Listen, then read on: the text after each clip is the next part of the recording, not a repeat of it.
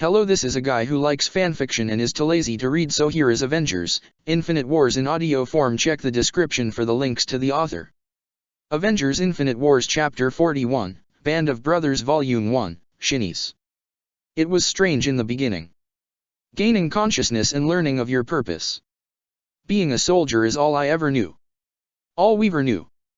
You learned quickly just how tough your life was gonna be. We didn't care for it much to begin with, really. We had something to do. We had a purpose. The proud, fighting men of the Grand Army of the Republic. That's what we were made for. To fight and die for all we ever knew. Seemed simple enough. If only it were so. Shinies. That's what we all started out as. A bunch of wide-eyed rookies that had no idea about the rest of the galaxy other than that it would one day be our battleground. Kamino. 2 clone troopers stood before an entire battalion of Shinies, all of whom were mixed together to form one of the many legions and divisions of the Grand Army of the Republic. They were standing at attention, waiting for their co/trainer to arrive. There were a total of 50 clone brothers behind them. If you think that's the position of attention, you're all entirely wrong. Yelled a human male clad in Mandalorian shock armor minus his helmet. The clones stood more rigidly now as the Mandalorian went about inspecting them with his keen eyes. He was a Mandalorian in his late 30s with a gruffness to him that was clearly seen both with the faded scars on his face and battle-hardened eyes. His skin was tanned with long hair being cut into a mohawk that ended in a braid that reached the bottom of his neck. Eyes a sharp coal color with armor equally as dark. This was Doran Veers.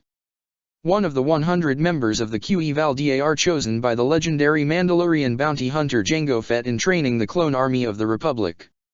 War was coming to the galaxy and they were born and bred for the purpose of being the vanguards of this ancient establishment. Out of the QEVAL-DAR, 75 of them were Mandalorians who had a long history of combat and battle prowess, each being chosen for that reason by Fett. They would work with him in establishing one of the deadliest and greatest armies this galaxy would ever see. The clones all stood stock still as Doran gazed over them individually, stopping at the clone all the way to the left. Doran gazed intensely at him with the clone twitching an eyebrow. "Have you been pissing your britches over your boots like a newborn?" Doran asked condescendingly. "No, sir." "Well, you all had a pass for tomorrow, but now it's been revoked." The clone only nodded his head as Doran went on to the next clone trooper. Name: CT-7342. 7342, eh? Well, judging by the way you're wearing your shoulder plates, Doran slapped both down into their proper positioning. Might as well refer to you as private bullshit, no? Incompetent would be too long and polite. Anything to say to that, private bullshit? No excuse, sir. Thought as much. Doran went to the front of the company for a moment. He spotted a clone in the right middle of the assembled troops and went right over to him. "What's this, trooper?" Doran inquired, patting him at his empty rifle that was loaded. "My loaded rifle, sir." "A loaded rifle in a training field with comrades around," Doran accentuated. "Do you want this thing to just go off and kill everyone here?" "No, sir." "Are we supposed to expect an attack on the planet?" "No, sir." "Thought so," Doran drawled. "Despite being born and bred here, you've got a long way to go to graduate in our standards, rookie." The Mandalorian went over to his next trooper/target. Grabbing a clone's blaster, the Mandalorian inspected it before speaking. Name: CT-6820. There's grease in the rear side up aperture. The Mandalorian shoved the blaster into the clone before moving on to a different one. He wandered all over, giving quick little inspections to see what was imperfect at this stage of their training. "There's rust on the butt plate hinge spring," the Mondo pointed out, throwing it back to the trooper of his inspection. The next trooper over. "What's this we have here?" Doran pulled out a small blade. "A combat knife?" "Not just any one, a decent low-tier vibro blade. Don't know where the fuck you got this, but even I have to admit, I'm impressed, trooper. You keep this out in the rain all night?" "No, sir." "Then it's a rusty piece of poo-doo." Their trainer held it up high for all of the troopers to see. "I would not take this out to war, like the rest of you." Sheathing the knife, he shoved the weapon to the clone before looking towards the others present. Because of these mistakes, whatever rest privileges you have for the next few days are revoked. We'll be using that time to make up for said mistakes with extra training. He gave them a once-over. Be ready to be deployed to Kamino's moon for a marathon run. 3 miles up, 3 miles down. And this'll happen for every couple of hours, boys. Now move. With that, the present clones quickly disembarked to the shuttles to head towards the moon for further training. It was a harsh area, remade for our training. Doran and several others of the QEVAL-DAR made sure our legion was always put through the ringer. Told us that Django saw real potential with us, but to be frank, never really saw it at the time. Always felt like they just didn't like us. The clones were running up a hill with Doran running right by them. What legion is this? Blue Company. And what do you do? We go in first and leave last. Where do we stand? Alone. One clone tripped, causing some of the clones to slow down in wanting to help their brother up. Yet their trainer spotted this. Do not help him. He ordered, running on ahead. We do not stop. The clone grit his teeth and forced himself to continue, trying everything to ignore the pain in his leg. He would not fail his brothers. Well, looks like we've got a tough one here, boys. Doran said with a manic grin. The Mondo was the first to reach the top of the hill and held up his wrist gauntlet, which had a timer on. We are coming up on 23 minutes. Doran announced as he watched the clones begin to tap the pole setup that marked the top of the hill. That may be good enough for most clone companies, but that is not enough for Blue Company. One of the clones stopped and began encouraging his men. Come on, brothers, keep at it. He said emphatically. We're Blue Company, you can do it, come on. Come on, boys, let's go. We did it last time and we can do it again this time. Doran gazed sideways at this clone and found himself smirking for a moment. Is that what you call running? He shouted at a clone whose arms slightly flailed. You look like a Wookiee who's lost his mother. Doran Veers was a tough son of a bitch who cut not corners or shortcuts when training us. He drilled us all to hell day in and day out. The clones now all stood at a makeshift model of a ship with the intents of training for mess and quick deployments. Stand at the door and jump. Doran ordered. The first clone jumped out and landed cleanly on his feet. Good. Doran nodded. Stand at the door and jump. This clone. Okay, you just broke both of your legs. Doran drawled out. You planning on getting yourself killed? Sir, no, sir. Then get back in line and do it again. It was insanity, really. We thought the simulations would be the be-all and all for our training, but when the QEVAL-DAR came into play when we reached the later years. After our last run on the hill, Doran usually singled me out and drove me out the most out of everyone. I didn't understand why in the beginning. It never made any sense to me why he chose me. Currently on Kamino's moon, Doran was addressing one of the clones while everyone else was doing personal training some distance away. Why are you here, CT-7567? I was born and bred for this, sir. I repeat, why are you here? I was born and bred for this, sir. Doran looked over yonder and pointed to a specific mountain. You have less than an hour to reach the top of that peak and make it back down. CT-7567 didn't move at all, making the Mandalorian roll his eyes. Are you waiting for something? This caused the clone to bolt from his spot, running in order to make up for the time he just wasted. He ran alone, bolting up the hill as fast as his legs could carry him after a grueling day of training. CT-7567 felt himself stumble, yet he pressed on. He would not fail. Not for himself, nor his brothers. His senses were primarily focused on the track ahead. It was about a quarter of the way up did CT-7567 finally notice the sounds of boots against gravel when he slowed down a little to give himself a little bit of rest. Glancing to his side, he noticed several of his brothers joining alongside him on this run towards the mountain peak. Smiling underneath his helmet, the clone pushed himself harder. Think you boys could keep up? The clone challenged, beginning to run faster with the clones who had caught up to him letting out exasperated sighs, though they chuckled a moment later. We caught up to you just now, brother. Well, try again then. He challenged, running ahead of his brothers. As time went on, our training grew harsher and rougher in accordance with the growing number of others that were beginning to get assigned to us directly. Blue Company was rapidly becoming one of the top running contenders of companies in the clone army. There were others like Orange and Yellow along with Green, but Blue was hell-bent on being at the top. Even with the occasional defective clone, if one would call them that. Defective or not, they put their all into Blue. And who the hell are you supposed to be, Trooper? CT 4128. 4128. I've heard a lot about you from the other trainers and even Kaminoans. Real hard case who had his tank leaking. The clone in question couldn't help but grin madly at this statement. Yeah, figured I needed some fresh air before I was sent out. The clone said with unabashed pride. Doran snorted. He couldn't deny this med clone had a sense of humor. Well, fuck me silly, a clone who knows a joke. We're soldiers, sir. 4128 said with pride. Course we can joke around. Clearly. Veers remarked dryly.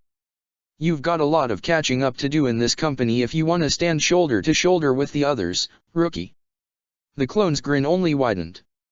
Catch up, you say? Consider it done, sir. Whatever you say. Doran only gestured his head up, making the trooper turn to see Blue Company running up the same hill they had done 1,000 times over by this point. Start by catching up to them. Veers stated. You have 10 minutes. The clone only pounded a fist over his chest once, as if hyping himself up before sprinting to catch up to Blue Company. Days turned to weeks and weeks turned to years. Wasn't long before we had 2 years of training under our helmets, with us beginning to train more actively with simulations and firefights to give us a taste of battle. That's when I began to realize why Doran singled me out more often than not. On Imoko, an icy planet of the Kamino system, Blue Company was running a field op simulation. Their regiment against the Green Company. Currently, they were all within a dug-in trench that served as their staging ground of sorts for their assault on Green Company. It was a simple simulation of capturing their fortification. They were all situated in positions that covered their blind spots. CT 7567 was kneeling down with his blaster in hand and optics in the other. What are your orders, Lieutenant? Doran asked, kneeling next to the clone. Sir. I may be your commanding officer, but it'll be very clear to this company who is gonna be leading them on the field. Doran simply stated. So, what are your orders? May I see the map before I make one? A hollow map was given the clone lieutenant. Activating it, CT 7567 looked it over and tried his best to triangulate their position. Has recon come back yet? The leading clone heard footsteps coming towards them. Looking over, he saw one of his brothers, who was assigned for reconnaissance, had finally come back. Report. The recon clone whispered back in response, not wanting to give away their position. We're in a textbook position of an ambush, sir. The lieutenant processed this bit of information before giving out an order. You two, prepare some smoke for our cover. He said. The 5 of you, 7567 pointed to another set. Give us covering fire in the direction where we have the most group of enemies. The rest of you, form up behind me. 2 lines. With the clones in position, 7567 stood at the front. I'll move out first. The clone lieutenant said, momentarily looking back to the company. Wait for the smoke to start popping out. Then follow. With the clones nodding, their lieutenant leaned forward and after a few moments simply nodded. 2 canisters were thrown overhead and landed a few yards in front of him. In an instant, the lieutenant went up and out of the trench in a full-on sprint. There was movement, all around him. He could hear it. Yet he pressed on. No sooner did he jump over a small crevice did blaster fire begin to rain. From all directions, behind small icy outcroppings to the smoke that was now beginning to grow behind him. Blue Company was now charging straight out of the smoke towards their objective, with several being shot down. Thankfully, due to the smoke and blaster fire coming from there, the opposing side was confused long enough for them to cross over with only a few casualties at most. Rolling into cover, the Blue Company lieutenant quickly fired off several shots to the left before ducking back in order to fire towards the right. Some enemy combatants were already taken down before the lieutenant started to hear a large number of footsteps coming his way. Looking back momentarily, he saw the rest of Blue Company right on his heels and he grinned. Looking back, he resumed firing upon the clones that were a part of the enemy battalion with the rest of his battalion joining him. Soon after, blaster fire rained on Green Company. Some had opted to remain standing while others either went down onto one knee or laid down flat on their stomachs while firing at the opposing company. They appeared to have the advantage for the time being until one clone stopped firing when he saw a surprising sight. "Oh great, we got another battalion coming here," the clone that spotted them said, with the aforementioned battalion going over in waves over the hill that obscured them from Blue Company. "Where the hell did they come from? Move back, don't let them overwhelm us."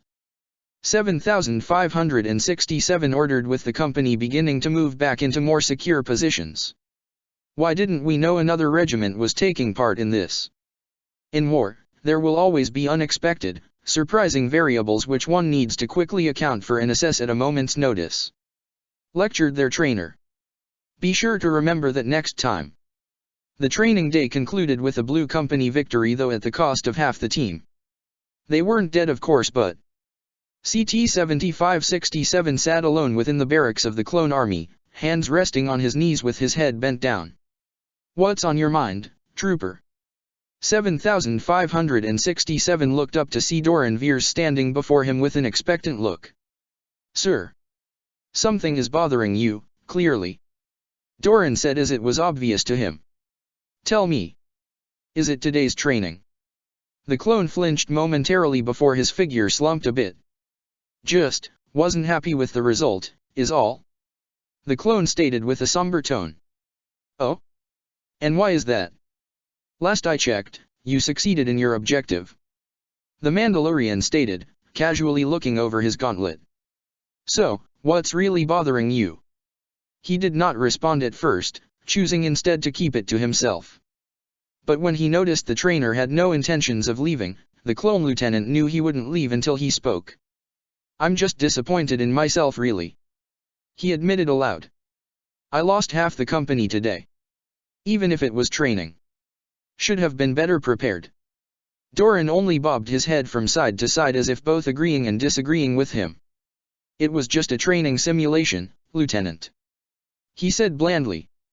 The clone tensed up, not picking up on the subtle tone the Mandalorian had with the statement.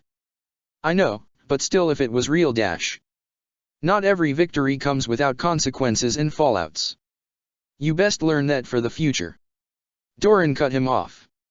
"We're not training you to resolve conflict with words but with blasters and war." The clone lieutenant only nodded numbly.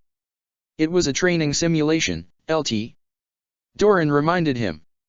"Don't take this as a loss. You haven't lost any soldiers or brothers. Learn from it. Learn from every loss and experience. It's what will teach you in knowing how to stay alive and keep your men alive with you." The clone looked up at the trainer and saw the seriousness in his expression. He nodded in appreciation at the Mandalorian, with the bounty hunter simply nodding back. "I expect great things from you, Captain," Doran stated. "So continue your training. They made you in charge of Blue Company for a reason." 7567 only nodded when he heard the rank that was used to address him. "Sir? What do you mean, Captain?" "Oh right." Doran jokingly slapped the side of his head. "You didn't get the memo yet. Was supposed to be for tomorrow. Well, might as well tell ya. You're promoted, Captain 7567. Congratulations are in order." The newly appointed clone captain could only stare in disbelief as the Mandalorian walked away, leaving the promoted soldier to sit there and reflect on today's training and the many more days to come. Training went on and on. It felt like it would never end, making some of us wonder what the point of this was for if we weren't sent out to do what we were bred to do. Of course, that all changed when Grand Master Yoda of the Jedi Order, representative of the Republic, arrived on Kamino in order to properly deploy us on our first official mission. There was a great deal of commotion on top of excitement vibrating across the gigantic assembled fleet of the Republic during the trip over to Geonosis. This was it. This was what they have all been training for nearly 10 years. Getting to Geonosis was a cinch with little to no air support for the Confederacy. They were lucky there were no orbital shielding. But this was made up for with the ground-based orbital cannons shooting many of their drop ships from out of the sky. From the ship he was on, the recently promoted captain of the Republic Army could see so many of his brothers crash down in a fiery blaze. He gritted his teeth on the sight but had to shove such feelings aside for what was going on now. Suffice to say, our deployment was an utter mess. We were trained for combat, running all sorts of simulations so we may all be ready. But none of us were prepared for us experiencing death for the first time. Hearing the bloody screams and witnessing the horrors were not anything we were ready for. Our confrontation with the Genosians and the droid army could have been better for us if we were properly prepared. All strategy was basically thrown out of the airlock, only becoming useful towards the climax. Until then, we were just throwing everything we had at the droids, wasting ammo and men here and there. But we persisted and we carried on. And in all honesty, I'm surprised most of us survived our first hour, let alone the first day.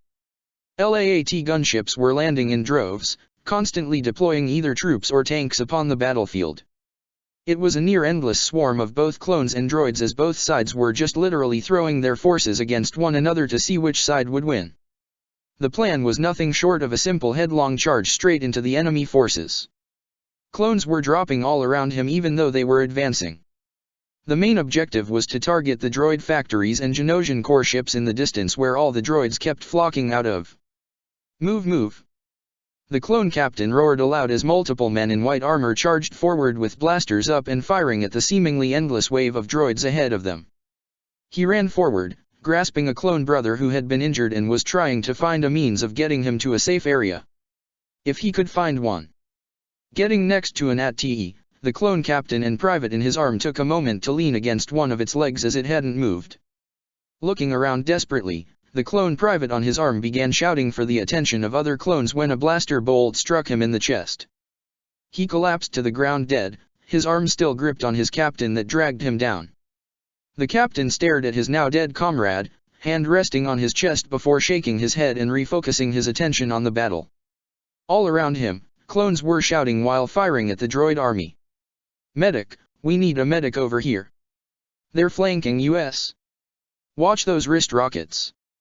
An explosion beside him made the clone captain's helmet momentarily come off when he harshly fell onto the ground.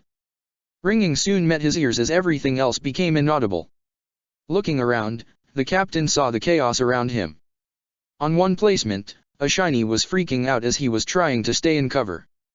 He flinched at a blaster bolt nearly striking him when a clone rushed over to him and grabbed him, pulling him away just as the spot he was hiding in blew up. In another, a clone had his arm severely broken due to a blast he barely survived from. It was only with the suit alone was keeping the arm together instead of somewhere else. And lying some distance away was a trooper getting patched up by a medic as he was working as fast as he can under heavy fire. The captain looked over blearily at a downed, burning gunship.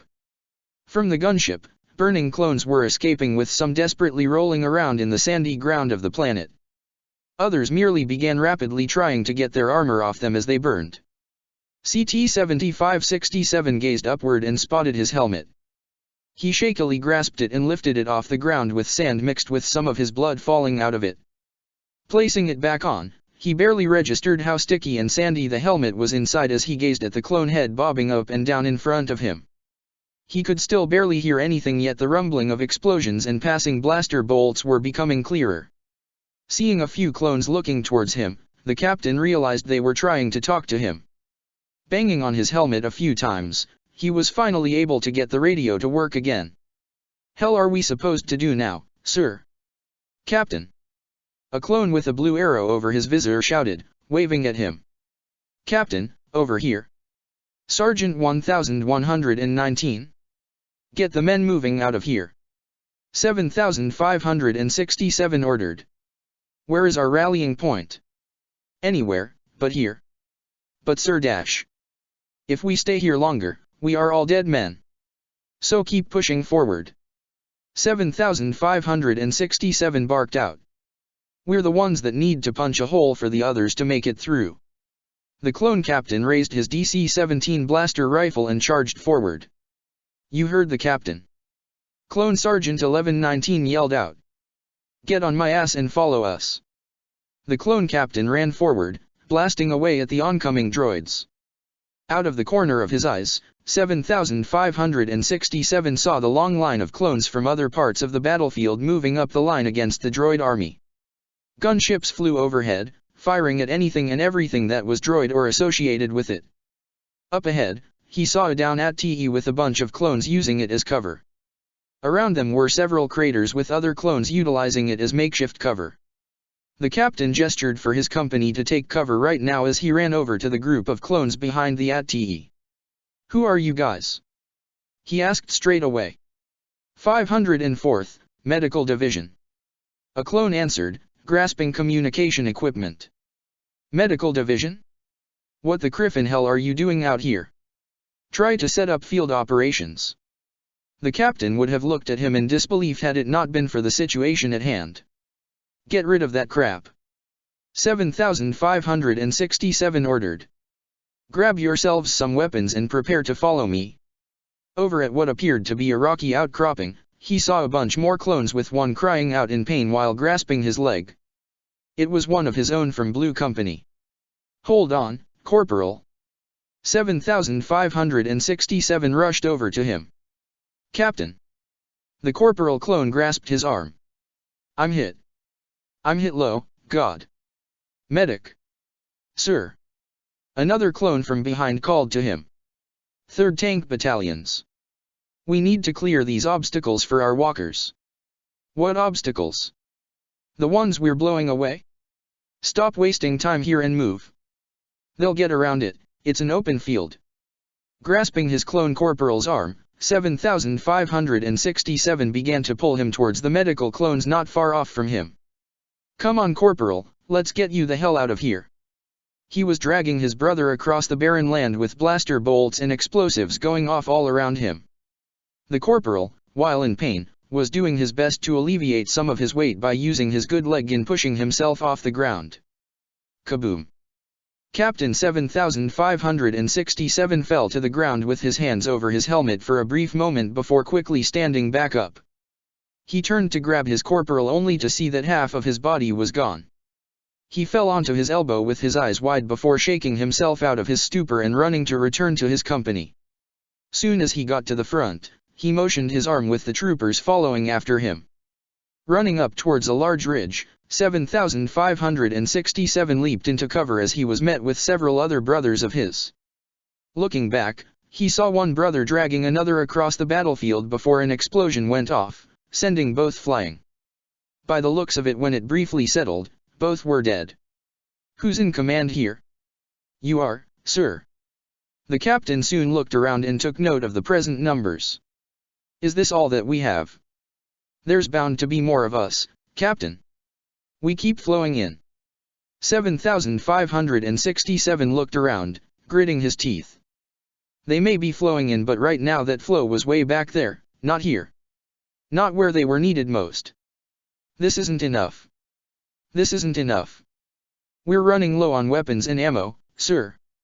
Hearing this bit of detail from one of the nearby clones, the captain gave the only reasonable solution he had. Then we'll have to take them from our fallen brothers. Some of the clones looked at each other, silently agreeing it was the only usable option they had right now. The order was deployed, having a number of troopers fall back in order to retrieve the desired goods in order for them to proceed. Do we even have explosives on us? Questioned the captain. Got a few grenades on me. Spoke one of the troopers. Got a charge with me. Said another. Okay, good. I can work with that. Muttered the captain. I need the charge planted as high as you can on the enemy's position. We'll fire at it when ready. And the grenades will be used when the opportunity rises. With the clones having gathered weapons and ammo, they returned back to their company captain. What are we looking at, Sergeant? 7567 inquired, raising his head over their cover. Nothing but droids as far as the eye could see, Captain. 1119 answered. But, see that hailfire droid? Looking in the direction that his sergeant was pointing to, the captain nodded. That's our main obstacle, he stated. The others are not far behind and can easily break through their lines, but that risks a lot of casualties in doing so. The captain finished for him grimly. Taking a moment to look around, the company of clones was somewhere above 4 or 5 dozen in total, and while it would appear to be a strong battalion of clones, they were still severely outnumbered. And the droids kept trudging on. When the captain was about to formulate a plan, the glint of a glowing blue blade being wielded by a lithe and athletic Twi'lek appeared before them. "Holy criff!" one of the clones muttered, watching the one before them deflect blaster bolts left and right before retreating back towards the clones who were in cover. "A Jedi!" Sergeant 1119 said in awe. The blue Twi'lek landed right next to the clone captain, her lightsaber still ignited as she deflected more blaster bolts. "I'm Aayla Secura." She introduced herself. "How can I help?" The captain stared at the newly arrived Jedi only for him to shake his head and refocus his attention on the battle at hand. "That Hailfire tank droid. 7567 pointed to it. That's our main threat. We take it out, giving us and the rest of the oncoming army a clearer shot at pushing through." Aayla only nodded. "You'll have your opening. Blue Company, get ready." 7567 called out to his men, with all either nodding or calling back that they were prepared. Now. Immediately, clones poured out from their cover, with the Jedi Knight Aayla Secura running right alongside them as they rushed towards the Hailfire droid that turned around to face them. "Grenades!" the captain shouted, several clones unclipping thermal detonators and tossing them at the Hailfire droid. Some fell before it, blowing up without causing much damage. Several, however, either stuck onto its missiles or on one of its red optics. The explosions were loud and bright, yet it only appeared to damage the droid. It was still standing, though not for long. Aayla Secura surged ahead of them, lightsaber being held to her side diagonally above the ground. She crouched down before jumping forward with an amazing display of athleticism and grace. As she sailed overhead of the Hailfire droid's center mass, she stabbed her lightsaber through its head and slashed right through it.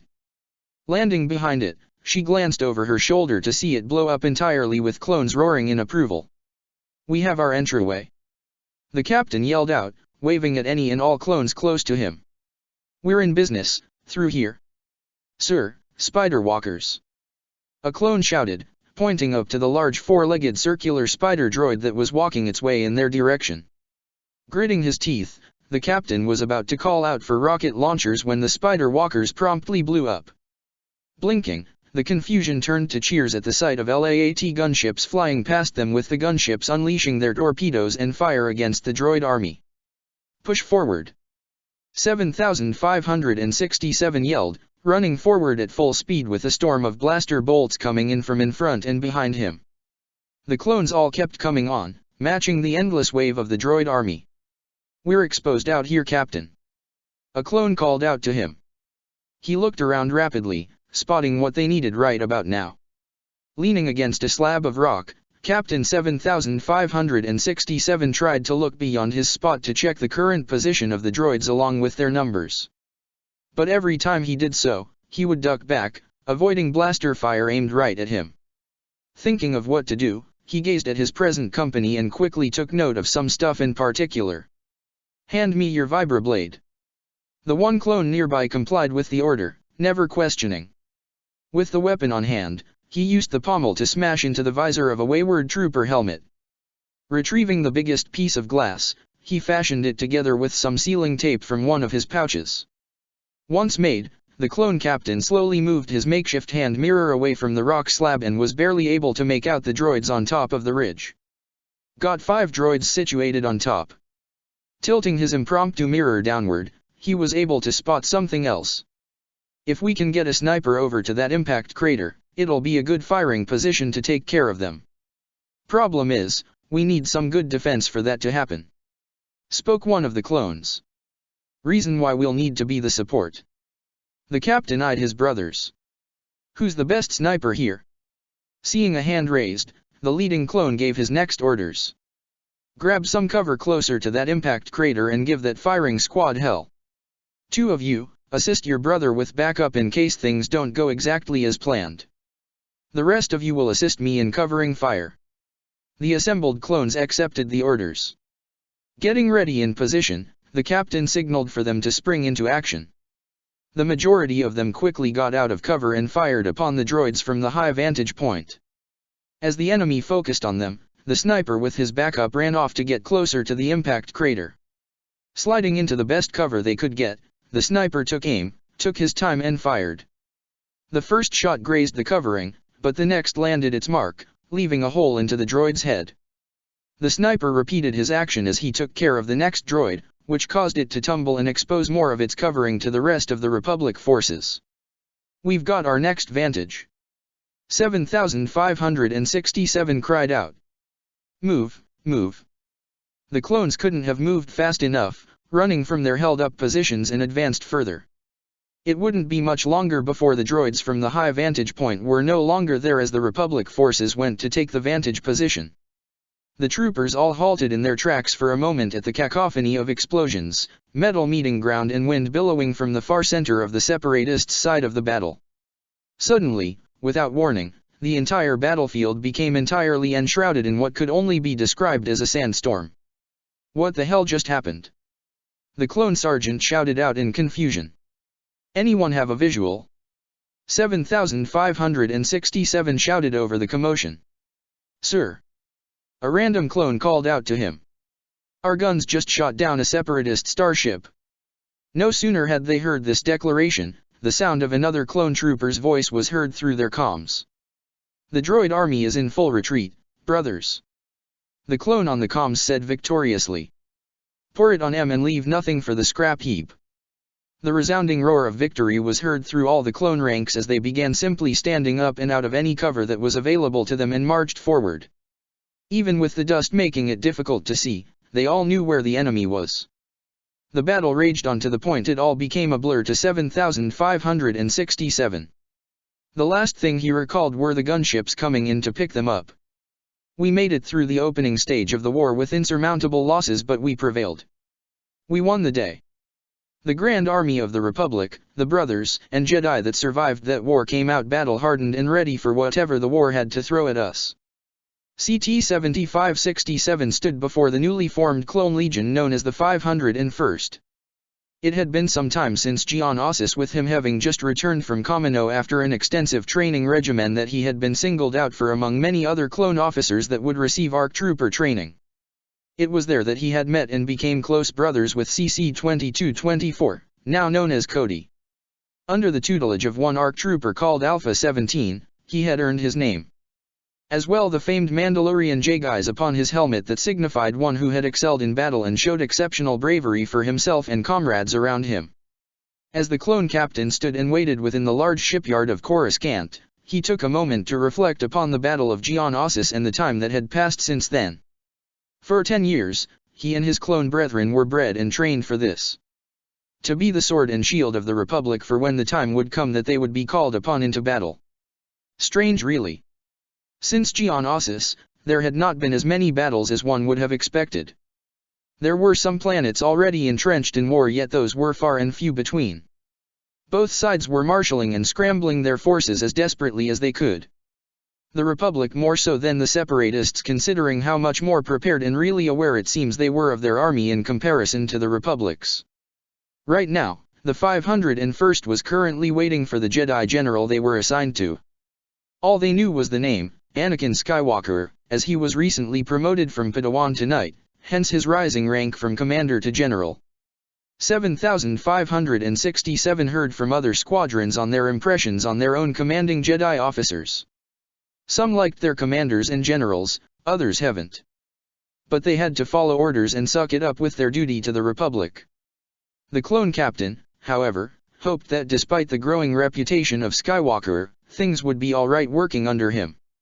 From the corner of his eye, 7567 saw a Jedi approaching him. Someone he recognized. His new Jedi General. When Skywalker came near, 7567 quickly saluted with his 501st brethren following suit. "Sir, Clone Captain 7567 reporting for duty." The Jedi's lip twitched upwards. "At ease, soldiers." The 501st all returned to standing position. I guess a basic introduction is in order. The newly minted Jedi Knight declared. I am Anakin Skywalker, your new general. He began pacing before them. I know I'm completely new to this and I wasn't truly expecting to be given command of my own legion. But here I am standing before the future greatest legion this galaxy will ever see. Upon hearing that declaration, some of the clones stood more straighter with all their attention zeroing in on the Jedi. This war is gonna be a tough one, there's no doubt about that. But we're all in this together now. He said aloud. You look out for me and I'll look out for you. We're all the same on the battlefield from here on out. And I know that none of you will let me down. The clones all stomped their rifles to the ground and saluted Skywalker once more. Sir. They all bellowed out, drawing some attention from neighboring clone battalions and legions. Anakin grinned, now looking towards the clone captain. 7,567, right? Yes sir. He nodded. Got a name I could call you other than that mouthful? The clone captain couldn't help but smirk slightly before becoming professional once more. Captain Rex, General. Anakin nodded, holding out his hand for the captain to shake. Accepting it, they both had a firm grip on each other's arms with one shake. Good to have you with me, Rex. I won't let you down, General Skywalker. Avengers Infinite Wars Chapter 42, Droid Army Rampant. How are things on your end, everyone? Sam asked, standing at a hollow table where Steve was on the other side, standing with War Machine, Aayla Secura, and Commander Bly. There's unrest all around. Steve admitted, crossing his arms with a frown. We've had several skirmishes with separatists and the Death Watch. Bly pointed out with a frown visible, helmet under his arm. They are probing us and testing both the Republic and the Duchess's government. Aayla said, shaking her head. They're definitely planning something. It's bad enough that the citizens don't want us here. Really? They don't want you there? Sam asked rhetorically. I can't imagine why. We made a mistake, said a sage voice from behind. Sam looked behind him to see Obi-Wan with Cody in tow coming back from the front of the bridge. Obi-Wan. Aayla greeted, nodding her head at her fellow Jedi. How are things on Mandalore? Obi-Wan asked with a slight tinge in his tone. Well, the citizens sure as hell ain't happy with us being here and we've gotten into a few scuffles with the Seppies and Emo Watch. Rhodey said dryly. All in all, real chipper. The appearance of the Republic forces are dividing Saturn's people by either siding with the true Mandalorians or staying with her. Aayla said. Might be the reason why Death Watch is pushing harder on their actions. They hope people would side with them, but that's highly unlikely. Steve pointed out. Speaking of, how's progress with Bo-Katan? Kenobi asked with War Machine answering. Matt says it's been a very slow process. No real success at the moment. And those protectors that made their proclamation? Obi-Wan asked. Not much of a response nor even a showing. Bly said. There's really no telling what will happen here in this sector. Isn't the rest of the Mandalore sector occupied by those protectors? Sam asked. It is. Aayla nodded. But, they're out of jurisdictions. The flat look displayed by the Avengers was all that was needed for the Jedi to show a level of sheepishness. These protectors are unlike the Death Watch. Obi-Wan remarked. I'm surprised they haven't made their appearance yet to Mandalore itself. Mandalore is in too much a state of turmoil and flux. Though they may perhaps have the greater numbers and resources, we have yet to find out as likely as it may be. Heard things haven't been going that well in some of the other sectors of Republic space either. Sam brought up. Hey Obi, Cody. Didn't you guys say Anakin was assigned someplace else right now? Yes. Obi-Wan confirmed.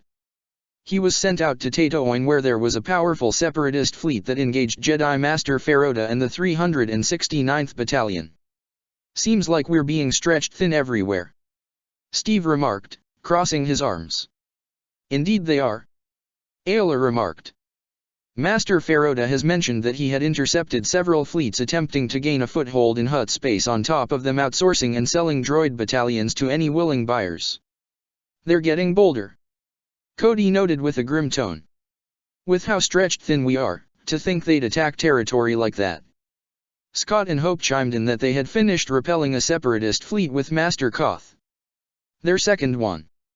Steve added, making Falcon blink. Second. Sam was obviously concerned. The two tic-tacs all right.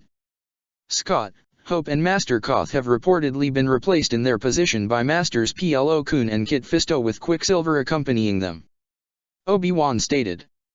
Koth and his forces are currently recuperating before returning to Coruscant to reform and bolster their lost forces. And speaking of Koth, the Zabrak Jedi Master stood within the bridge of his flagship Venator the Steadfast, surrounded by his faithful clone battalion named Horn Company. The name always brought a small smirk to his face at the thought of his clone troopers choosing to abandon their old designated numbered battalion and go with his personal features instead to distinguish themselves among other battalions and legions. Showed a level of loyalty to him one he always returned in full. These past few days had his fleet get put to the test with Horn Company suffering great losses, especially in the last attack. Right now, his troops needed time to rest and recuperate. Hey Heath, how are ya holding up? A grin found its way back onto his face as he turned to see one Scott Lang aka Ant-Man walking up to him, a snack bag in hand. The Zabrak could not recognize it, but he has been hearing about these Earth-based foods beginning to spread within the Republic Army as well as apparently making its way throughout the populace. I am well, Scott. Koth said in a friendly manner. How are you and Hope? We're okay I guess. Scott said, shrugging. He held out the bag towards the Jedi Master. Wanna try? Finally got the recipe right after 1,000 tries. Raising an inquisitive brow, he reached into the bag and pulled out some strange thin crisp of sorts with some sort of powder on it. What is this? Koth inquired, inspecting both sides. Chips. Scott answered. Sour cream and onion, or the closest this galaxy has to it. Popping the chip into his mouth, Koth was pleasantly surprised by the zingy and salty taste. This is pretty good. Koth admitted, Scott offering him more which he gladly accepted. Yeah, they're really tasty but slightly unhealthy. Scott admitted. Then again with how much running around we all do, pretty sure we burn off the calories and fat. Koth only chortled aloud when alarms blared, startling the two. What's happening? Koth asked aloud. There's an enemy ship coming out of hyperspace. A clone pilot announced. Koth held up his wrist comms. Captain Locke, battle stations. Yes, General. Scott contacted his other half. Hope. Scott said in concern. Down within the hangar bay, Hope Van Dyne ran about with her fully suited with her suit sporting new streamlined wristlets. I'm good down here, Scott. Hope said through the comm link, running over to a clone who was injured from the prior battle and helped him onto a stretcher for clones to take him to the medical bay of the ship. We've got an enemy ship incoming. Back with Scott on the bridge with Heath Koth, the two stood at the front looking out into the vastness of space as separatist ship appeared out from hyperspace. Engage all guns. Koth ordered, defensive turbo lasers blasting away at the Confederate ship, the enemy vessel returning fire. Scott's helmet formed around him as the ship began shaking about. That ship looks way bigger than the ones we took out from last time.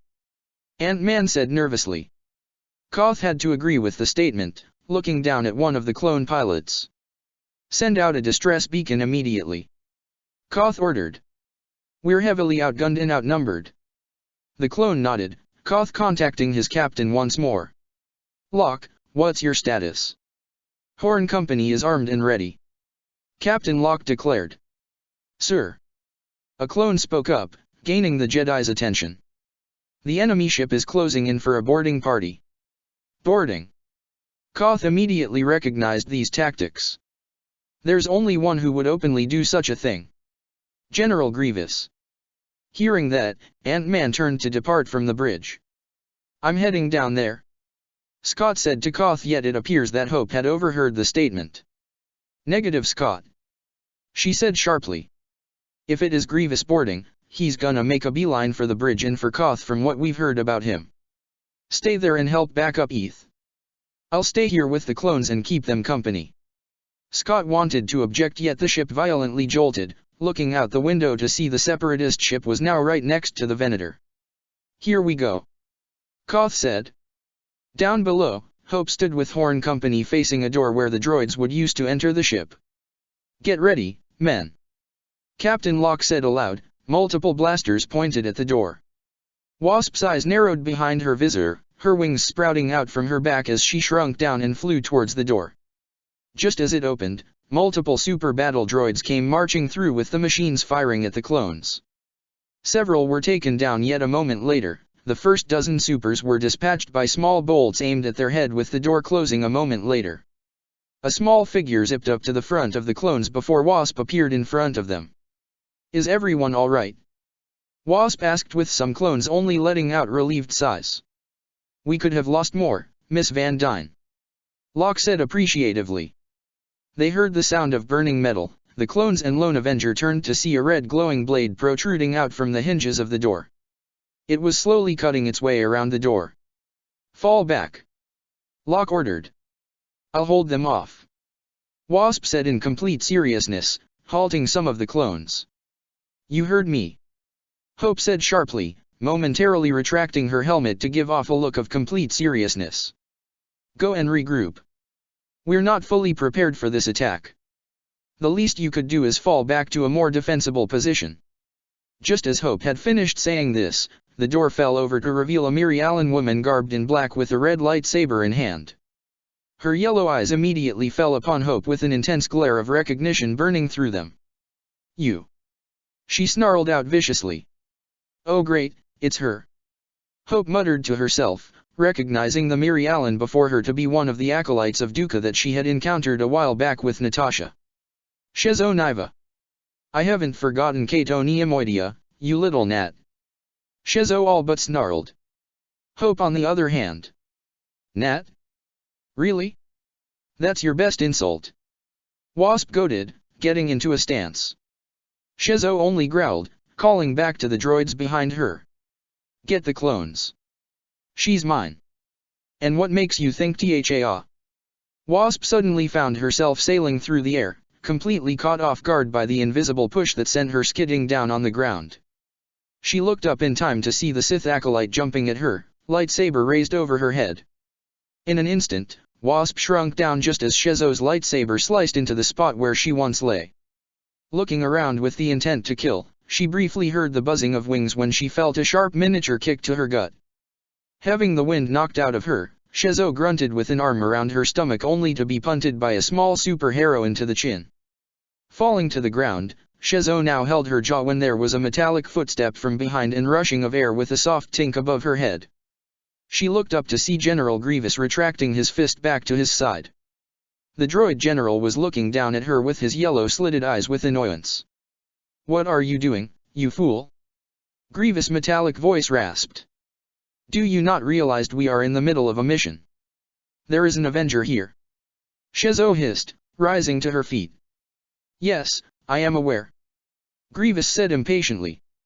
I just struck a small insect that appeared to be a human. That was her. Shezo whirled around to see if she could spot her. I took care of that insignificant speck. Grievous said with a gruff tone. Move. We have a mission to fulfill. Shezo snarled but complied nonetheless. Be on the lookout for a small insect flying around here. Shezo ordered within the comms. Small as she may be, she is lethal and dangerous and can cause great damage to us. Back on the bridge, Koth with Scott Lang were contacted by Captain Locke. Status report.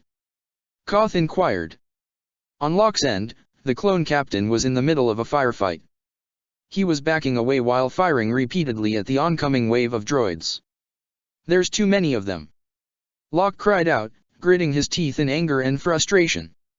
Several more clones perished around him, yet they fought on. Where's Hope? Scott asked with great concern. She's told us to fall back while she takes on one of those acolytes. Locke informed. Scott froze up in fear when he felt a hand upon his shoulder. He looked over to Koth to see the Jedi giving him an assuring glance. Trust in your partner, Scott. Koth stated. You Avengers stand apart from most. She knows how to take care of herself. Though he wanted to argue, Ant-Man knew that Koth's words held truth, especially in the case of Wasp. She got separated from them when they first arrived in this galaxy and managed just fine before they found her. Koth all the while returned his attention to Captain Locke. "Get yourselves to the escape pods. I'll deal with Grievous here." "But, sir, you can't face all of them on your own," Locke argued. "And risk having all of my men get killed?" "I think not, Captain," Koth countered with a tone that left no room for arguments. "Now go." Locke hated this.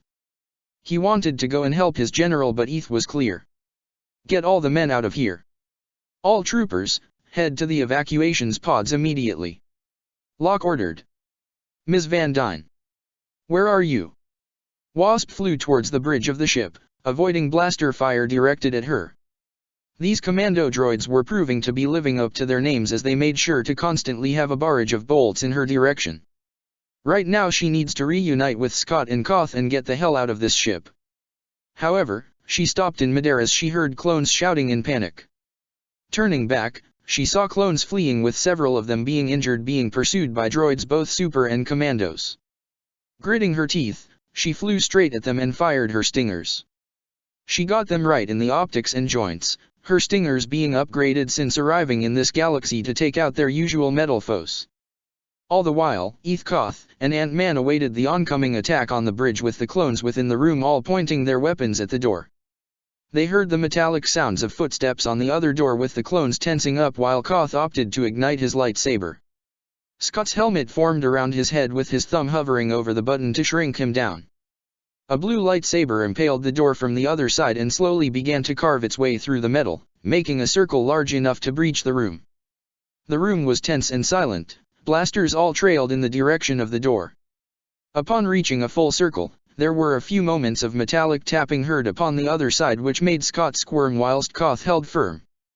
Suddenly, the door burst forth from its hinges, with Scott instinctively shrinking down whilst one unfortunate clone got struck and was knocked back. Scott grew to full height again, looking to the entrance to see one General Grievous walk in with his arms clasped behind his back. "Jedi," said the droid general before gazing upon Ant-Man. "Avenger." Ant-Man couldn't help but wave nervously back, yet he remained strong, knowing he was in for a fight. "Grievous." Koth held his lightsaber tightly as Grievous stepped aside. In walked several commando droids that raised their blasters up, with the clones firing at them. Immediately, Scott leapt into action by shrinking down and punting the head off of two of the commandos, with the clones and Koth taking out the others. However, Magna Guards now entered, with them making quick work of the clones, yet Koth and Scott fought on.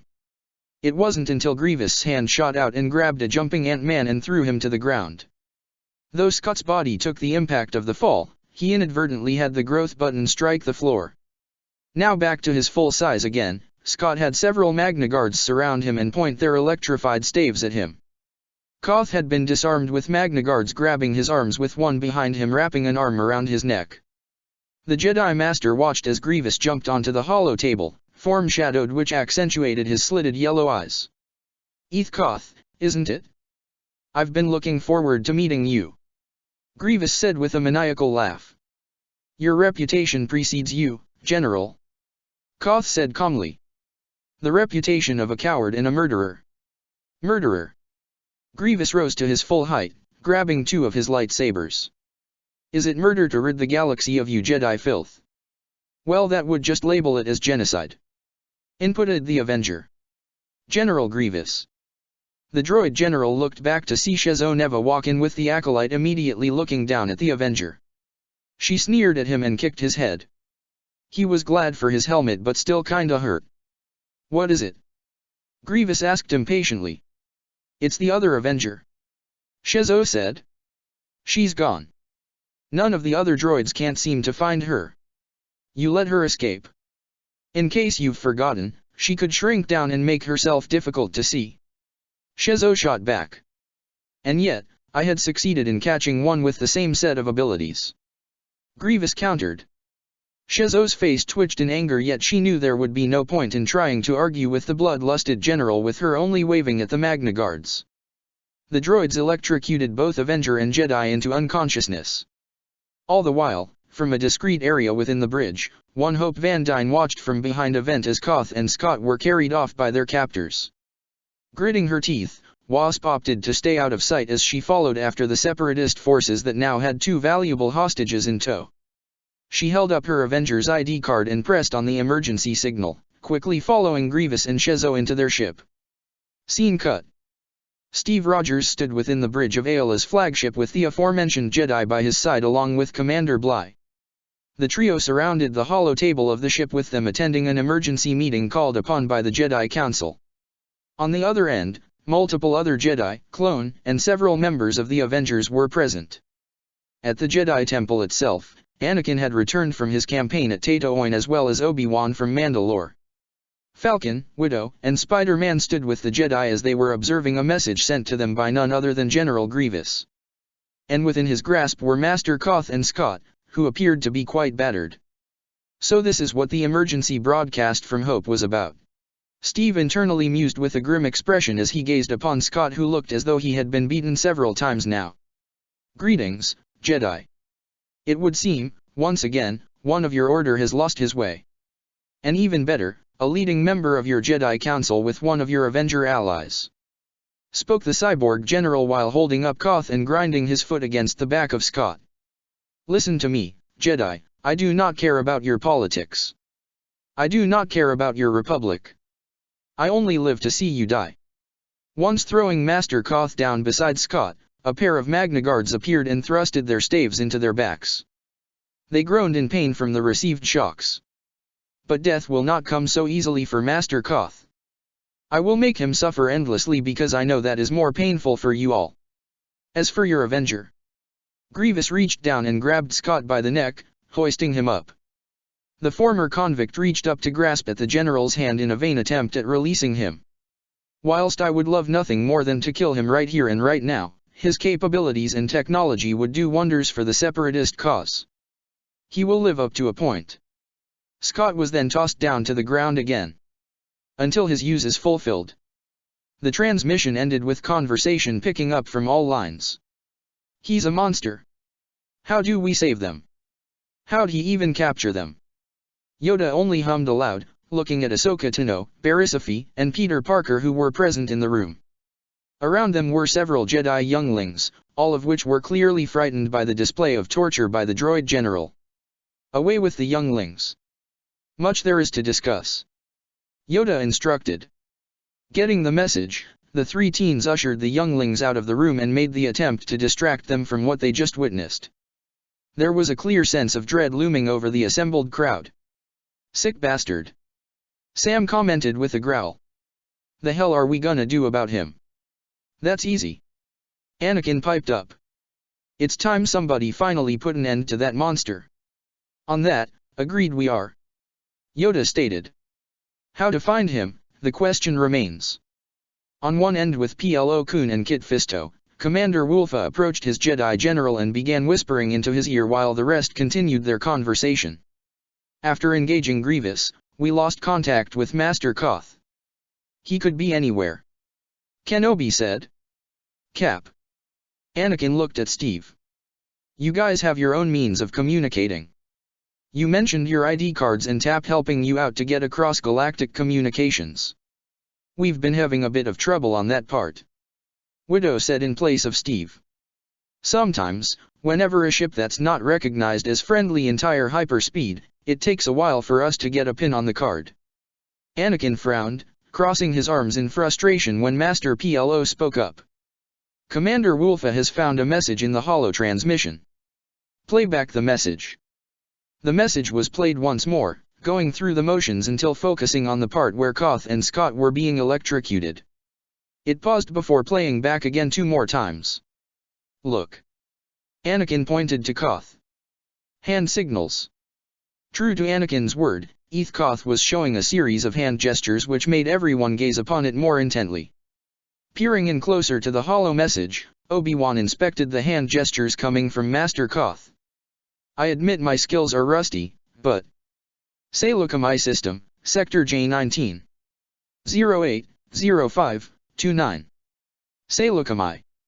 ADI Gala said in confusion. But intelligence reported Grievous has no ships near that sector. Yes, but so often inaccurate our intelligence is. Yoda pointed out. So what's our game plan then? Sam asked aloud. We've got a missing Avenger with a Jedi Master and another Avenger captured. He's baiting us obviously. Winda said. Then the question remains. Who shall take the bait? PLO asked. I shall go. Obi-Wan stated. My men are still prepped and ready for action. So will I. Anakin added. My fleet is in orbit over Coruscant right now. Don't forget about me. Sam jotted in. Someone's gonna need to pull them out of there. In agreement, we all are. Yoda asked all present with no objections being raised.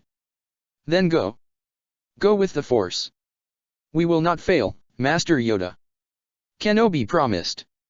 Soon enough, the fleet of the 501st and 212th were departing from Coruscant with Obi-Wan leading the fleet overall. Within the personal ship of Skywalker known as the Twilight, Sam stood behind the Jedi and Captain Rex with the rest of the Domino Squad and clone medic kicks. Currently, they were speaking with Obi-Wan with Commander Cody by his side. Are you ready? The Jedi Master inquired. Ready and waiting. Anakin responded back to Obi-Wan as he, Sam and Rex sat in the Twilight's bridge while Domino Squad were in the back. I shall engage the Separatist fleet and send you the coordinates of Grievous command ship. Just make sure you get it right. Anakin quipped. I always do. Sam soon voiced an inquiry. How do you plan on getting Grievous aboard your ship?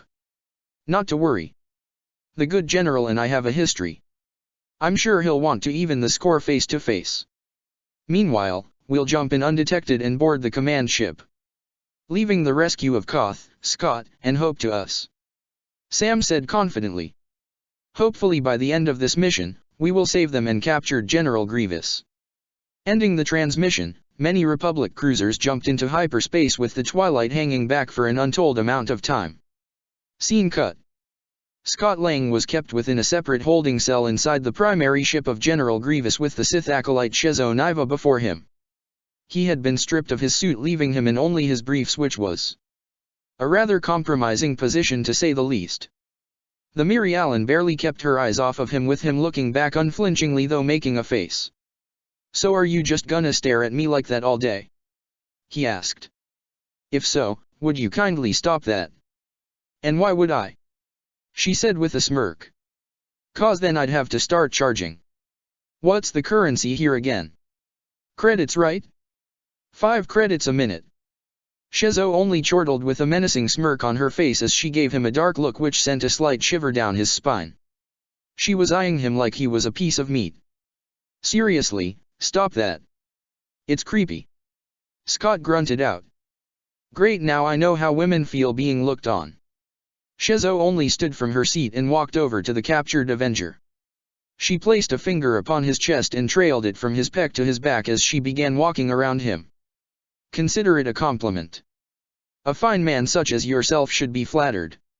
She said with a sensual edge to her tone. A man like yourself who is built just right but not a walking hunk of mass. Scott squirmed and laughed off her comments. I would if it weren't for you wanting to shove your lightsaber right through me after you have your way with me. She brought her fingers up to the underside of his chin before grasping it fully with her hand. Oh, I will most certainly have my way with you. Prying all your knowledge of your unique technology out of that handsome head of yours. Bondage. Scott hung his head once he was let go. I see. You're into that sort of information extraction. I have many ways, my dear. Shezo leaned in and proceeded to lick Scott's cheek, which made him spasm about, wiping his face with his bicep. And I can't wait to try them out on you. Lang only shuddered as she walked out of the cell. And with an extra sway to her hips to boot. Boy, if Hope were to see this. Scott muttered. While in the bridge of the Separatist ship, Grievous strolled into the room as the tactical droid spoke up of the latest reports. Sir, we have entered the Saleucami system. The tactical droid stated. Begin preparations for our landing. Grievous ordered, not before gazing upon the captured Jedi Master hovering in the middle of the bridge. The general, after all, wanted to keep his prize in close contact until further notice. Yes, my lord. However. Sir, there are several ships coming out of hyperspace. A droid at its terminal said aloud. Are they Republic or Separatist? No sooner had Grievous asked did a fleet of ships appear from out of hyperspace before the General's fleet. Republic. 3 cruiser class, 4 escort class. Grievous only turned to his captured Jedi, speaking to him condescendingly. You see? Your compassionate friends have come to rescue you, just as I knew they would. The escort ships all flew directly towards Grievous' ship with the General gazing upon them intently. One of the Republic ships is hailing us, my lord. The tactical droid spoke up. Put him through. A video feed appeared on the main monitor above, showing the Separatist General the visage of Obi-Wan Kenobi himself. General, I knew one day I'd catch up to you. Kenobi. What a surprise. I assume you are here to bring me to justice. Grievous said tauntingly. You know me too well. Indeed I do. Abruptly ending the transmission, Grievous barked out his orders. Prepare to fire all cannons. And be alert. Whenever there's Kenobi, you will always find Skywalker not far behind. The enemy ships are faster and more maneuverable. I suggest caution. The tactical droid advised. Draw them in. I want to board that vessel. I shall kill Kenobi face to face. Grievous instructed before contacting the acolyte on his ship. Shezo. The Republic fleet is here to rescue our hostages. Be prepared. The Avenger that we failed to capture will undoubtedly be making her move soon to liberate her comrades. You don't need to remind me, Grievous. Snapped the acolyte before ending the call. He only shook his head, finding these acolytes irritating to work with. With Kenobi, the Jedi Master watched as the Separatist fleet began firing upon his own. Well, we certainly have his attention. Obi-Wan Riley stated, holding up his writs comm. Admiral Yularan, keep Grievous fleet occupied so Anakin's arrival is undetected. Yes, General. Yularan responded. Deploy the fighters. All weapons fire at will. The two fleets engaged one another with Republic starfighters backing the corvettes as they blasted away at the enemy fleet. Commander Cody, do we have the exact coordinates of the command ship yet? Kenobi asked his second-in-command. We're patching them through now, sir. With Anakin, he sat within the pilot's chair at the ready with Sam leaning upon the back of his chair in anticipation. We are receiving the coordinates from General Kenobi. So Anakin, what kind of jump is this one gonna be? Sam asked, knowing the Jedi's tendencies of flying by this point. How close are we gonna be on Grievous' ship? Pretty close. Was all Anakin responded with. Buckle up, boys. Define pretty close. Sam said in a dry tone. Like, close enough to still be in the fight? Or close enough to be on his ass? Close enough to get the job done. Anakin remarked with a sly grin. That's not helpful at all, Sky Guy. Anakin's brow twitched at the sound of the clones chuckling at his nickname. Aren't you a pilot yourself? I fly with a wingsuit, Anakin. Totally different. Totally suicidal, if you ask me. And your flying isn't. Anakin smirked. Touché. With that said, Anakin entered the ship into hyperspace, the stars stretching out before vanishing altogether. Back over the planet of Saleucami, the battle raged on with both forces firing upon one another with everything they have. Aboard the flagship of the Confederacy side, Grievous walked down the ramp within the bridge while his sickly yellow eyes gazed upon his targeted ship. Get me a tractor beam locked onto Kenobi's ship and prepare a boarding party. The droids complied with the order as not long after, Kenobi's ship shook with many of its occupants thrown off their feet. Tractor beam has us, sir. Shall we fire on the source? Spoke Commander Cody. No, Cody. Let them think they have us. Kenobi informed the clone. We need a diversion for Anakin. Back aboard the Twilight, Anakin was checking the monitors as he soon voiced his readings. Coming out of hyperspace. Hang on. Anakin announced aloud. Several moments later, they came out of FTL with them flying headfirst into the battle that was currently underway. Anakin managed to weave in and around the main Separatist flagship until turning the Twilight upside down and attaching it to the bottom of Grievous' ship. Primary power down. Anakin said proudly, looking back to Sam. So how was that for you? How in the hell are we not falling down right now? Sam asked. Safety belts. Anakin patted his own. Yeah, well, with how you came out of hyperspace, I'm amazed we weren't flying in the hallways of this ship. Next time. Within the interior of the ship itself, several droids walked down a path on patrol. They passed by a circular piping of some kind, entirely missing the blue lightsaber that came out from within and cut a circle out for Anakin Skywalker and Sam Wilson to enter. Stepping out into the corridor, Anakin saw the droids round about a corner and disappear out of sight. Coast is clear, Rex. Anakin gestured for Rex and the rest of the clones to come up out of the pipe. Copy that, sir. Rex said, guns out. Fives, Echo, Cut Up, Heavy and Kix all surrounded their means of escape with Anakin and Sam gazing down the hallway where the droids came from. Stay here and guard the entrance. This may be our only way out. Anakin ordered. Sam looked at the surrounding hallways and soon voiced the question floating in his and Skywalker's mind. Where do you think Koth and Scott are at? Anakin held up his wrist. I got a lock on Koth. He's being kept on the bridge of the ship right now. What about Scott's Avenger ID? Nothing on that end. Sam said, pulling out his own. And Hope.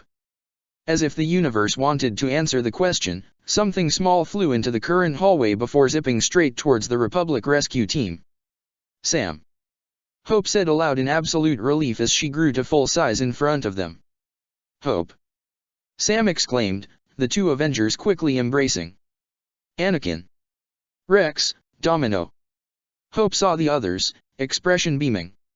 I'm glad to see you all come to the rescue here. It's good to see you're safe and sound, Hope. Anakin said with a grin as he patted her shoulder. Miss Van Dyne. Rex and the other clones nodded their heads respectfully. Ah, come off it guys. Hope scoffed with an appreciative grin at the clones. I think we're well past that point. I'm glad you're all right, Hope. Sam said. But where's Scott? At the mention of her boyfriend, Hope's expression darkened slightly. He's being held in a separate holding cell by one of those acolytes by that Dooku guy. They took his suit and have it elsewhere on the ship. No doubt hoping to study and reverse engineer my father's technology. Which acolyte are we talking? Shezo. The one you and Nat encountered on Neimoidia. Sam asked for confirmation with Hope nodding.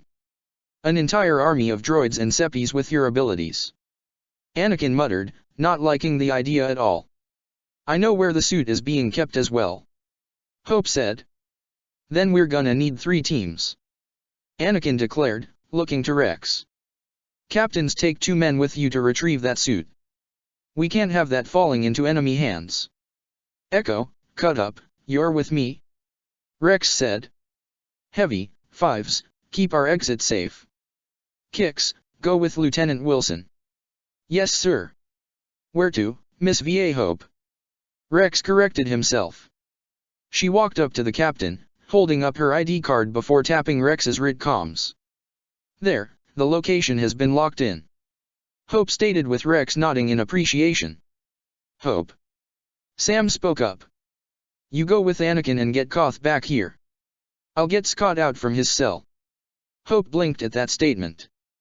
Are you sure about that, Sam? What if you encounter Shezo? We'll take care of her if we run into her. Sam said confidently. She wanted to object but Anakin placed a hand upon her shoulder making her turn to him. He'll be fine. Anakin assured, with Hope not responding for a moment until she nodded. With the teams formed and separated, they rushed off to their respective destinations. Captain Rex ran down a long corridor towards his destination with Echo and Cut Up right behind him. They knew that they were inside an enemy ship and whilst a more subtle and quieter approach would be preferable, the amount of noise 3 separate groups were about to make. Well, discretion is advised by this point. So what's the plan, Captain? Cut Up asked as they were running towards their objective. Rex didn't respond at first, mulling over his thoughts on their plan of retrieval. This was a very important piece of technology and if the seppies were to get away with it, one of the advantages the Republic had been enjoying would be in enemy hands. To say that the changing tide of battle being drastic would be underselling it. The captain of the 501st momentarily glanced back to his two brothers before pulling out a small disc with a blue glowing center. "If all things go south, we have our equalizer," Rex said confidently, tossing the disc up in the air in order to grab it and held onto it tightly. "Just don't waste it, or lose it, for that matter." "What do you take me for?" Rex shot back, though he grinned. He recalled the time when Scott had handed him one of his unique growing and shrinking discs, as he stated that it was to be used in case of emergencies. Whether or not this qualifies as one remains to be seen. Elsewhere on the ship, Sam Wilson and clone medic Kix were running down their own set of hallways towards the holding cells of this ship. Unlike their other companions that were on this retrieval operation, Falcon and Kix had encountered resistance upon arrival at the detention area. Sam had one wing out and around him as a defensive barrier as he and Kix slowly made their way down the hall to Scott's cell whilst shooting down multiple droids. They were close. Just one more corner to turn and they would probably find him. Kix was ready to round about onto the next corridor, yet Sam held his arm out as a silent message to wait and held up his tactical wrist pad. Pressing down on the top button, Sam's bird-shaped drone Redwing was deployed. Floating in front of the next hallway for a brief moment, it returned back to Sam, hovering between him and Kix. Sam had Redwing captured a quick picture of the defenses in the hallways and saw them through his goggles. 10 B1s and 5 supers with 2 Magna Guards, Sam said with Kix tightening his hold on his rifle. "So what do we do?" Kix inquired. Falcon instead punched in a few commands for Redwing while preparing 2 missiles from his wingsuit. "Rush in," Sam stated. "Redwing will cause our diversion and I'll handle the 2 Magna Guards. You focus your fire on the rest of the droids. I'll be right by your side." Kix only nodded, managing to get on the opposite wall without being detected by the droids, and awaited Sam's signal. There was a moment of silence between the two before Redwing was sent flying in. It began firing rapidly at the droids, all of whom spotted it and were rattled by its bullets. Though the droids were mostly resistant to slug throwers, one B1 droid in particular had the unfortunate luck of having had several shots to the neck. The force of the bullets were enough to disjoint the head and make it fall off, leading to the droids now raising their weapons in the direction of Redwing. Sam nodded at Kix and the two ran in, weapons raised and firing everything they had. Falcon unleashed his 2 missiles at the Magna Guards, catching one at full force whilst the other only got a brunt of the damage. Not to be deterred, Sam yelled out for Kix to duck, and with the clone going down to the ground. Sam was thankful that this hallway was large enough to unfurl one of his wings to their full length, which allowed him to slice right through the Magna Guards that was still standing. In the ensuing swing, Sam made sure to take out several other droids, with Kix shooting down the rest. With the coast clear, Sam helped Kix up, the two exchanging nods with one another, and moved to the cell that's supposed to be containing Scott. The door to the cell opened up to reveal. "Hey Sam. How's it hanging?" Sam Wilson could only stare in utter bewilderment at the sight of his friend and comrade being suspended in the air by some sort of energy binds, with him only being in his briefs. A moment later, Sam began guffawing aloud, with Scott giving him a flat look. Yeah, laugh it up, bird person," Scott griped, with Sam and Kix walking over to him. "That crazy Shezo chick was the one who stripped me down like this and was planning to do some weird shit to me. You know, most people would kill to be in your position right now." "Oh ha, Sam. Very funny. Now get me out before Catherine Trammell comes back." "Who dash? We'll tell you about it later." Sam cut off the 501st medic. "Kix, help me with this." "I've got him, sir." The two freed Scott from his bindings, with the clone medic injecting some Bacta into Scott's neck while making quick patch-ups and Bacta sprays over his body. "Kix was it?" Scott groaned. "You're a lifesaver. Let's get moving," Sam said. "No doubt more droids would be on their way here right about now." "Where's my suit?" Scott asked. "Captain Rex, Cut Up, and Echo are taking care of that," Kix informed the Avenger. "Aw man," Scott bemoaned. "I'm glad that you guys are going to retrieve it, but I basically have to run around an enemy ship in my underwear." "Could be worse," Sam said, having walked over to grab one of the blasters of the B1s and held it out for Scott. "You could be naked." I might as well be at this point. While the three separate retrieval operations were being conducted within Grievous' ship, the corvette that Obi-Wan had occupied had been brought up to the side of the Confederate vessel for boarding. This was to be expected, with Kenobi and Cody readying the 212th for their defense against the droid general. Remember, we need to keep Grievous on this ship until General Skywalker is clear. Kenobi ordered the surrounding clones, nearing where Grievous will board them. Getting into positions, heard a large clunking sound, signaling the Separatist ship has docked with theirs.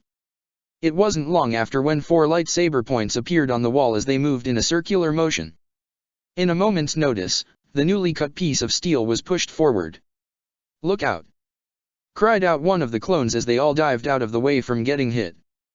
This action proved to be a bit of a distraction for the Republic troopers as a contingent of commando droids came out from the newly made hole and started firing upon the clones. With Kenobi jumping into support, deflecting and reflecting much of the enemy fire.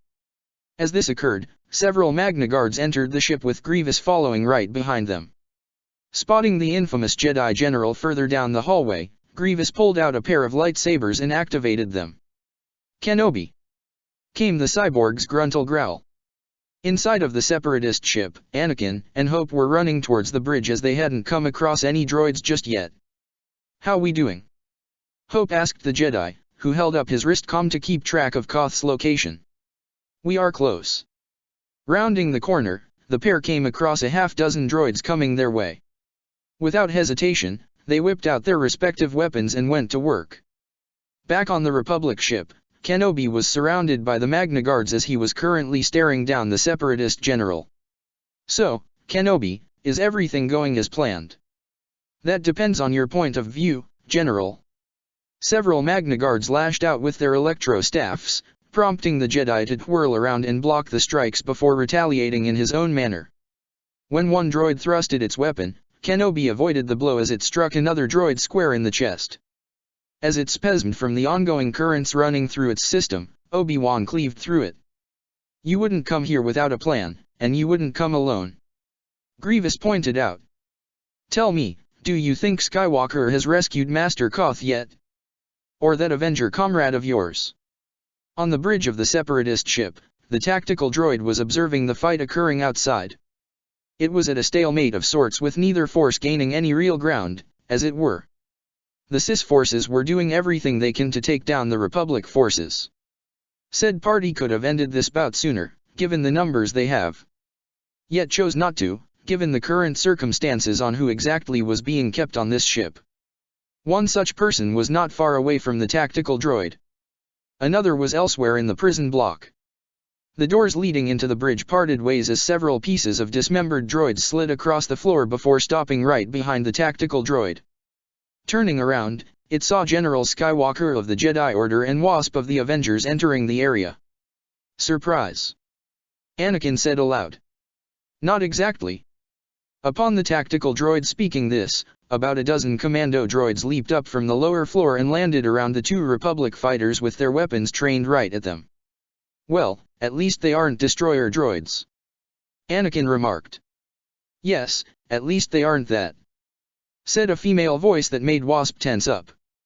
From the lower floor of the bridge, the Sith acolyte Shezo Niva walked up the ramp, her yellow eyes glaring at the Avenger in particular. "We've been expecting you. The General's description of your tactics have been 100% accurate today," spoke the tactical droid. "Very impressive, even by my standards." Hope was worried now, her eyes shifting between Koth and Niva. "I would have thought you'd be guarding Scott with the way you were acting around him," Hope said, making Shezo laugh maniacally. "Oh, you saw that?"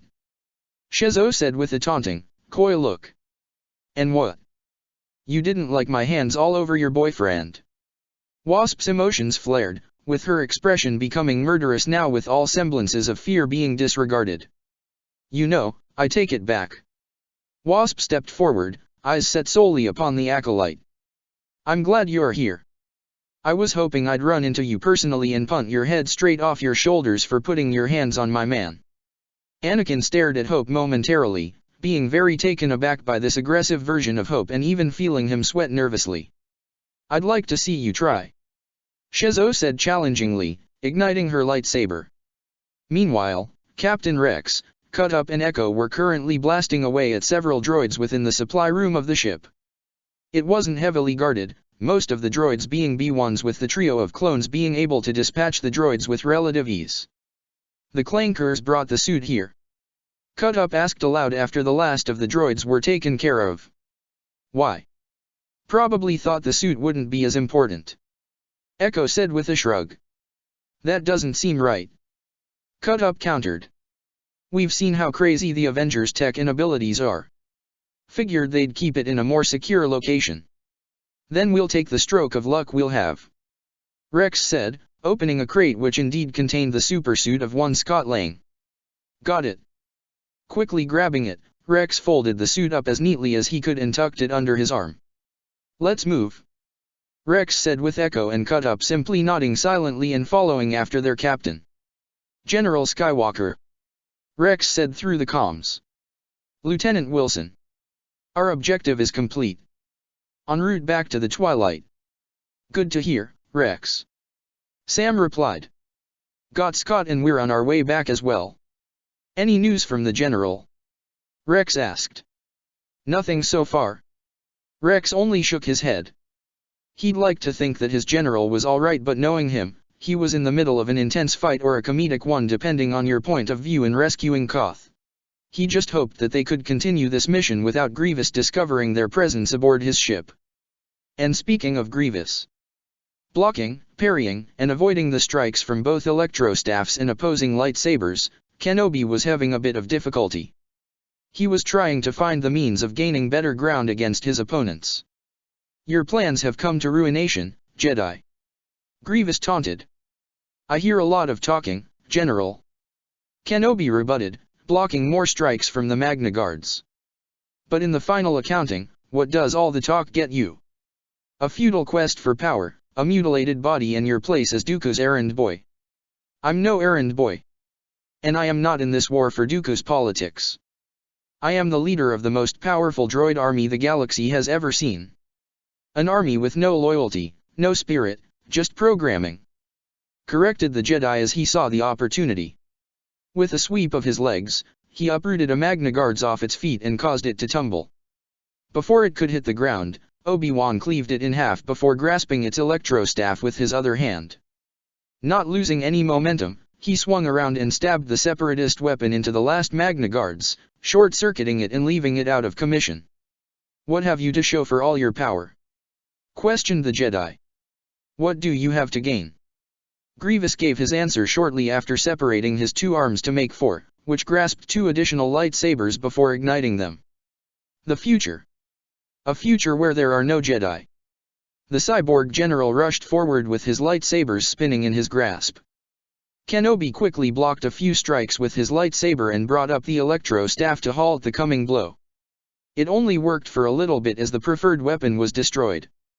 Before another opposing swing could be properly given, the Jedi leaped over his opponent.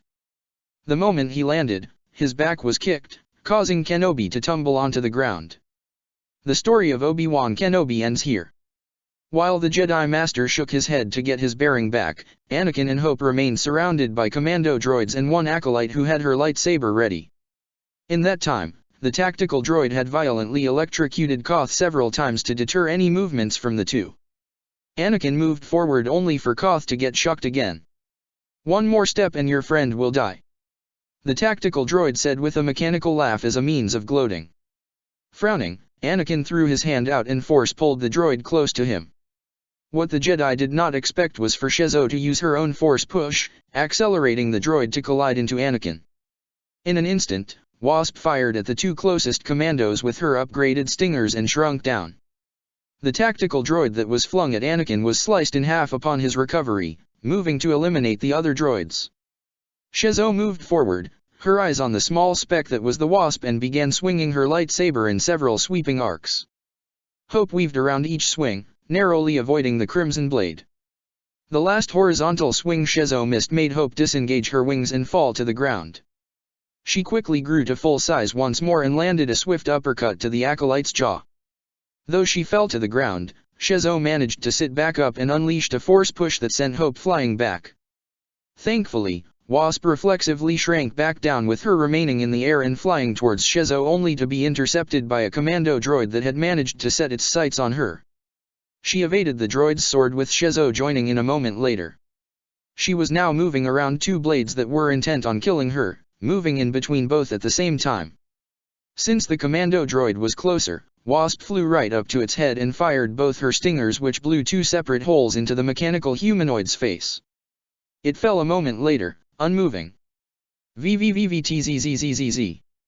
Hope then flinched in the air, looking back to see Anakin holding back Shizo's lightsaber with his own. "You got two enemies to pay attention to, Acolyte," Anakin barked out, shoving the saber back and clashing with her several more times. Wasp then flew forward and zipped up and around Shizo, zapping her repeatedly. The Acolyte jolted about in pain, gritting her teeth until she saw Anakin spin around to gain momentum with the intent of cleaving her in half. Shakily, she raised her lightsaber in time to take the full swing head-on. With Anakin's own strength coupled with some enhancements from the Force, Shizo was sent flying back and down to the lower level of the bridge. She landed hard on the ground and after a second of movement, slumped, unmoving. With Shizo and the commando droids now taken care of, Anakin and Hope were around Koth, with the former using his lightsaber to disrupt the bindings that held the Zabrak Master. Falling into the arms of Hope, Eth grunted in pain but managed a subtle pat of thanks to Hope. "I see you got my message," he said in a strained voice. "Where's Grievous?" "If everything's gone according to plan, he's on board Obi-Wan's ship," Anakin said.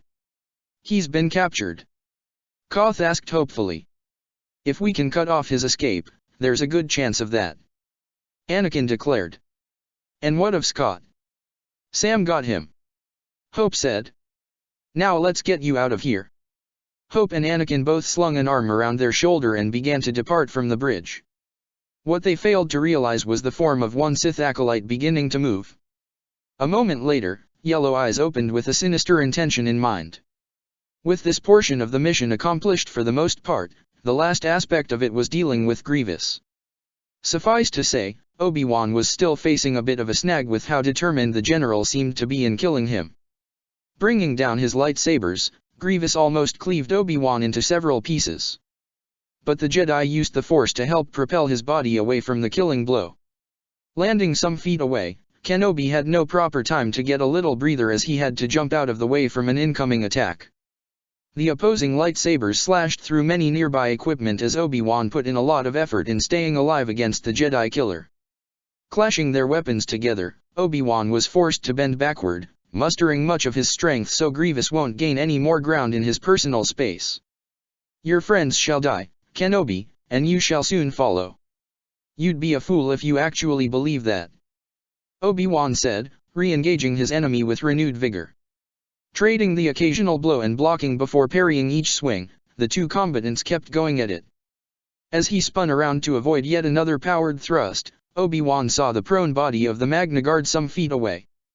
Using the Force, he flung the dismembered droid onto Grievous. The blow was surprising, causing the Separatist general to crash right over the chairs of the pilot seats and onto the front window. About to get back up, Grievous saw Kenobi's blue lightsaber coming close to his face. "Surrender, General." "Never." Swinging his lightsabers, Grievous knocked Obi-Wan's weapon away. Instead of continuing their current fight, the cyborg leaped away from the Jedi General and made his escape as he crawled on all four of his limbs. Obi-Wan soon went after him, not wanting the Separatist cyborg to get away, yet it was too late as the door before him closed and it appeared Grievous had locked him in. He shoved his lightsaber into the door while also contacting the rescue squad. "Anakin, Sam. I hope the two of you rescued Master Koth and Scott, because Grievous is headed back to his ship." On their end, Sam, Scott, and Kix linked up with Captain Rex, Cut Up and Echo. Having had his suit returned to him, Scott was now suited back up and awaited Anakin and Hope's arrival with Koth supposedly in tow. Suddenly, the group tensed at the sound of running. Metal on metal running. "We've got incoming," Fives said aloud, blasters drawn with both Avengers getting into prepared stances. They realized that the clanking sounds of metallic footsteps were coming from one hallway in particular, so they pointed their weapons in that direction primarily. The metal footsteps grew louder until at last, several lines of supers rounded on the corner and held up their wrist blasters. Reflexively, Sam spun round with his back facing the droids. His wings spread out with the suit taking the shots of the blasters. The clones used Sam's wings for their cover, firing upon the droids taking out the first few in the front. Ant-Man jumped forward into action, shrinking down and running towards the droids. Using the enhanced strength of his shrunken form, Scott leapt into the air bringing his knees up to his chest. Upon reaching his first super battle droid, Scott planted both of his feet upon its ovular head piece. The piece was dented heavily inward, with the droid collapsing upon the ground. Using the droid as a platform, Scott began jumping about from droid to droid either destroying or disabling them upon every strike.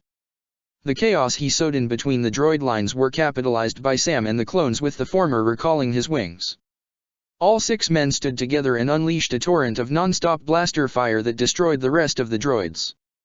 With the area momentarily secured, the clones and Avengers checked themselves over and were uninjured for the most part.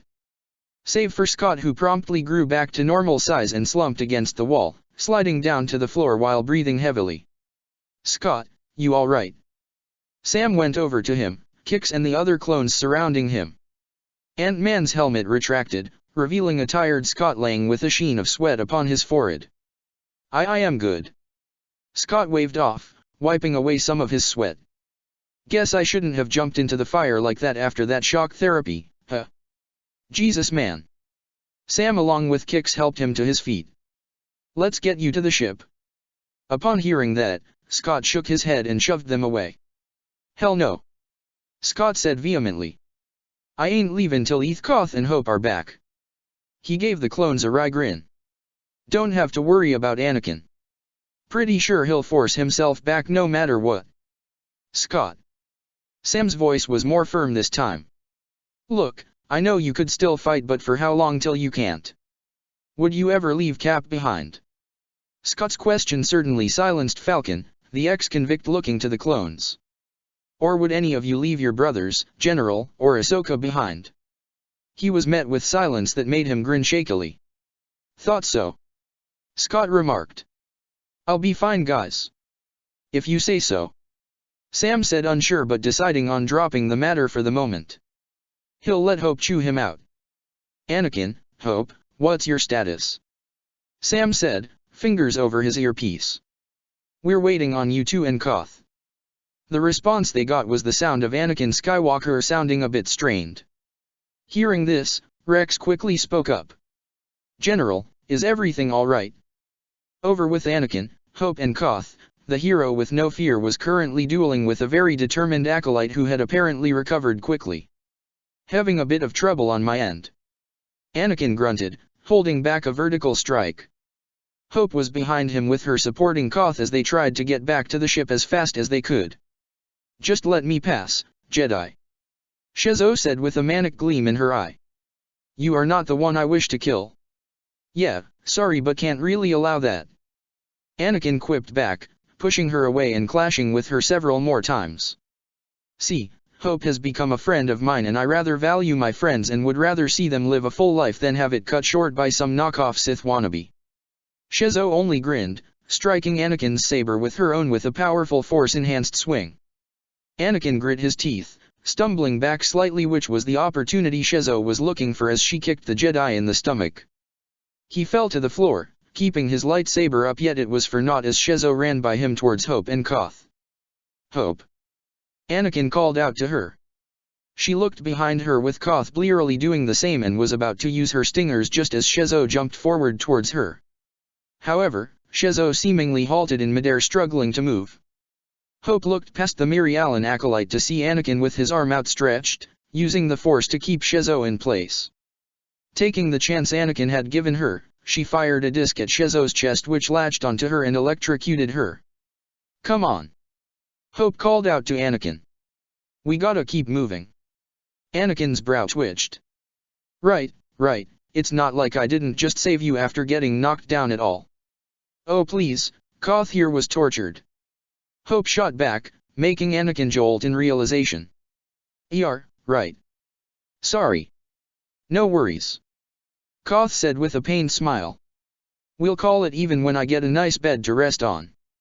Working on it, Koth. Hope said, now having both her and Anakin assisting Koth once again. Wonder if Obi-Wan's managed to catch Grievous yet? Anakin remarked.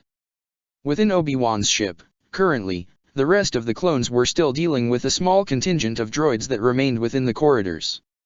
With a small number of the 212, Commander Cody was assisting in cleaning up the number of Seppi forces in the nearby hallways. Just when the last of them were piled up, the commander's wristcom went off. Cody, come in. Hearing Kenobi's voice got him to immediately respond back. Yes, sir. Grievous is headed your way. Upon the mention of the droid general, Cody heard a rapid succession of loud clankings coming in closer and closer. And he wasn't the only one, as the rest of the 212 were attentive. Whipping out their blasters, they got into position just in time to see Grievous skidding into the hallway they were currently in. Firing off a volley of blaster shots, the clones did their best to take down Kalaesh Cyborg. Yet it was all for naught, as the feared Jedi killer pulled out 4 lightsabers and ignited them, deflecting the incoming shots. He sped past the clones and still used his lightsabers to give himself some defense. Upon reaching some distance away from the clones, Grievous contacted a B-1 commander droid on his ship. Open fire on the Republic ship. Target their engines. But, sir, the ships are still attached. It doesn't matter. Prepare all troops for our landing on Saleucami. Once giving out his order, the Kalaesh cyborg saw the airlock hole he made earlier on his arrival. Once he makes it through there, Grievous can somewhat be in safe territory. But before he could make it to the last leg of the length of reaching it, he was snagged from behind. For the briefest of moments, he thought it was Kenobi, using the Force to hold him back. That wasn't the case, as he felt an electrical shock running through part of his systems, with him being roughly tugged back.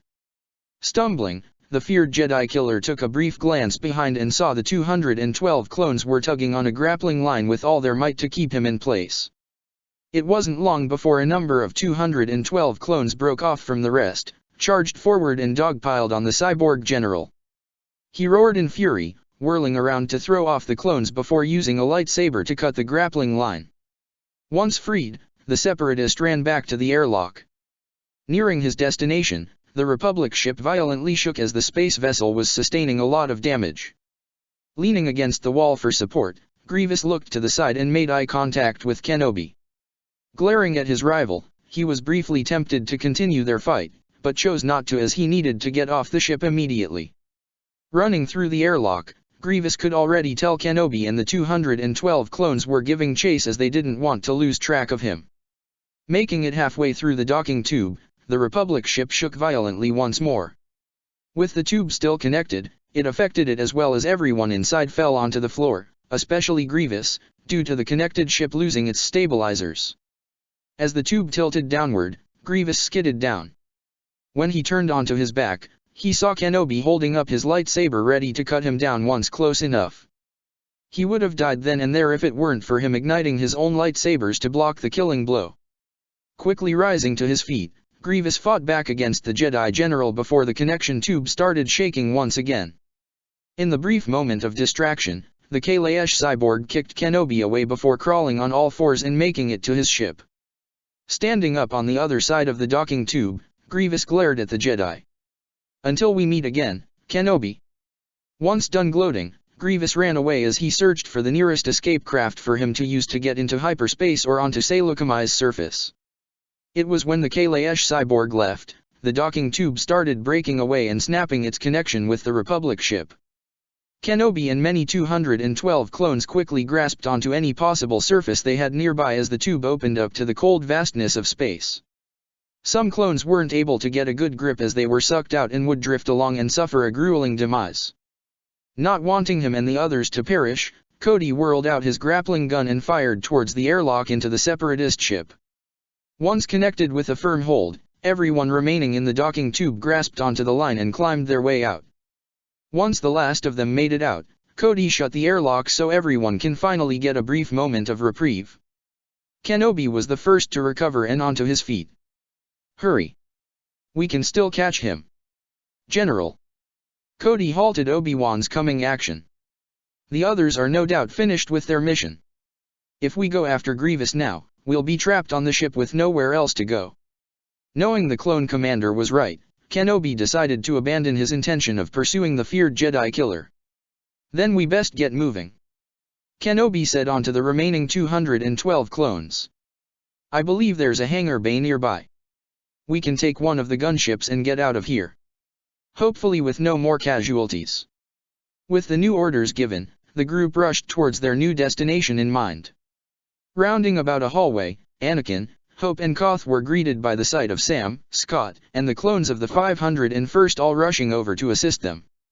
Took you long enough, Sam commented, moving to help Koth.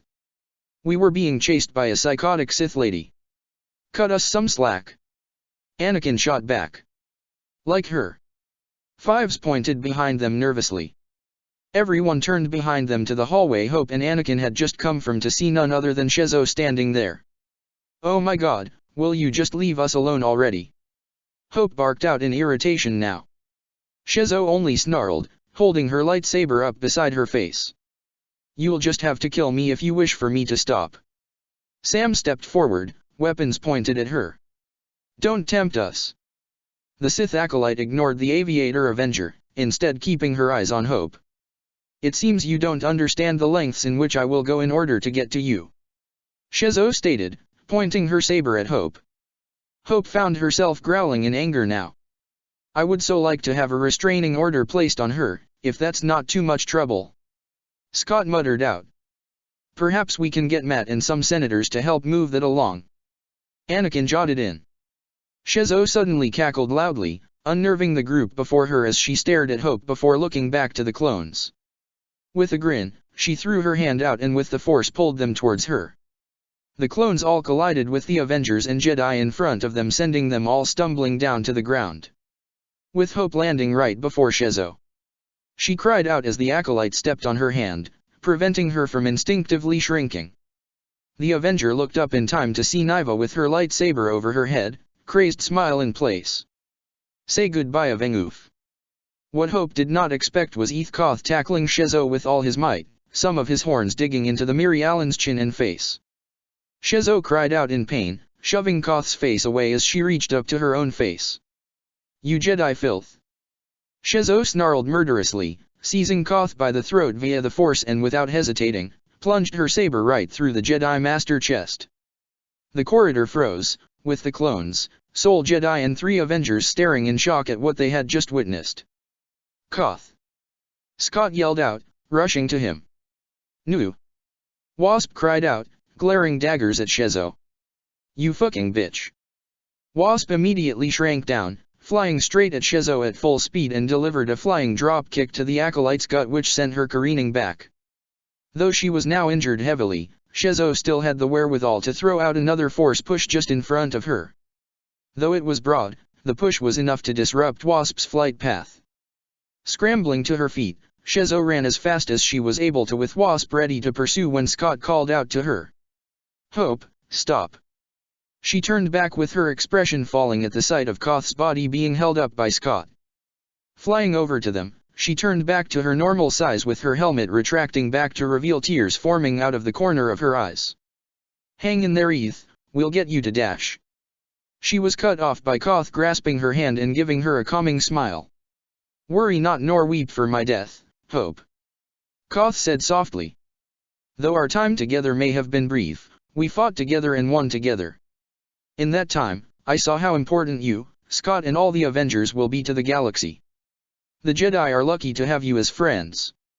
His eyes trailed over to Anakin and the clones and let out a strained cough yet continued smiling all the same. And of course, our foolhardy Skywalker and our fearless clones. He said cheerfully. I know the galaxy is in good hands. Anakin said nothing, only gritting his teeth and tightening his fists. But it was only brief as he nodded towards the dying Jedi Master. Koth nodded his head before his eyes closed, body slumping, unmoving. There were no words exchanged, nothing said.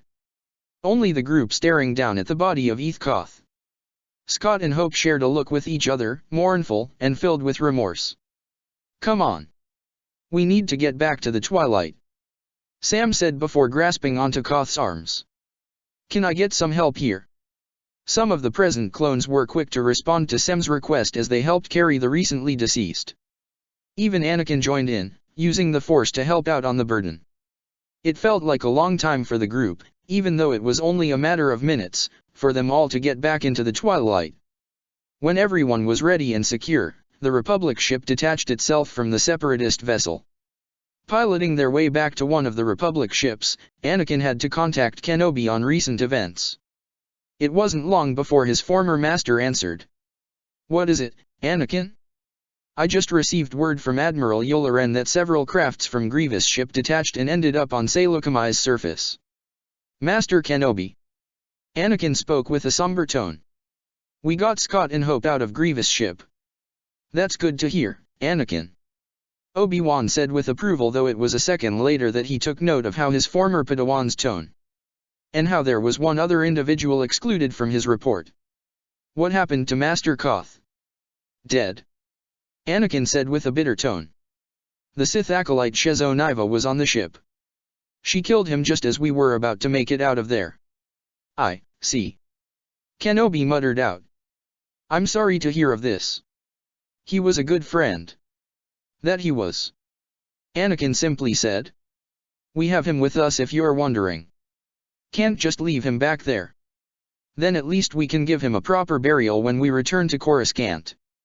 "That we can," Anakin said, tightening his hands around his controls. "Anyways, we need to get to the medical frigate." Shezo did a number on Scott before Sam got to him. "Of course," Kenobi said. "Right now, we're preparing to get onto Saleucami's surface to hopefully capture Grievous."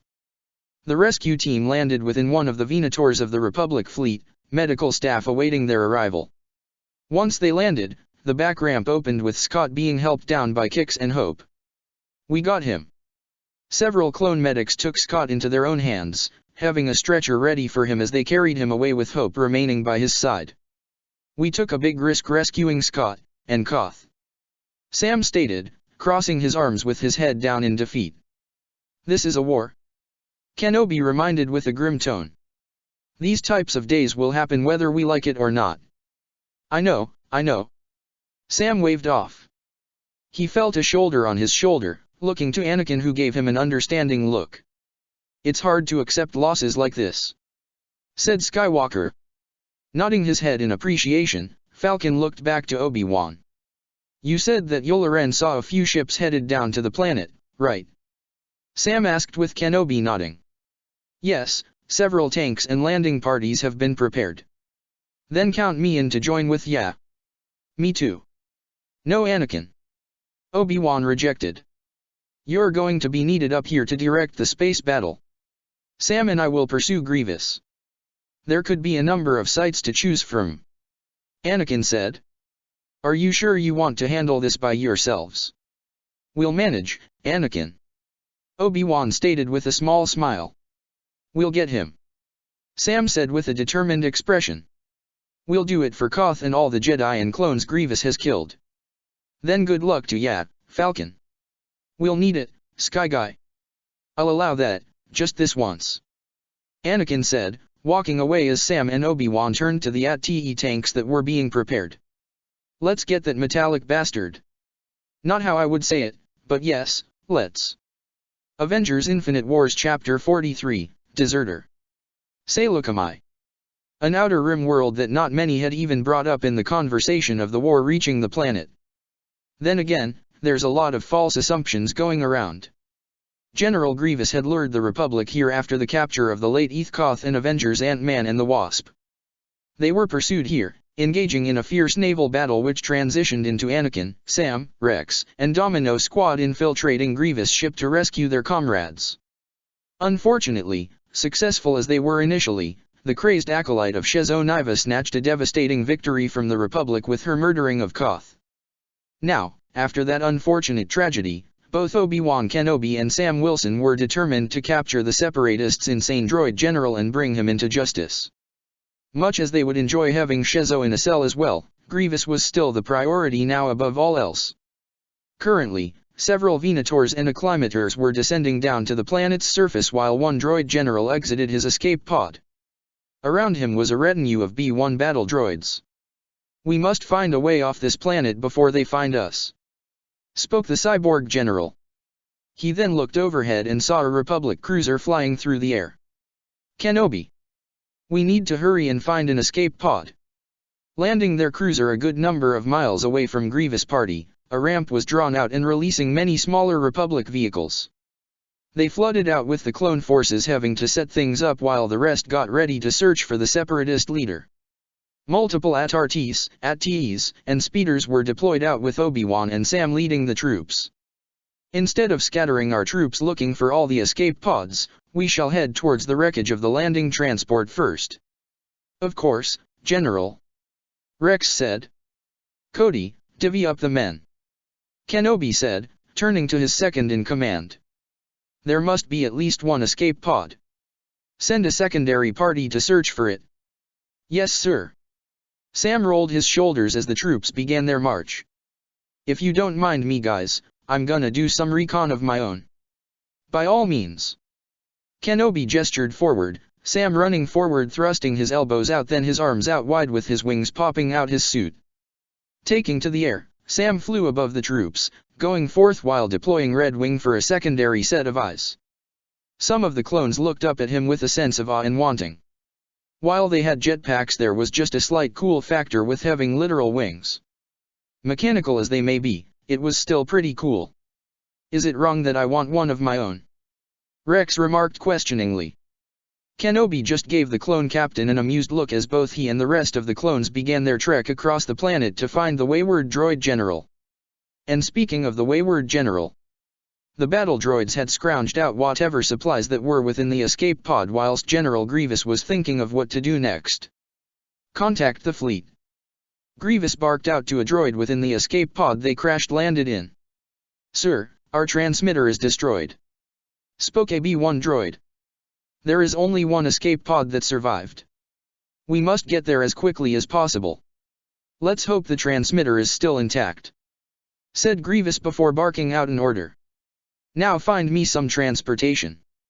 As this was underway, the Republic forces continued their march across Saleucami. Atop one of the AT-ATs, Kenobi stood with scopes in hand as he surveyed the terrain.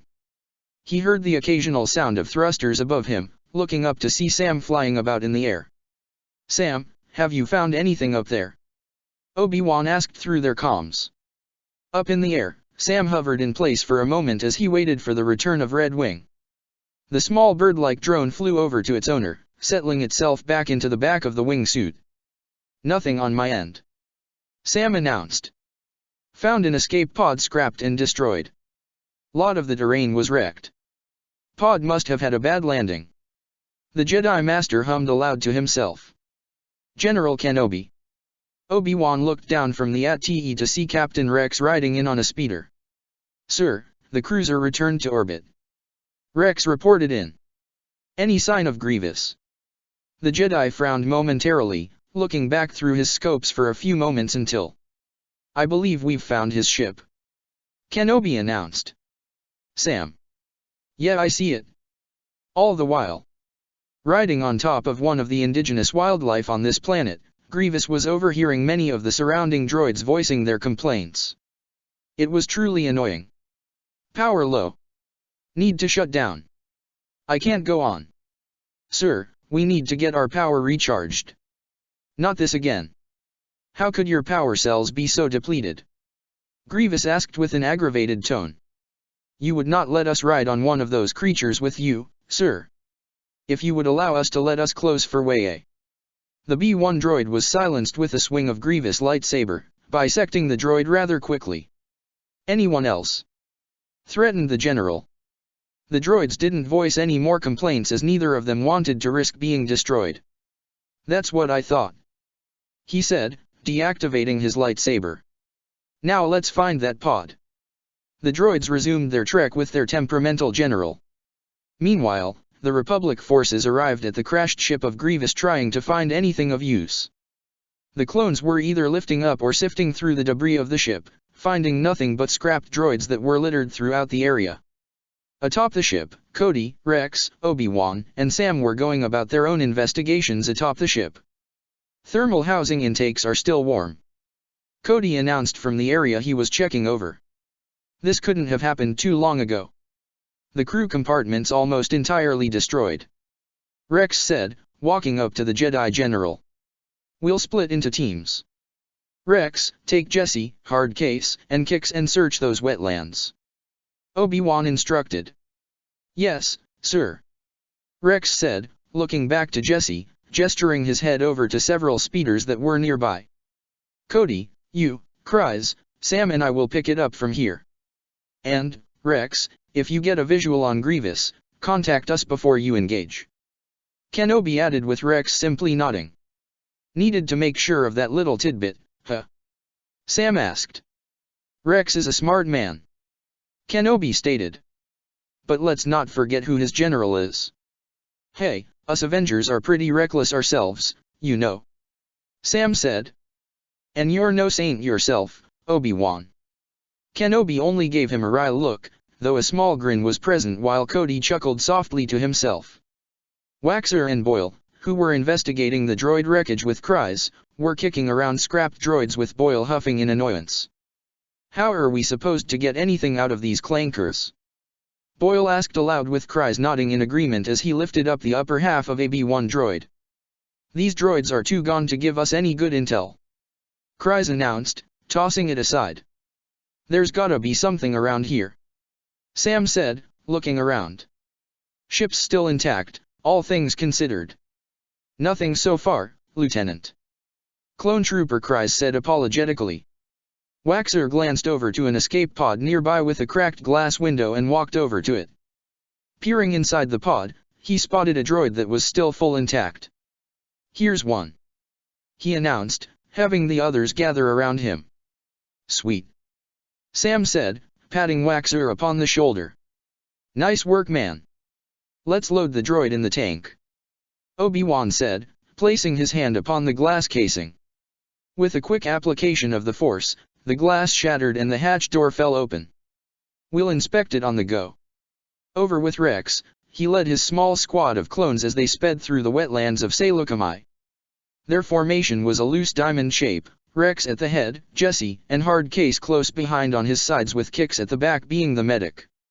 Think we'll find anything out here? Jesse asked. Don't know. Rex said. Place is a backwater planet. Not much to be found here.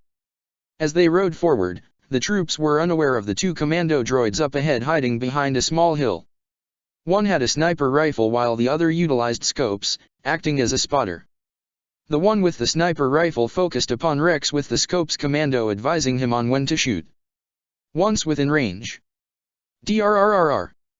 Rex was suddenly struck by a blaster bolt across the chest, being flung back from his speeder and landing hard upon the ground.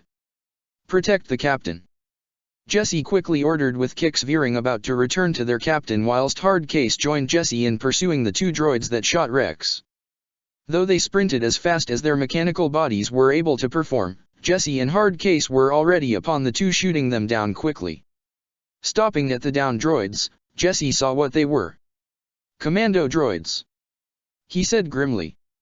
Think the head clanker is nearby then? Hardcase asked. Before they could discuss this matter any further, Kix called them over. Jesse, you better get back here. He said in a serious tone, checking over their down captain. Back with Obi-Wan, he was within an AT-TE tank with Cody and Kryze looking over data they were receiving from the droid. Sam had opted to remain outside with the troops, occasionally taking to the air to scout ahead or just converse with some of the clones. What do you have? Obi-Wan asked, standing behind Cody and Kryze. We've broken the access codes and powered up the droid's guidance system. Kryze informed the general. According to its logs, he fired the emergency thrusters on the escape pod to avoid a mid-air collision. Cody added, holding up his datapad to Obi-Wan. Collision with what? Kenobi asked. Another escape pod. Kryze stated. There was no time to correct for the steeper glide path, which is why this droid's pod crashed. Cody said. Can you pinpoint the landing zone for the other pod? I can put us within 2 to 3 clicks of it, sir. Cody said with confidence. With a satisfied smirk, Obi-Wan nodded. Alert the men, we've picked up the scent. As the 212th and 501st had their stroke of luck, 3 other clones surrounded one fallen Captain Rex as the medic of the group finished his assessment of the injuries. How bad? Jesse asked with concern. Pretty bad. I need to remove his armor to see the full extent of the damage. Kix stated in complete seriousness. Those snipers might have called for backup. Hardcase said, looking around in case this may prove to be true.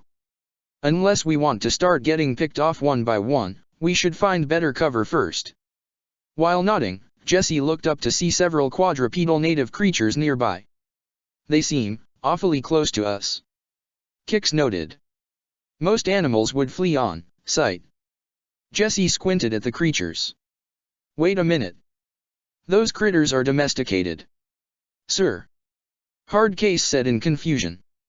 I think we're on farmland, and where there's a farm, there's usually a farmer. Jesse declared.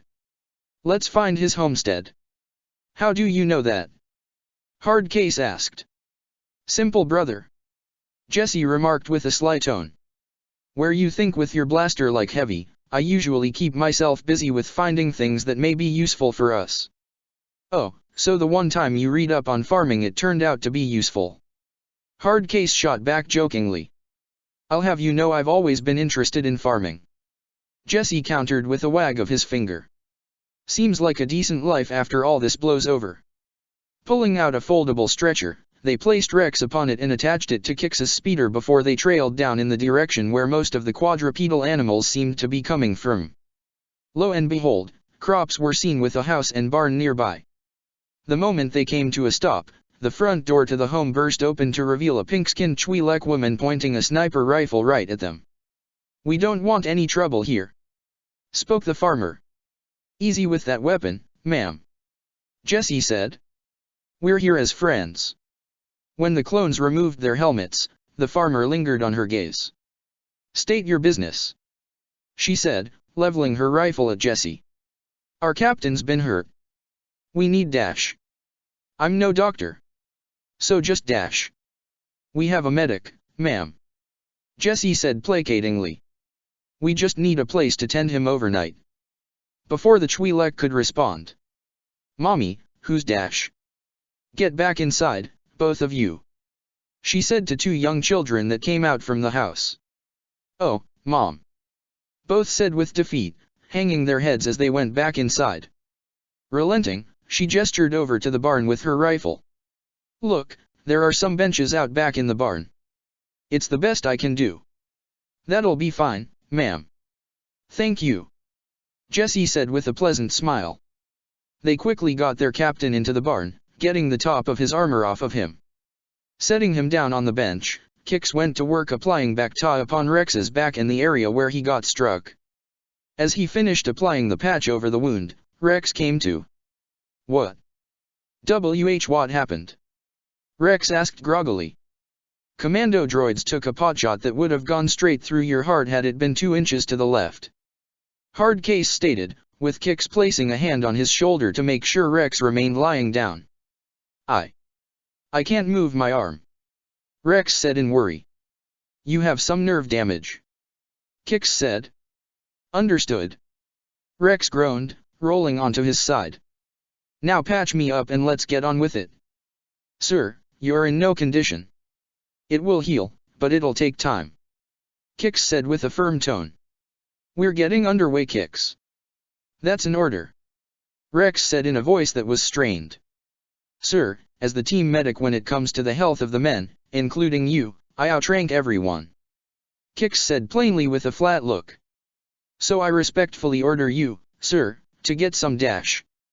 There was a light cough, signaling the Twi'lek's appearance in the barn with a plate full of fruit in her grasp. Excuse me. If there's not enough. That's plenty. Thank you, Jesse said politely. SUU. Suddenly a hoverball came zooming into the barn with her daughter rushing in. I told you to stay in the house. I couldn't help it, Mom. It got away, the young girl said before stopping at the clone captain. The daughter looked at Rex, making the captain draw in a curious expression. What? Rex asked in slight discomfort. You look like my daddy. The Twi'lek girl said cheerfully. Shia. Don't bother the soldier. Suu reprimanded her daughter.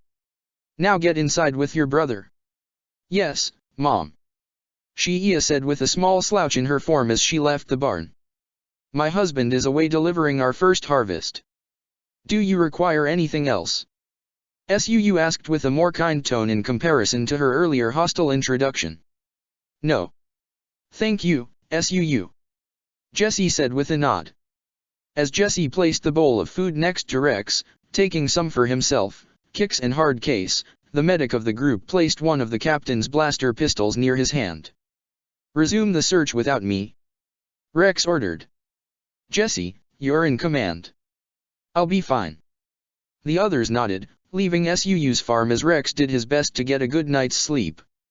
Scene cut.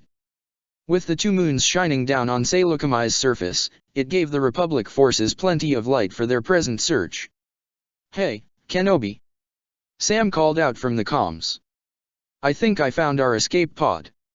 Any sign of Grievous? Give me a sec. After swooping down from the sky, Sam inspected the escape pod and found it empty. It's deserted, but I found some tracks going westbound. And where does it lead to? Probably towards a second escape pod. Only thing I can think of. Nodding in understanding, Kenobi activated his wrist comm in order to contact Anakin's clone captain. Captain Rex, come in, please. There was no response at first until. It's Jesse, sir. Rex was injured.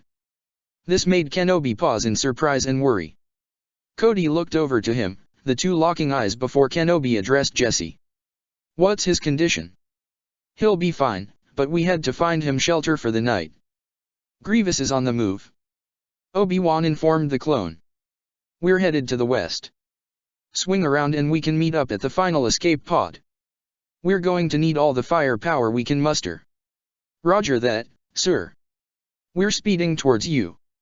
As the Republic forces regrouped, the droid general was getting increasingly annoyed by their apparent lack of progress on top of the constant moaning of the droids and their waning power cells.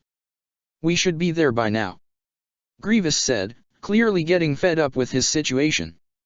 We error, theory. Almost. Spoke the 1B1 droid as it was losing power alongside a few others. You had better be interpreting the coordinates correctly. Grievous said aloud in a threatening manner. Before the 1B1 droid could answer back, it deactivated and went into shutdown mode. Just as it crouched down into a prone position, the B1 closest to it took the data pad out from its hands. We're almost there, sir. One click out. Straight ahead. The droid said until it powered down a moment later. As the droids toiled away and lost power one by one captain was laying within a barn when one of its residents got slightly curious. It hovered over the clone, sniffing him with its trunk, which led to Rex waking up and the creature licking his cheek several times. No, no, no, no, no. Ugh. Rex said, managing to push the creature away though his face was thoroughly slobbered now. Groaning in annoyance, he wiped the saliva off his face before trying to get back to sleep again. When he did so, he heard something else. Rex thought it was another farm animal, but it wasn't the case as he heard footsteps drawing closer. It was slow and careful. Not to mention he heard something scrape against the barn's entrance, as if it was being picked up. As the presence drew near, Rex slowly went towards his blaster. And the moment the new arrival came in, the captain whipped out his weapon. Before firing a shot, it was knocked out of his grasp by a farm tool. Who are you? The man holding his farm tool. Taking a good look of the clone captain, he practically growled. What are you doing here? It took Rex a moment to register just who it was that was holding the farm tool before his face. You're a clone. Upon that declaration, the clone before Rex slumped in defeat. So. I see the war has finally made its way out here. And I guess I can expect a visit from some droids soon. What's your number and rank? Rex demanded. Well, my name is Loquini. The clone introduced himself. Cut Loquini and I'm just a simple farmer. You're a deserter. Rex said in an accusatory manner. Well, I like to think I'm merely exercising my freedom to choose not to kill for a living. Cut rebuked in a calm fashion as he turned the lights on in the barn. That is not your choice to make. Rex argued back. You swore an oath to the Republic. You have a duty. I have a duty, you're right. Cut said. But it's to my family. Does that count, or do you still plan to turn me in? Do I have a choice? The tension in the air was broken when Shia came rushing into the barn with a big smile on her face. Daddy! You're home. Cut simply crouched down and hugged her tightly. Look what I drew for you, Dad. Spoke Shia's brother. Cut chuckled upon seeing his son's drawing, rubbing his head in fond manner. Well, well, well. That's great, Jack. I see you two have met. Suu pointed out from the barn's entrance. He looks just like you, Daddy. I told him. Shia said with a smile. Ah, you did, huh? I was just making our guest, Captain. What's your number? Rex. I also have a name, believe it or not. Said the clone captain, making Cut smirk. He was injured. His men brought him here. I told him he could stay just for the night. Suu said. Of course he can. We never turn away those in need, do we? Cut remarked. No, we always help anyone we can. Jack said with his older sister nodding. Right. Cut turned to the captain. You look hungry, Rex. No, I'm fine. I'll stay here. Rex's arm was seized by Jack, who presently wore a hopeful look alongside Shia. No. You have to eat with us. Please. Please. Shia implored with her eyes wide and lower lip pouting. Cut chuckled at the display. They're never going to stop till you say yes. Releasing a sigh, Rex saw he had no proper way out of this. All right, I'll join you. Yeah, yippee. Both kids cried out with victory. Getting into the Loquini home, the children were setting up the table as the parents were getting the final touches of dinner taken care of. All the while, Rex sat at the table as he was occasionally being stared at by the children. As this went on, Rex took better notice of the Twi'lek children's physical appearances. They had the basic Twi'lek physiology, but there were some additions that made it seem they were hybrids. The only thing he could really notice were the skin pigmentation on their faces and parts of their leku. The rest would no doubt be seen underneath their clothing. This made Rex wonder if the clone deserter were their father. But that merely confused him as they seemed too old for that to occur. He was brought out of his thoughts when Cut came to the table with a small roasted animal. With a fork and knife, the deserter started carving it up and serving it to his family. Now continuing from our conversation earlier. You and I may be clones, but we're still individuals. You have a name rather than a number, Captain. Why is that?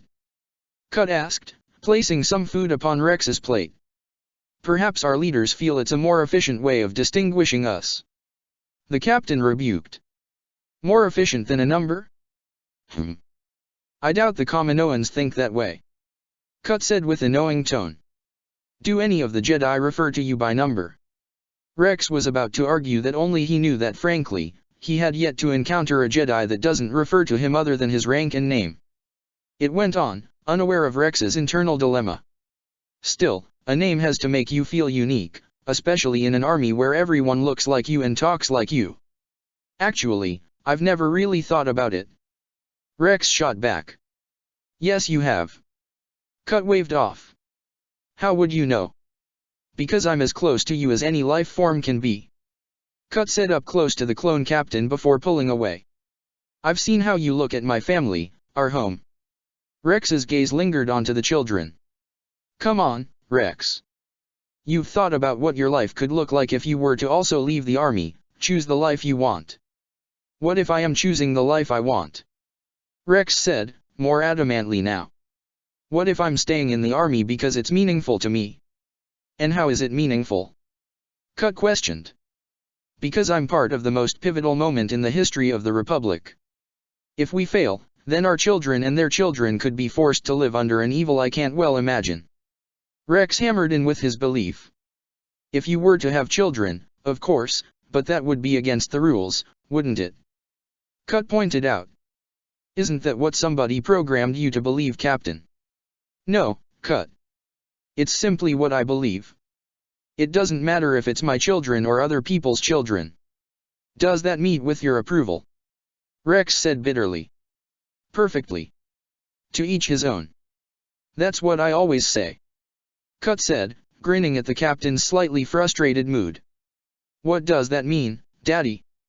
Shia asked. It means you can do anything with your life that you want to. Cut said kindly, sharing a look with the captain, who averted his gaze a moment later. Scene cut. With the Republic forces closing into Grievous position, Kenobi wanted to know where Rex's team was presently at.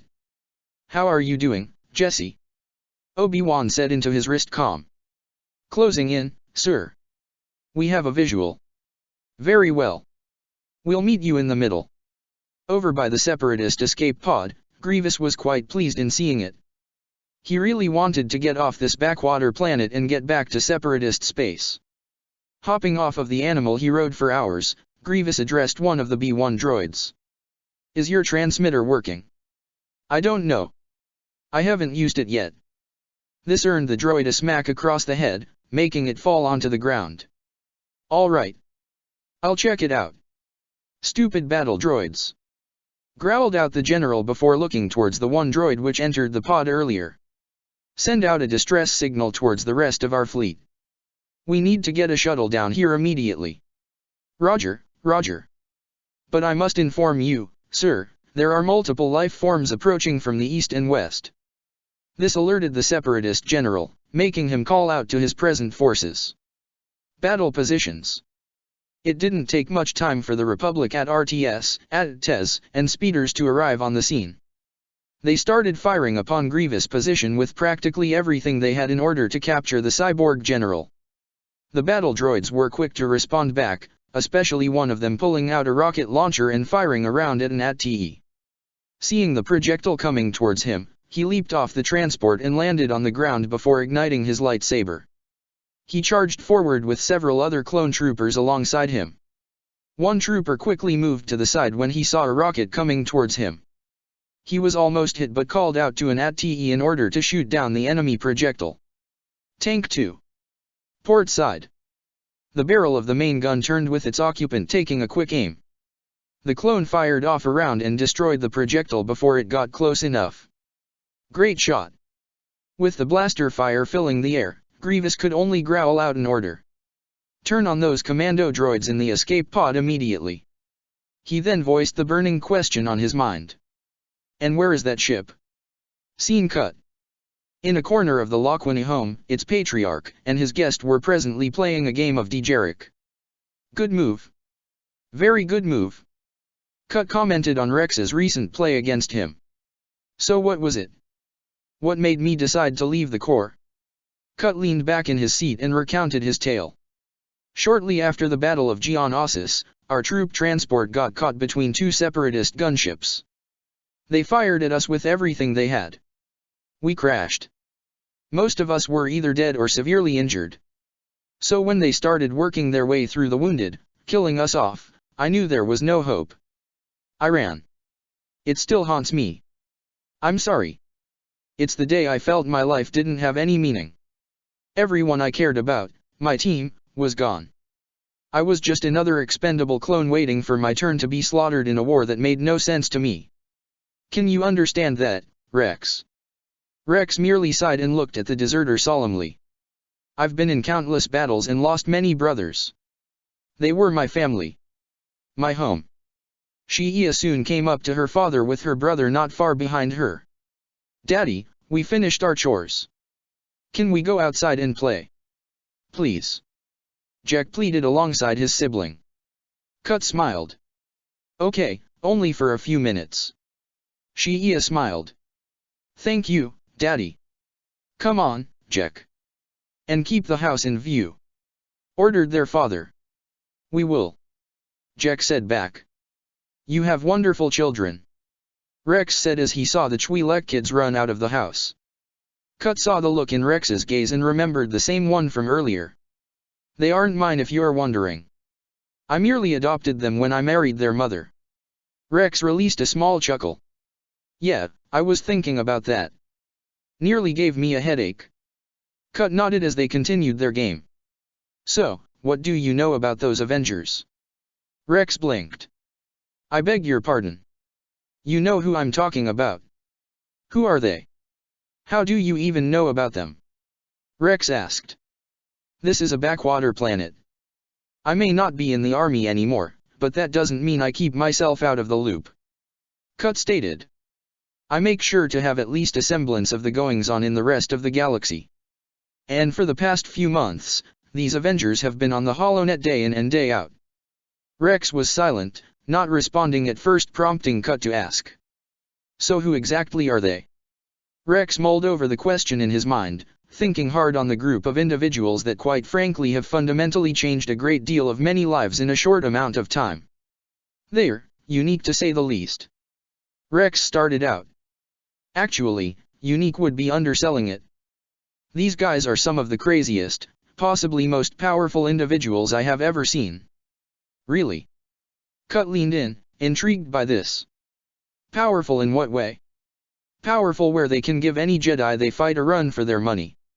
Rex stated, making Cut lean back with disbelief. Meaning? I've seen them do things that I've yet to see a Jedi pull off. Rex said. Things that I could barely wrap my mind around. Have you actually met them? Cut inquired, now making Rex grin. More than that. I've fought alongside them for a few months now. Rex said, making Cut gape. What are they like? The clone trooper turned farmer asked. I have been hearing some insane rumors about what they can do. What have you heard? Something about one of them having a power armor that's way beyond the pay grade of a clone could ever get from the Republic. And another in a blue costume where he fights with a shield of all things.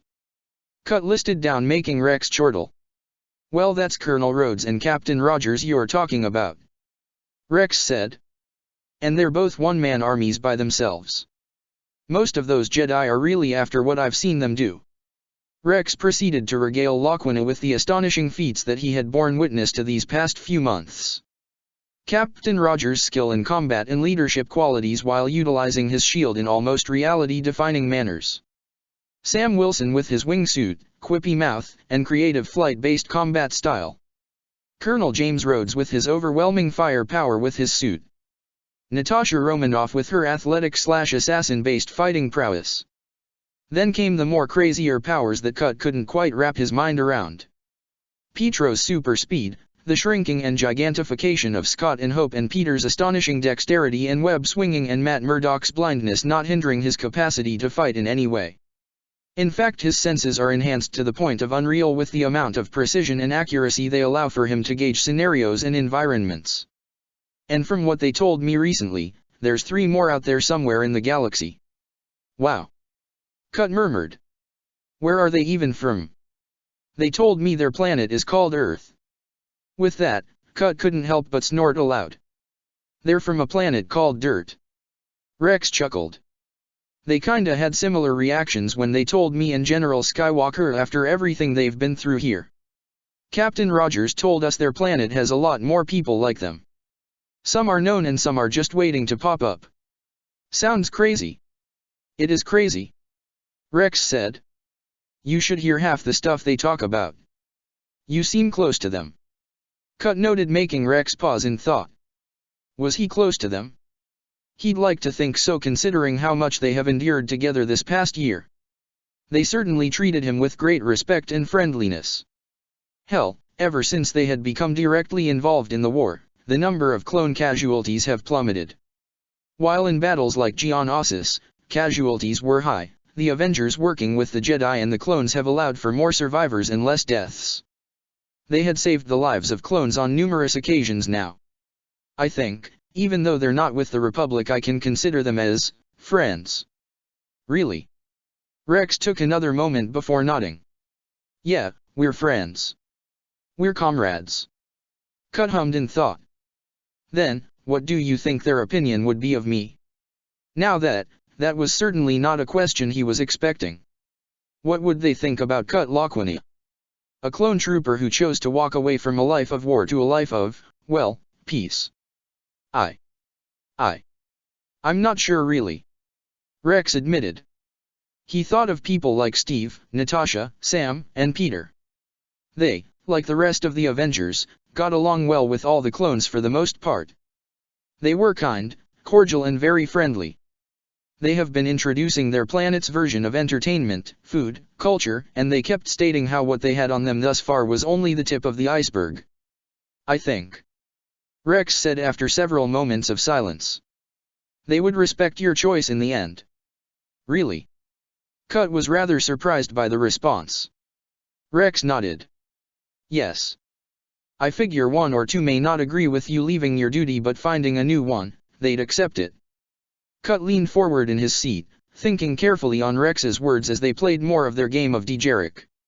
If he were to be honest with himself, he'd very much like to meet these Avengers. Love is the death of duty. Rex blinked in confusion upon hearing this coming from Cut's mouth. Did you just come up with that? No. I heard it from a passing doctor when I first met SUU. Came Cut's response as Rex played his next move. Thinking about it for so long, I believe the same applies the other way around, duty being the death of love. The clone then elaborated his thoughts. Us clones, we're the shield for the Republic. You and the rest of our brothers have always tried to do the right thing, no matter what. You've tried to protect them from the greatest threat they know to their very lives. But once that is over, what will replace that threat? What purpose will we have after this war against the separatists? It's a terrible thing to think about, but it's also the right thing. Rex was silent, digesting these words. Before he could do much progress, the farmer continued. There might come a time when you will come to a decision, Rex. Choosing duty on one hand and for those you care for in the other. What would you do then? Do whatever is right, no matter what. Was Rex's response. Well, what is a man's duty when compared to what you feel towards your friends, your brothers, your loved ones? We are all flesh and blood, we all do our duty when there's no cost. It comes easier and yet, sooner or later in every man's life there comes a day when it is not easy. A day when he must choose. Cut made one last move, winning him the game. I know you think I'm a coward, Rex, but believe me. I'll fight to my last breath to keep up my duty in order to keep my family safe. Their conversation came to an abrupt end when the three adults heard the children scream, not out of joy but out of fear. Jack. Shia. Cut and SUU cried out, rushing out of the door to see their children running out of the field and towards their home with a look of utter duress. When they got in close, the parents embraced their children. What's wrong? Asked their father. Monsters. They're chasing us. Shia said, pointing towards the field. What monsters? Honey, where? SUU inquired. They hatched from the big egg in the field. Said their daughter. Curious as to what's going on, Cut grabbed the hanging pair of binoculars by the door frame. Peering inside, he looked over the field and saw movement. It didn't take long for him to spot the monsters his children saw not long ago. Ah. That's not good. I count 20 commando droids. What are they doing? Rex inquired. Instead of answering, Cut spoke to his wife. SUU, get the kids upstairs. Getting the idea, SUU moved her children along. Come. Come, children. Come now. Moving to the door, he locked and secured it as the clone captain asked the obvious question coming to mind. What weapons do you have? Cut opened up a cupboard and showed only a number of farming equipment, a sniper rifle and a few blasters. We can catch them in a crossfire. Rex suggested as he was handed back his blaster. No, Captain. With respect, you're not in charge here. Rex sputtered. I can be useful. Sir, you're injured. You only have one good arm. Cut pointed out. But I can fight. So can I. The farmer argued back. Rex, I need you to be the last line of defense for my family. After a few quiet seconds, Rex relented and went upstairs. I can take care of them. Cut smiled at his clone brother. Thank you. The clone farmer turned to leave before Rex called out to him. Can you make something quickly for me? Rex asked, surprising the clone. What? Cut asked in bewilderment. Upon revealing what it was Rex wanted, Cut's expression was one of bemusement. The farmer was quick to work. He turned out the lights, double-checked and locking the doors and equipped with the weapons he has in the house. He gave Rex what he had requested, and once done, he prepared himself for the commando droids to come busting through the doors of his home. He saw a passing shadow coming through the bottom of the front door. Cut was about to fire before the back door was blasted open. The clone farmer whirled around and fired out a headshot for the 3 commando droids that were coming in. Once they were down for the count, he hugged the wall not far away. Cut kept his attention sharp, wondering where the droids would show up next. Suddenly, a metal arm busted through the closed-up window, strangling the clone farmer. He was able to break free before pulling out a blaster and delivering a headshot at his assailant. He then stood back, raising his blaster in several directions to make sure there weren't any more surprises for him. Cut then trailed over to a hatch at the front door when he heard some creaking sounds. Squinting his eyes, he carefully moved over to the hatch with his blaster trailing on it while he reached for it with his other hand. The moment the hatch was opened up ever so slightly, it burst open with a number of commando droids pouring out. Cut stumbled back as he shot down one commando droid while the others began firing upon him. Running for cover, the commando droids appeared to not be operating at peak capacity as the shots they fired were random and uncoordinated. Unfortunately for Cut, this proved slightly disastrous as one shot at a horizontal wooden pillar that fell apart and right onto the farmer, trapping him beneath it all. Cut struggled, attempting to reach for his gun but was presently stuck. He saw the droids walking by him and up the steps. "Rex, they're coming for you!" Cut yelled out to him. Captain Rex simply readied himself. In one hand was his blaster pistol, and while he had his other arm in a cast, that did not mean he was defenseless. With Suu's help, she had strapped a makeshift shield made from a large flat piece of wood Cut managed to get from the barn. Once the droids appeared at the steps, Rex rushed forward with his shield absorbing the blaster bolts. He fired at the droids, getting 2 in the head. The droid closest to him attempted to fire at him, yet Rex moved fast enough, using his shield to shove the droid against the wall to immobilize it. Pressing the barrel of his blaster pistol against the droid's head, it had a gaping hole through it a moment later. Suddenly, he heard crashing coming from above and the screams from the kids. Whirling about wildly, Rex saw 2 more commando droids had fallen through the roof and were standing in front of the room to Suu and the kids. Firing quickly at them, he took down one, yet the other whirled around and fired at the clone. Downstairs, Cut was dealing with one of the last few droids present before him. He already broke one by swinging a chair across its body after crushing another from the fallen debris the farmer pried himself free from. Cut was about to fire his blaster, but it was knocked out of his grasp. Retaliating, he punched the droid's head but recoiled from the pain before the droid grasped his head. In the hallway upstairs, Rex rolled away to give himself space from a commando droid. In a crouched position, he fired several shots and took down the droid before him. The droid inadvertently fired one last bolt from its weapon, which struck the ground between Rex's legs. A moment later, the floor beneath him fell apart. Rex fell down beside Cut, though his blaster unfortunately fell further away from them both. The last commando droid immediately grasped Rex's head, with Cut attempting to help the captain only for him to be swatted aside. Desperately trying to free himself, Rex looked for anything he had in his belt before grasping a circular disc of some kind. Eyes widening in shock at what he had just found, he grasped it tightly and pulled it out. "Better make this count." Rex struggled in thought before managing to pry himself out of the droid's hold, kicking it away and slapping the object into his assailant. A moment later, the commando droid literally vanished before his eyes. Cut, who had seen this, had his jaw drop in complete and utter disbelief. What?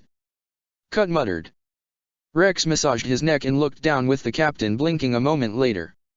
The commando droid looked around in utter confusion, not understanding and processing as to what happened.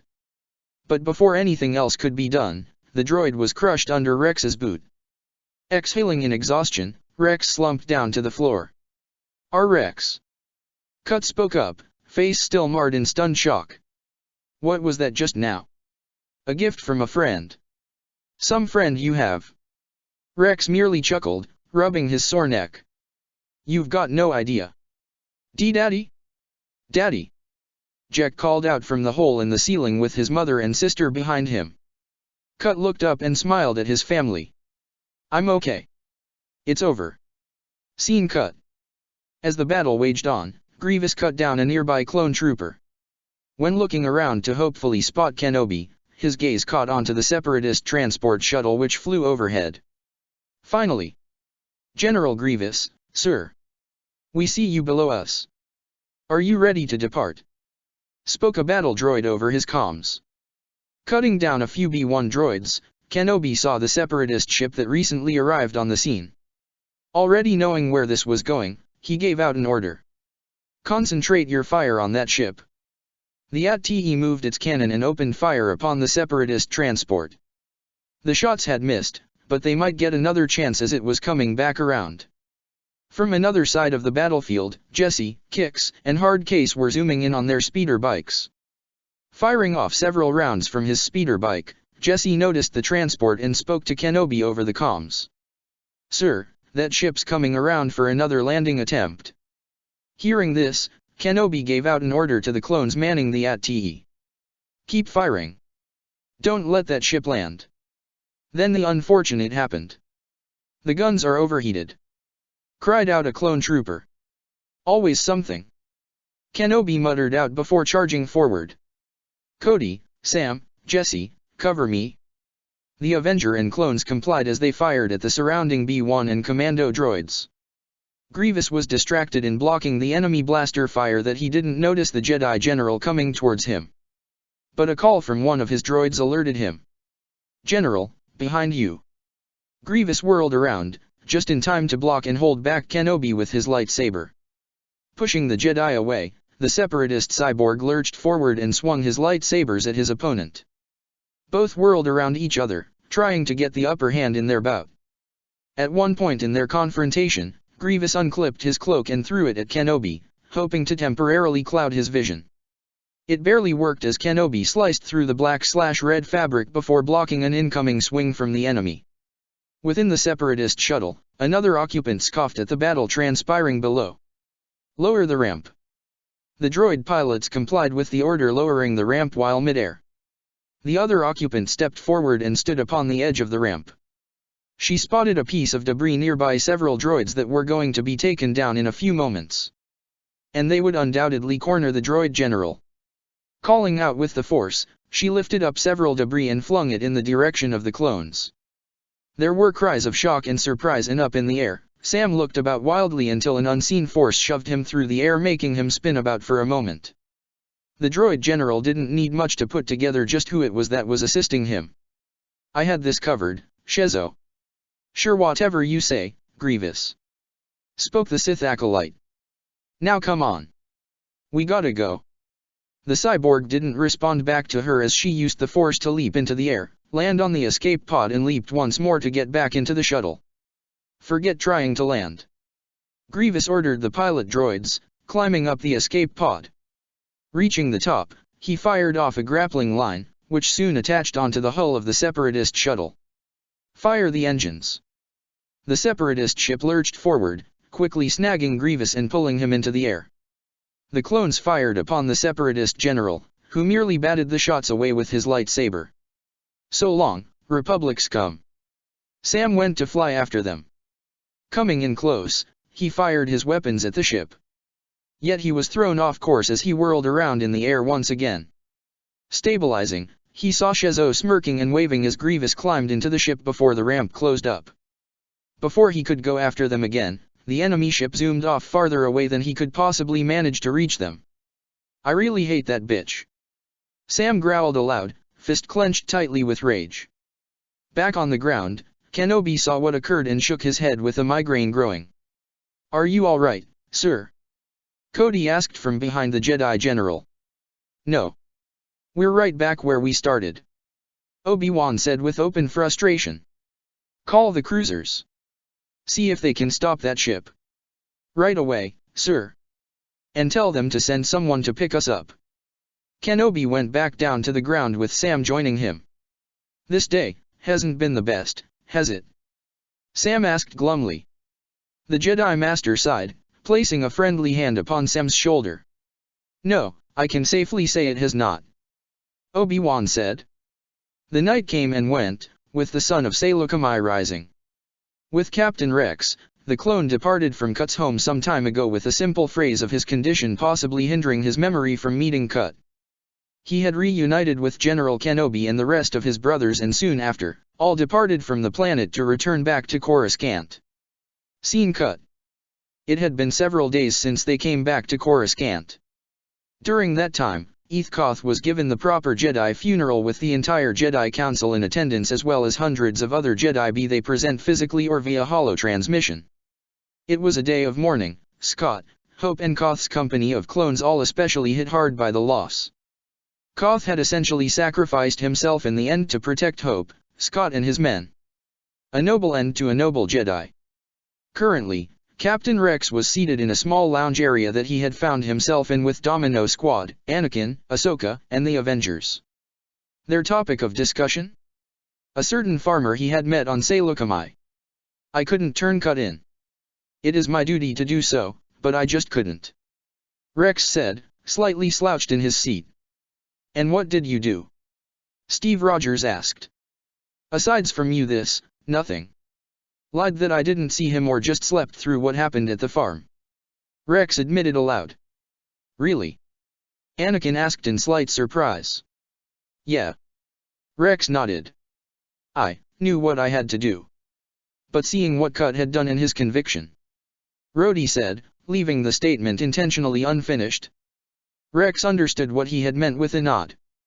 He's a deserter, but certainly not a coward. Well, it took you a lot of courage to make that choice, Rex. Anakin said, comforting hand upon his captain's shoulder. How can you be certain, General? Rex asked. We all have a choice, Rex. Steve stated. You have yours and we have ours. Sometimes, we don't always know if we're choosing the right course of action. We just have to deal with it when the time comes. How can you be sure of that? Fives asked. I'm not. Steve admitted. We're not. All we can really do is just take one step at a time and hope this whole galaxy doesn't pull the rug out from under us. The room was silent for the most part afterwards. There was an odd feeling shared between all present within the room that couldn't be quite described. All they could do was either sit, stand, or lean as they dwelled on the topic of what was really the source of this conversation. Choice. And with that, I'll end it there. But before we do that, a little something more cheerful. Make. It was a normal, typical day on Coruscant. The sun was shining and everything was pleasant in the capital of the Republic. In the residence of Padme Amidala, and her secret husband, Anakin, the Naboo senator was packing up her bags in her bedroom as she hummed a pleasant tune. You seem cheerful all of a sudden.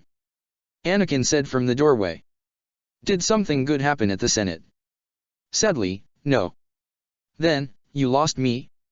Anakin soon paled a little and became nervous. Is it our anniversary? Your birthday? If so, I am so sorry. I'll make it up for you. Once again no, but glad you're remembering those. Then what is it? Got myself some time off. Was Padme's answer, heading towards the closet and picking out a few other articles of clothing. She then answered an unspoken question. Heading back home to Naboo and spending some time back at my family estate. Oh. Anakin blinked with a roguish grin. What a pleasant coincidence, I have some time off as well.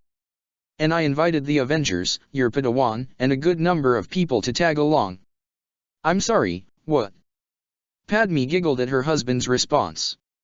Sorry you won't be getting any alone time with me, even though I would find that rather pleasant and quite enjoyable.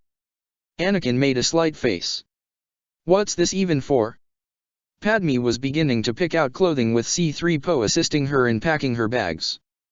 Well, if you don't know from what our Avenger friends are doing, they're getting ready for a holiday. Padme stated. I don't recall there being a holiday anytime soon. Anakin adopted a thinking gesture. Then again, there are so many cultures in the galaxy, I might have lost track of, well, all of them. Well, it's plural. Padme elaborated. Holidays. Back on their home planet, It's nearing the end of their year. It's the last 2 weeks of their yearly calendar. They're celebrating a bunch of festive holidays. Oh. Now Anakin was interested. What are they?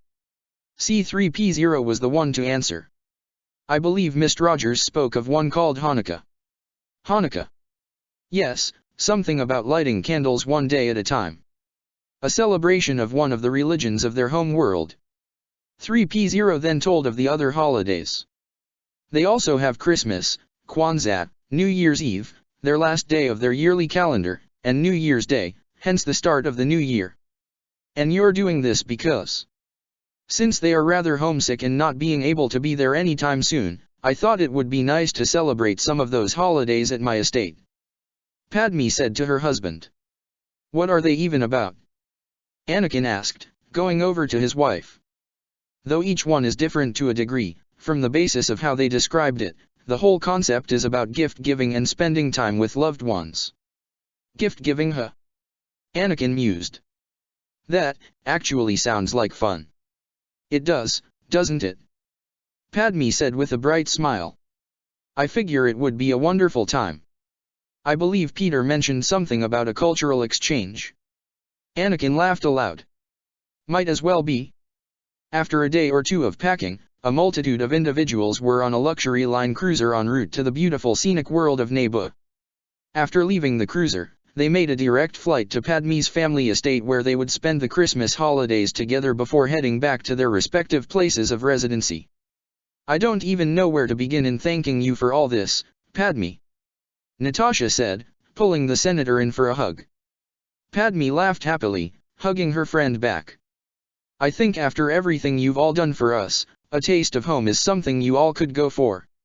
And a taste of home was as best as any of the Avengers could describe the setup that Padme along with her family had managed to set up. Thanks to TAP, the Avengers' personal AI, he had managed to correlate data from the HoloNet with the best materials and basically everything else they would need to replicate a festive time just like home. There were several trees decorated with lights and other decorations. Candles lighted in an atmospheric fashion that added to the feeling that was being given off. I must admit, Obi-Wan stood a few feet away with Steve, Rhodey, Matt and Anakin as he looked around at all the decorations. There is quite an appeal to these holidays you all celebrate on your planet. Could do with a bit less of the blinding lights. Anakin remarked. Matt coughed into his hand with a small smirk. Being blind does have their benefits sometimes. Wow, Matt, just wow. Rhodey said in a flat tone. Suddenly, the young daughters of Solana Berry rushed over to Steve and grabbed him by his hands and tugged him away from the group he was standing with. Elsewhere, Pietro was walking around the small estate with a companion. Senator Rochucci. This Christmas holiday sounds quite joyous. Pietro laughed lightly. Yeah, it's pretty fun. Gift-giving and all. The Avenger became a bit more subdued. It was some of the best times I could think of with my sister and my parents. Sensing his change in mood, Ro placed a hand upon his arm. He looked down to her, seeing the comforting smile she gave him making him smile in turn. While looking up at Pietro, she noticed a strange plant hanging over them that seemed to appear out of nowhere. What's that? Chuchi asked, making Pietro blink and look up to what had caught the Pontaurin's attention. Upon spotting what it was, Pietro gaped slightly and out of the corner of his eyes and ears, he swore he saw a small figure with buzzing wings fluttering away. Well, Pietro coughed awkwardly into his hand. You see, that's another Christmas tradition back home. Oh. Ro looked back up at the plant. What does it mean? Rubbing the back of his neck while averting his gaze from the smaller senator with a small red hue on his cheek and a tiny grin forming. Well. I'm not sure if you should know. He teased. It may embarrass you. Come on, tell me. Chuchi said with her hands on her hips. You asked for this. Before she knew it, she received a quick kiss by her cheek. Ro froze, blushing up a storm now, which made Pietro grin before looking around and spotted what, or rather who, he was looking for. Okay, Hope, move along now. Go bug someone else now. Pietro said to the flying speck, which flew away soon after with the mistletoe within her grasp. What was that supposed to be? Ro asked in a stutter. That was a Christmas tradition back home, Pietro explained. When two people are under a mistletoe usually they kiss if they're a couple but dash. What Pietro did not expect was two slender arms to wrap themselves around his head, and he was pulled down by the smaller senator, who proceeded to mash her lips against his. He stood stock still in shock when after several seconds he closed his eyes and wrapped his own arms around her slender frame. From afar, Wasp whirled around in victory and flew off. Back inside, there was small talk and little celebrations going on between everyone present. Kenobi was being bothered by Natasha in regard to her asking him whether or not Saturn received a gift, which the Jedi Master replied that she should be receiving his gift soon. Over in a separate corner, Anakin was speaking with Padme's parents in a more private fashion. Though not much was said, the looks Anakin got from Jabal and Rui was enough for him to get the message of approval. He only sagged in relief and grinned at his new parents from Padme's family. The rest of the Avengers were conversing with Padme, her sister Sola, Sola's husband Dard, Jedi like Aola, PLO, and several others that were dragged to Naboo. One Avenger, however, was alone.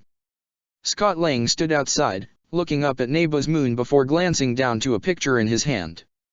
It was one of him in his Ant-Man suit hoisting up his daughter Cassie with hope tickling her. He smiled sadly, eyes glossy at the sight of his daughter and hating himself for not being there right now. This was supposed to be his first Christmas with her out of prison, and Scott felt a hand upon his shoulder, turning to see Hope. With her other hand, she held the photo with Scott. He silently wrapped his other arm around her and both leaned their heads against one another. In another part of the estate, Ahsoka and Barriss were sitting in a large hammock made entirely out of webbing as they gazed at the stars above. The commotion over yonder reached their ears, but never bothered them. The only thing that briefly did was Peter crawling up to them to deliver some food and drink they requested. "Thanks, Peter," said the Tortuga with the Miri Allen giving their male friend a smile. "No problem," Peter said, the trio sitting in a comfortable silence. They ate their food without talking much until... "Oh, I almost forgot."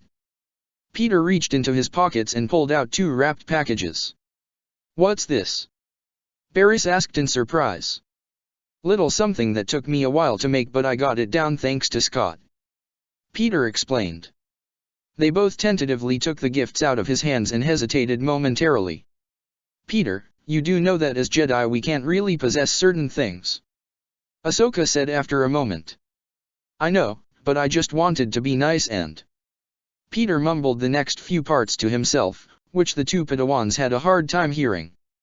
Seeing no harm in seeing what Peter got them, Barriss was the first to open her gift, with Ahsoka following. What they saw were intricately crafted pendants that were flower shape in structure yet design-wise. "This..." Ahsoka's hand trailed over the coloration of the pendant. "These are my markings." "You made this, Peter?"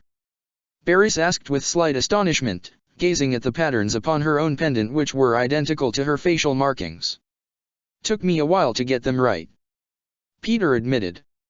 "And I was trying to figure out the best metals that would be compatible with your lightsabers." "What?" Ahsoka said in bewilderment. Peter shrugged. "Well, yeah, I remember you guys always telling me about how the lightsaber is the most important possession to a Jedi, so I figured I'd make something you can attach to your sabers if you don't want to wear them." Both were silent for a few moments until the Miri Allen Padawan gave Peter a kind smile. "That is rather sweet," Barriss said as she inspected her gift a bit more. She then surprised Ahsoka by putting the pendant around her neck and hiding it underneath her clothes. "There," Barriss said with a satisfied expression. "Now it will always be with me." Ahsoka hummed in thought, looking over hers until she brightened up and placed it as a secondary braid on her montrelles. "And now I have it too," Ahsoka declared happily. "Thanks, Peter." "No problem, girls. Merry first Christmas," Peter said cheerfully. Both girls hugged the web-slinger before resuming their stargazing. Though the galaxy was at war and conflict still went on, for this brief instance, the attendance for this ceremonial first holidays of Earth that was being celebrated on Naboo, a feeling of peace settled over. Avengers Infinite Wars Chapter 44, Bounty Hunters of the Galaxy. Crash. Are they still going at it? I'd say let them have their fun. That last mission was a bit too easy. You sure about that, boss? Ah, they'll be fine, Kraglin. Seriously, what exactly has stood up to us since coming here? Not much really. Save for that, what was it called again? Ranky. Rancher. Right, that thing. Bang. That all, yeah, got hornhead. You meatbags are earning my respect for blindly jumping in towards your deaths. It is good to know some things have not changed after so long. Come face death. I am Groot. A body was thrown across the bar, landing next to the three seated in their own booth.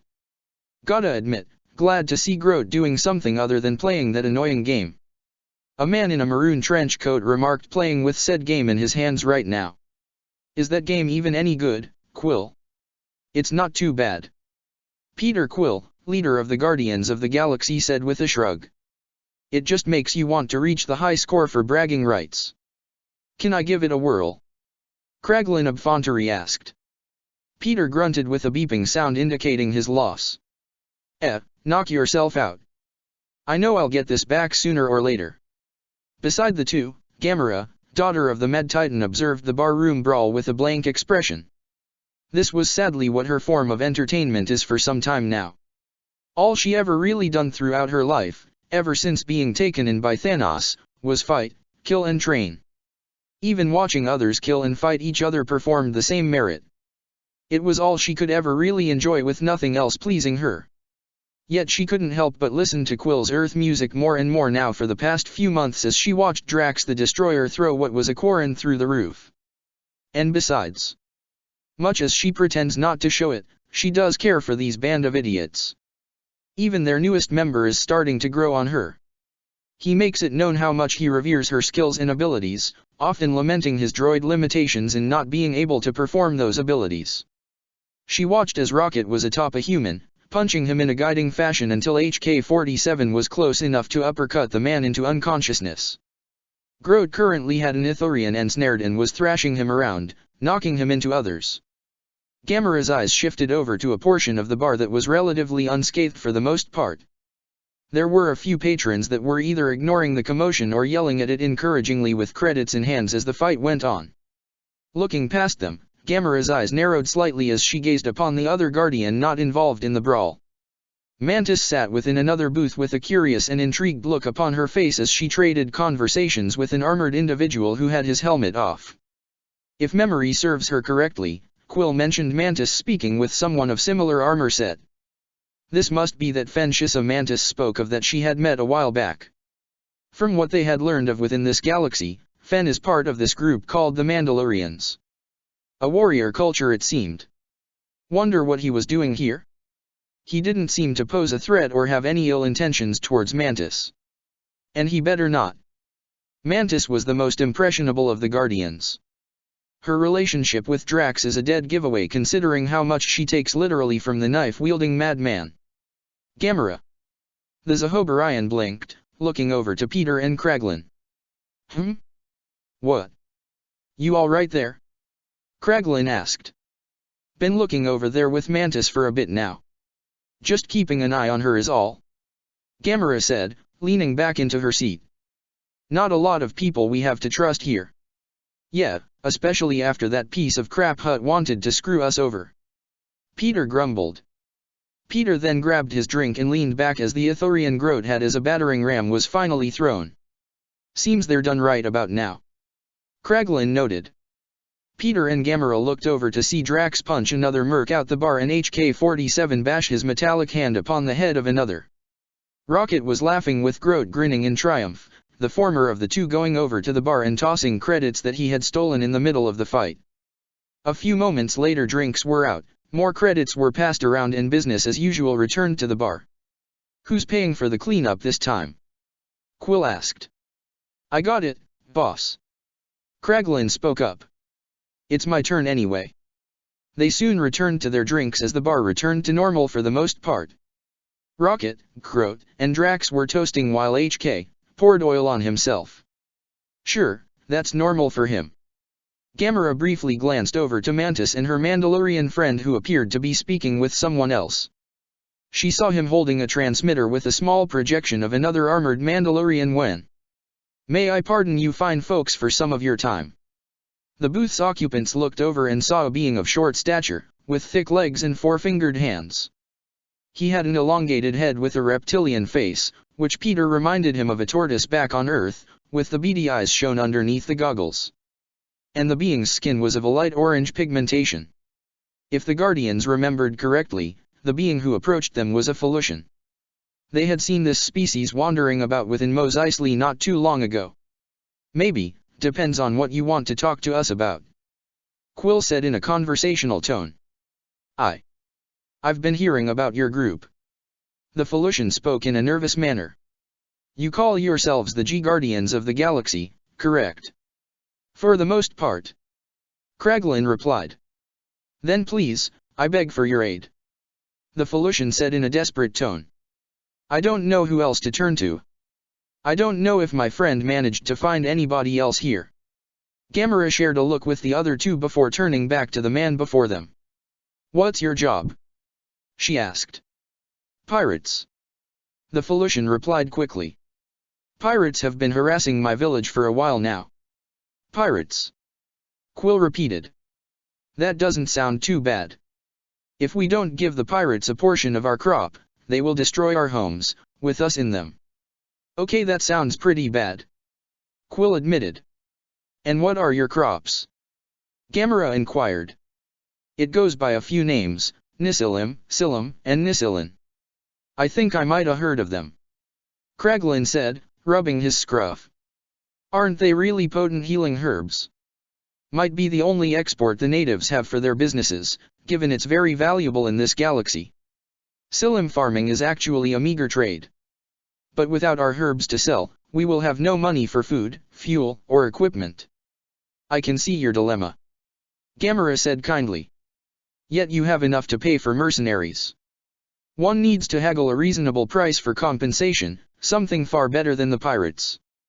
The Felucian stated. Inquiry, why not just fight them yourselves? Said HK-47. The Felucian jumped in fright, looking behind him at the droid that appeared behind him. Rocket, Drax, and Grodd had returned to the booth as well. Easy for you, perhaps, but look at me. The alien gestured to himself. I, along with my fellow farmers, are not fighters. Statement, one does not need size to be an effective fighter. HK declared, looking down to Rocket, who puffed his chest out with a roguish grin in place. It was at this point that Mantis had returned to the fold.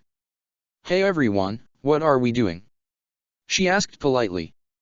Deciding on whether or not we should help Short Stack here. Rocket said, gesturing his head at the Felucian. I am Grodd. The group chortled, making Rocket growl in irritation at the larger tree alien. Gamera quickly helped Mantis catch up to speed with their current situation. Oh, Mantis's antenna hung low in sorrow. Can we not help them? That's what we're deciding on, Mantis. Kraglin stated. These are farmers, they do need help. Mantis pleaded.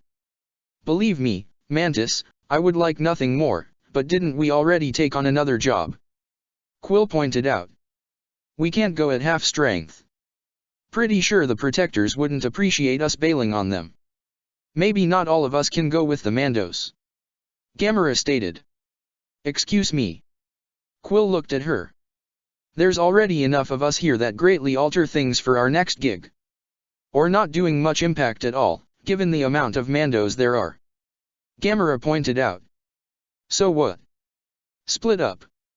Kraglin asked with Quill answering. Pretty much, yeah. Could help getting more money for us. Rocket remarked. Remember, they are farmers, Rocket. Quill said in a deadpan. Yeah, I know that, Quill. But their crops can fetch a nice price if we sell them right. Rocket pointed out. And we do need to restock on our medicine. Drax added, making the Guardians blink. That too. Kraglin agreed. All right, so how are we doing this then? Quill asked.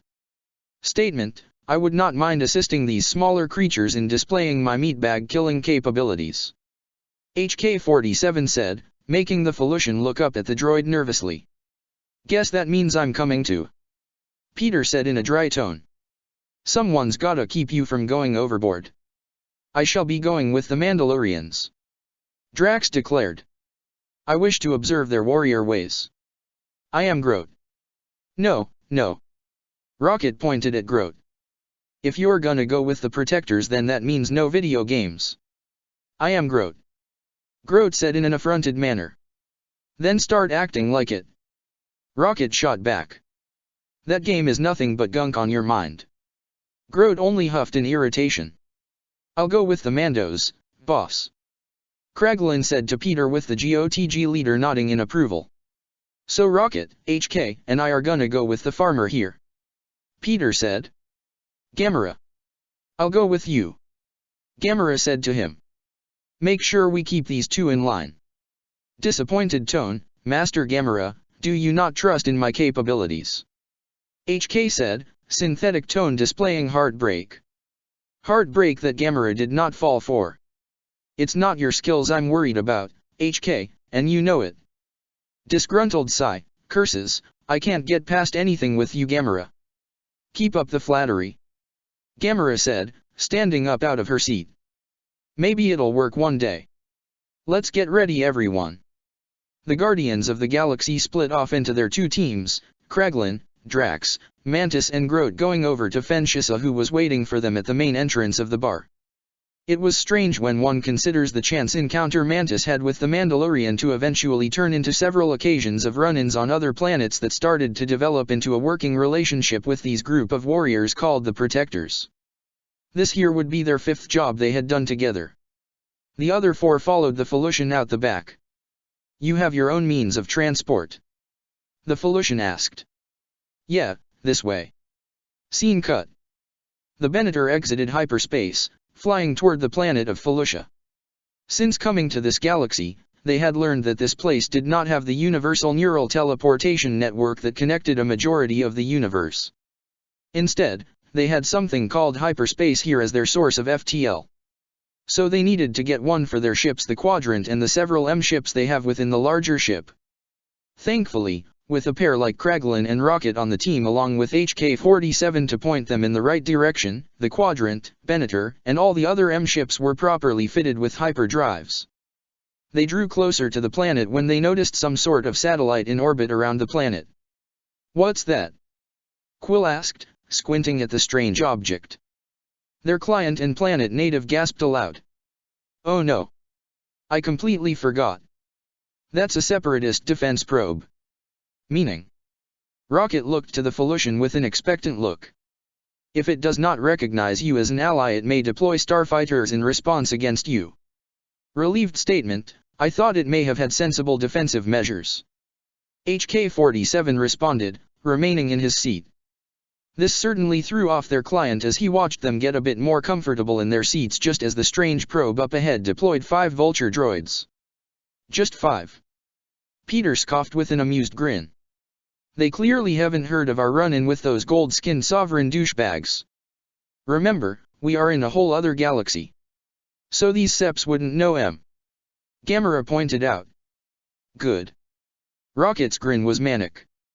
Which means we got a fresh new palette for a brand new rep with these bozos. Before their Felucian client could voice his recently formed inquiry, Rocket and Peter went into action. Quill thrusted his controls forward at full speed, with Rocket letting out an uproarious bellow of a war cry as he began firing the Benator's weapons.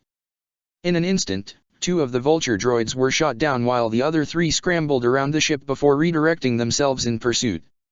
Hey, they look like they're about to line up, Quill pointed out. Good to know. Rocket flicked a few switches up and targeted the 3 vulture droid ships that were getting closer to theirs. The instant he had a lock on them, he attacked.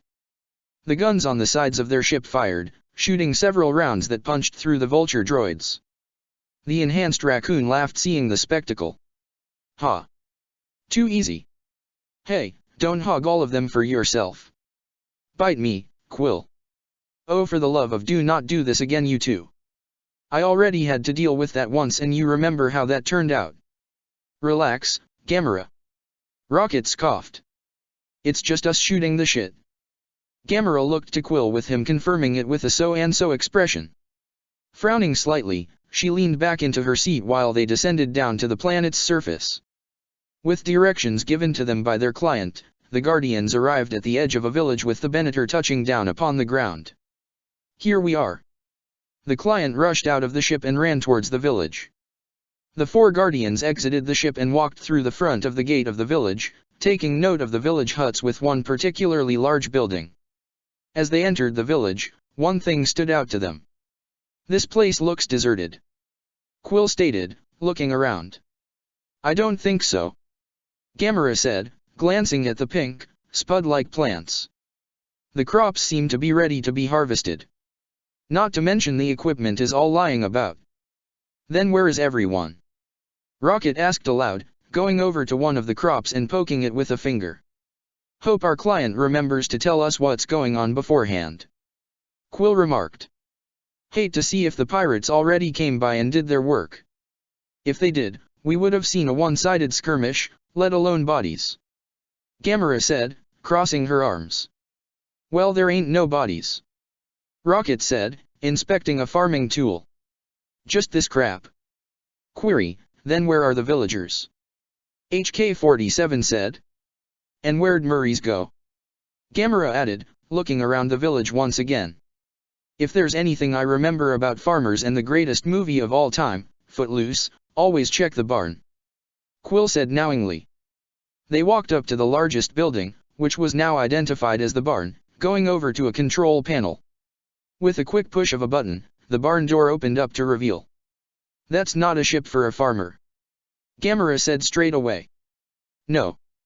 Rocket's eyes quickly analyzed the ship. "That's a bounty hunter's ship." "So there are bounty hunters here then?" Quill murmured. "Then why hire us?" HK asked the question they all shared. Before they could speak further, they heard a commotion going on coming from one of the huts nearby. "Stay here you two," Quill said to HK and Gamera, gesturing his head towards the hut while locking eyes with Rocket. The smaller Guardian nodded and the two approached the hut and entered. They looked around the relatively small abode until Rocket noticed a small hatch. He snapped his fingers, gaining Peter's attention, and pointed at the door on the ground.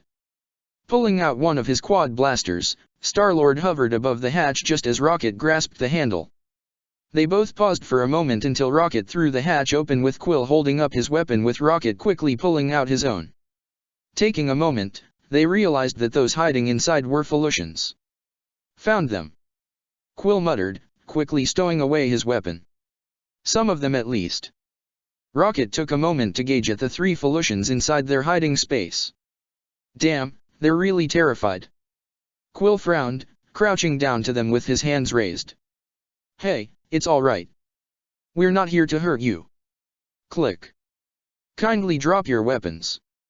"But they'll hurt us," Rocket said in a flat tone. Both turned to see 4 individuals standing before them. A Zabrak female had her blaster pointed straight at Peter's head. Next to her was a tall alien with a crossbow and a large circular hat. On the other side of the Zabrak female was a female of species known as Frink. Behind them all was a large, heavily armored individual with 2 white eyes seen in between its visor. "Take it easy. We aren't here to cause trouble," Quill said, hands up. "Easy for you to say, Quill," Rocket said, grasping his weapon tightly. The one with the large hat spoke in its native language, yet Rocket appeared to understand clearly. "It's not always about the numbers," Rocket said, crooked grin in place. 4-on-1 is hardly a fair fight," the Frink female responded. "Wait a minute. 4-on-1? Rocket asked out loud. "What, Quill doesn't count?" The Zabrak, guessing that Quill was the human, chortled in amusement. "We don't count you, Nihai," the armored individual said, voice slightly mechanical. Rocket snorted. "Well, that's something I haven't heard in a long while. Got anything new, Tin Man?" Suddenly, the Zabrak felt the tip of a blade from the back of her neck with the cocking of another weapon. "Do you count us?" Gamera said coldly, her form steady. "Who are you people?" the Zabrak asked, keeping her gaze upon Quill. "We were sent by Murray's," Peter answered. "Something about pirates harassing his village." The Zabrak frowned. That is why we are here as well. This of course stirred a slight bit of confusion, though Rocket wasn't one to stay silent. Maybe we got our jobs mixed up, he said. Maybe, said the Zabrak. Or maybe he realized you guys wouldn't cut it and knew we're a better alternative. Rocket quickly added with a savage grin, making the other 4 bounty hunters bristle. Rocket, Gamera said warningly. What? I'm just saying. Wait. Suddenly, another Felucian rushed in with their original client Murray's with him. Please stop, they were brought here by my brother. Shuji, please put your weapons away. The Zabrak complied, though she rounded upon the more elder Felucian with an expectant look. Need I remind you, Cassis, you already made a deal with us. The now identified Shuji stated. I did, Cassis said.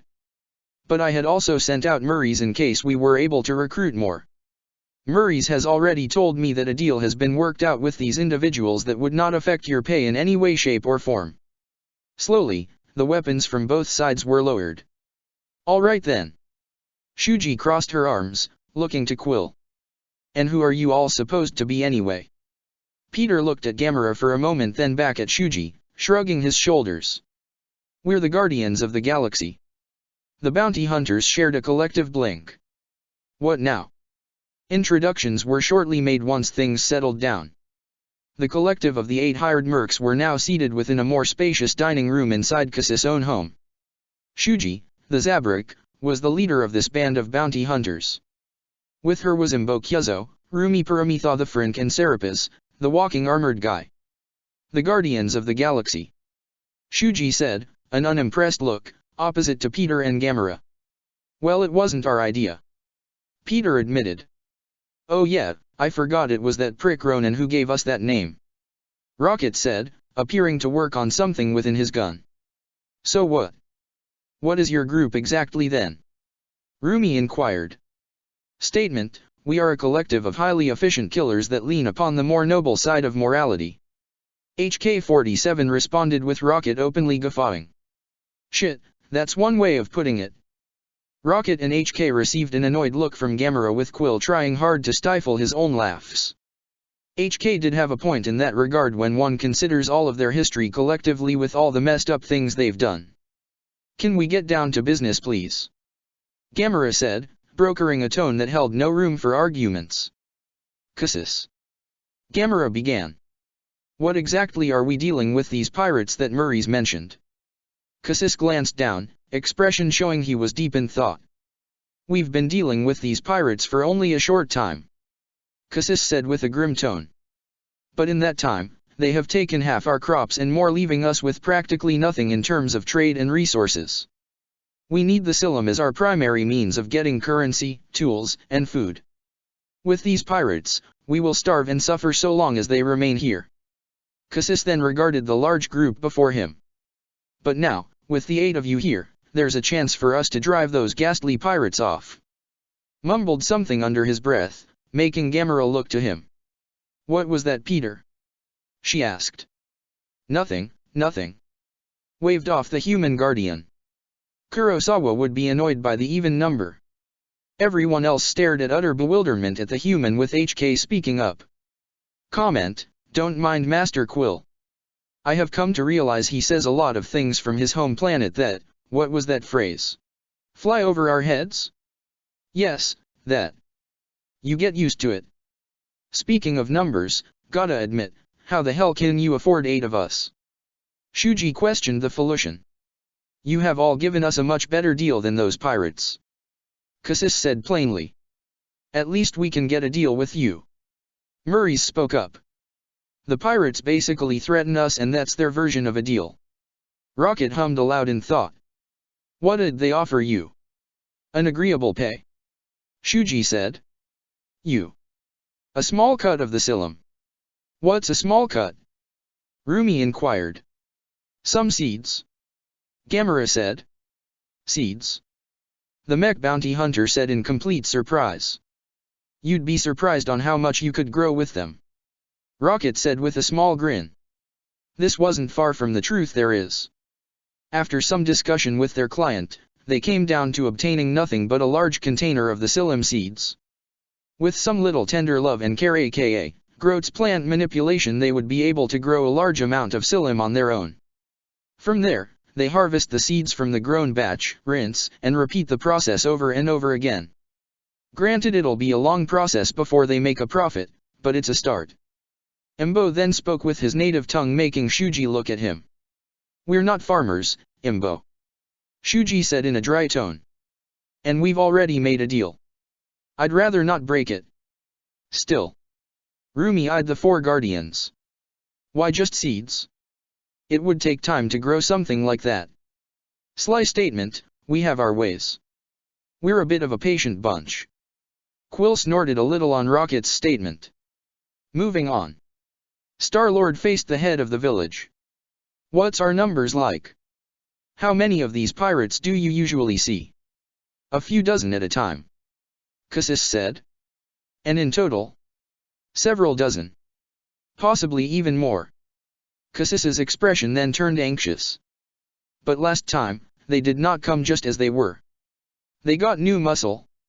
Rocket asked. "Droids," Murray's replied. "Droids the like we haven't seen before. They could fly and their arms could transform into weapons." "Transform?" Quill perked up. Like the Decepticons and Autobots."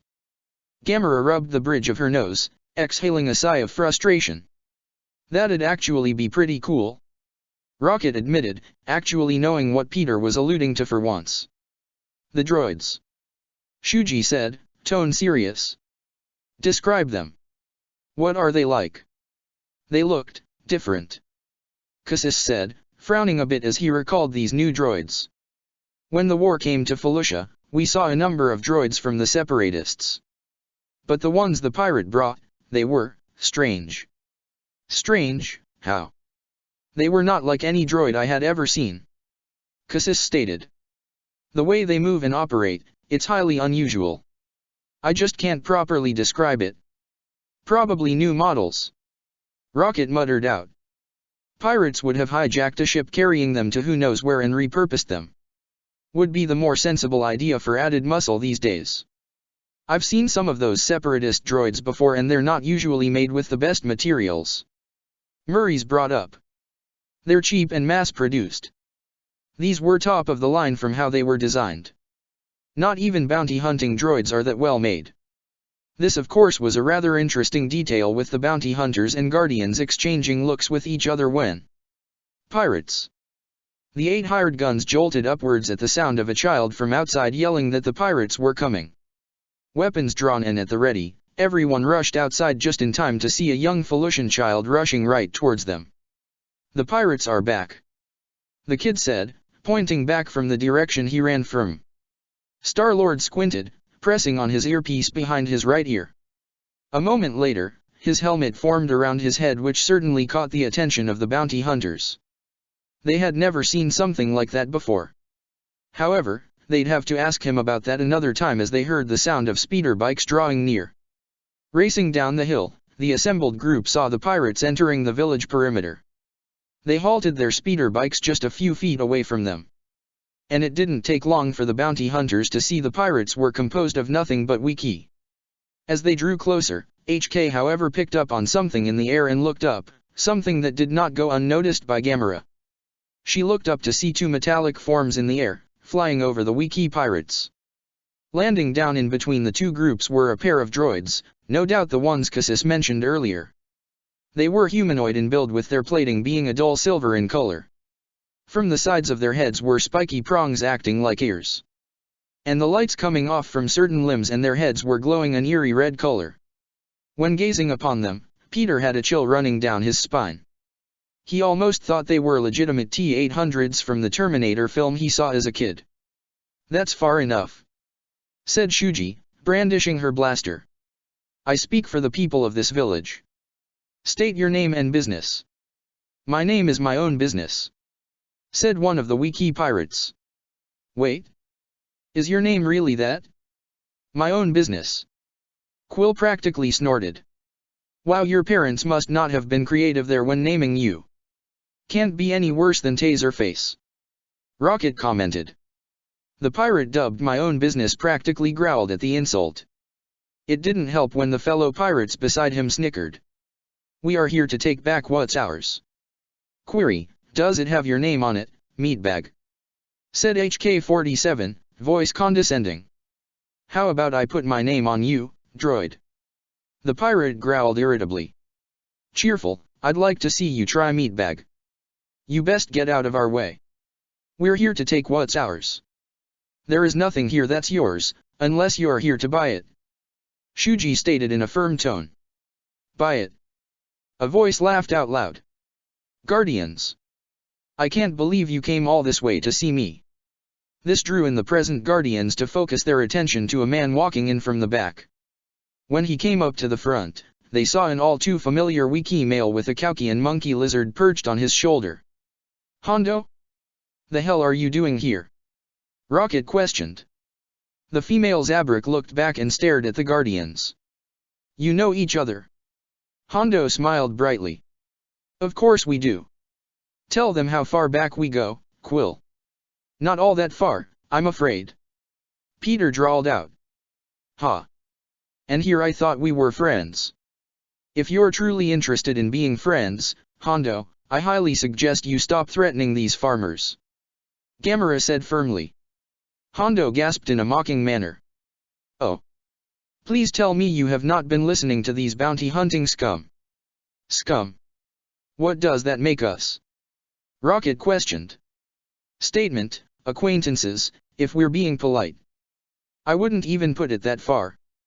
Quill remarked, arms crossed with an annoyed expression revealed as his helmet retracted. Well, these scum, as you are here to help them protect what's rightfully theirs. Shuji informed the pirate lord. Oh, come, my dear. How much are they paying you? Before an answer could be given, Hondo quickly ended it. BUP. Does not matter. Whatever it is, I will double it, and all you have to do to earn it is, step aside. The Zabrak bounty hunter responded back to him as she jabbed her finger into his chest. We don't break deals. This got the rest of Hondo's men to quickly aim their weapons at the bounty hunters. In turn, the bounty hunters did the same. Hondo, however, paused as he felt a blade to his neck, eyeing the most dangerous woman in the galaxy. You do not want a repeat of last time, Hondo. Gamera threatened in a low tone. Much as he had tried to hide it, Hondo visibly shifted about uncomfortably. He gazed at the sword and then at the other three guardians while also searching for. Oh, looks like not all are present. Hondo thought to himself. The pirate captain chuckled aloud, looking over to the two droids that came with him. Shortly after, the two droids lifted their arms. Said limbs shifted and turned from the elbow down into what appeared to be railgun-like blasters. Immediately, the guardians and the bounty hunters had their weapons raised, with the pirates following suit once more. It was now a standoff. Hondo locked eyes with Gamera. Do you really wish to test me right now, my dear? In case you forgot, not even the best of what you have put a scratch on me. Gamera reminded him. Yes, I know how tough you and your enhanced friends are. Hondo nodded. But are they? The droids then shifted their aim towards the villagers, with Imbo and Star-Lord stepping in between them. Onika hummed aloud in thought, regarding the leader of the Guardians of the Galaxy. What's your stake anyways, Quill? Hondo asked. This does not seem to be your usual type of job. Sorry, Hondo, but Guardians is in the name of my team. Quill said with his hands hovering over his quad blasters. Aside from pay, kinda have a moral obligation to help out those in need. Hondo snorted with a small sneer. I prefer Jedi. Maybe Kenobi would have at least offered me a better deal. Tough luck. Rocket snarked. We're not these Jedi you wanted. Besides, they would have been far more annoying. HK added. With their personal restrictions and rules. Can never get the job done properly. Yes, Hondo nodded. But at the very least, greed isn't on their mind when assisting others. The pirate captain made sure for Rocket to hear that specific tidbit. I think you pirate douchebags are the last to talk to me about morality.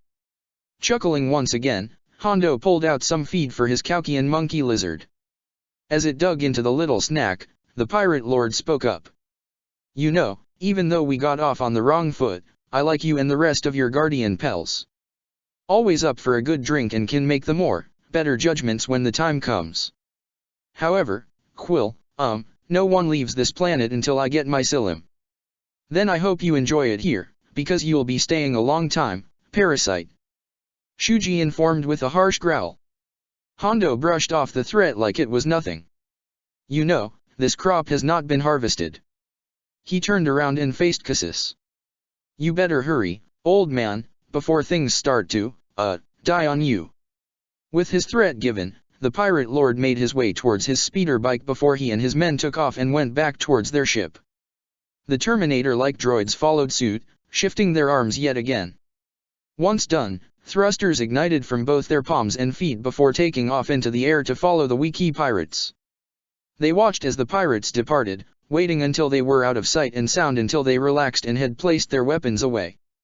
We got a lot of work to do. Peter said aloud, having no arguments from that accurate comment. Soon after, the guardians and bounty hunters were gathered within a room all surrounding a hollow table that displayed the village and area they inhabited.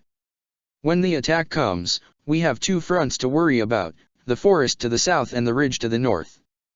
Peter said, pointing to both sections. Whatever we gotta do, both sides need to be defended. Or else they'll pincer us in. Make that 3 fronts. Gamera added in. Don't forget those droids. They merely brought in the factor an aerial assault could take place. Quill and I can handle those. Rocket said, patting on his vest that had one of his aero rigs attached to the cloth. HK, I have 2 spares if you're up for some air superiority. Adulation, yes please. I'm always looking for new means of diversifying my capabilities in killing. Death from above is one that I have not performed yet. That is rather unsettling. Rumi muttered out as she eyed the assassin droid. What are you even talking about? Shuji asked. We'll show you later. Gamera interjected. Right now, we need to make sure we get our plan right, otherwise we'll be outnumbered and outmaneuvered. But there are only 8 of you. One of the Felucians sitting in on this meeting spoke up. How can 8 bounty hunters defend against so many? Strength isn't always about the greater numbers. It's mostly how you actually use the few you have. Spoke Thanos' adopted daughter. Embo spoke in his native tongue, making Rocket chortle. Yeah, speak for yourselves, Hat Man. Rocket said boastfully. A couple of pirates is nothing but a cakewalk for us. What's that supposed to mean? Serapis asked in an indignant tone. What do you think it meant? Rocket shot back challengingly, only for him to get yanked back by Gamera. You seem to lack confidence in our abilities. Shuji noted with an accusatory tone. It's not that. Quill said, giving Rocket a stare to not interrupt him. It's just that we're probably facing a large number of foes. It's not that we can't handle them. It's just they may take advantage and attack the villagers. Query, then why don't they just defend themselves? It is not as difficult a task as you portray. That's it. We'll just train the villagers to defend themselves. Peter said with an eager expression. Peter said, what now? Rocket said in surprise. But we are just simple farmers. Why are we paying bounty hunters to defend us if we are just going to end up doing it ourselves? Hush, Delaney. Cassis chided. Observation, if a creature as small as my ally Rocket can prove to be a threat to creatures 10 times his size, we can show you how to do the same. He's not wrong there. Quill murmured. Query, Master Quill, please allow me to assist you in their training. I have many forms of combat and assassination protocols that I can gladly bestow upon these tiny meat bags. Let's not go that far. Peter said with a grimace. How can you be so confident in this? Cassis asked. What if we will be unprepared for those pirates? Trust me. We'll have you ready. Star-Lord said with a confident tone. In the hours following the formation of their planning, the assembled bounty hunters were starting to work in various parts of the land. For a handful of them, they were tasked in clearing the fields of the crops. With how things might turn out, it's better to take care of them now, rather than salvaging the remains when the conflict with Hondo and his forces were taken care of. Put it all in the barn, every bushel. Shuji instructed the farmers as the farm tractors went to plow the fields. With a dozen of farmers loading the gathered psyllium into their central barn, another 3 dozen were formed up in front of Gamera. "All right, everyone, form up." Gamera ordered the Felucians before her. The farmers looked at each other quizzically, not sure what to do. Gamera huffed. "Divide into rows of 5.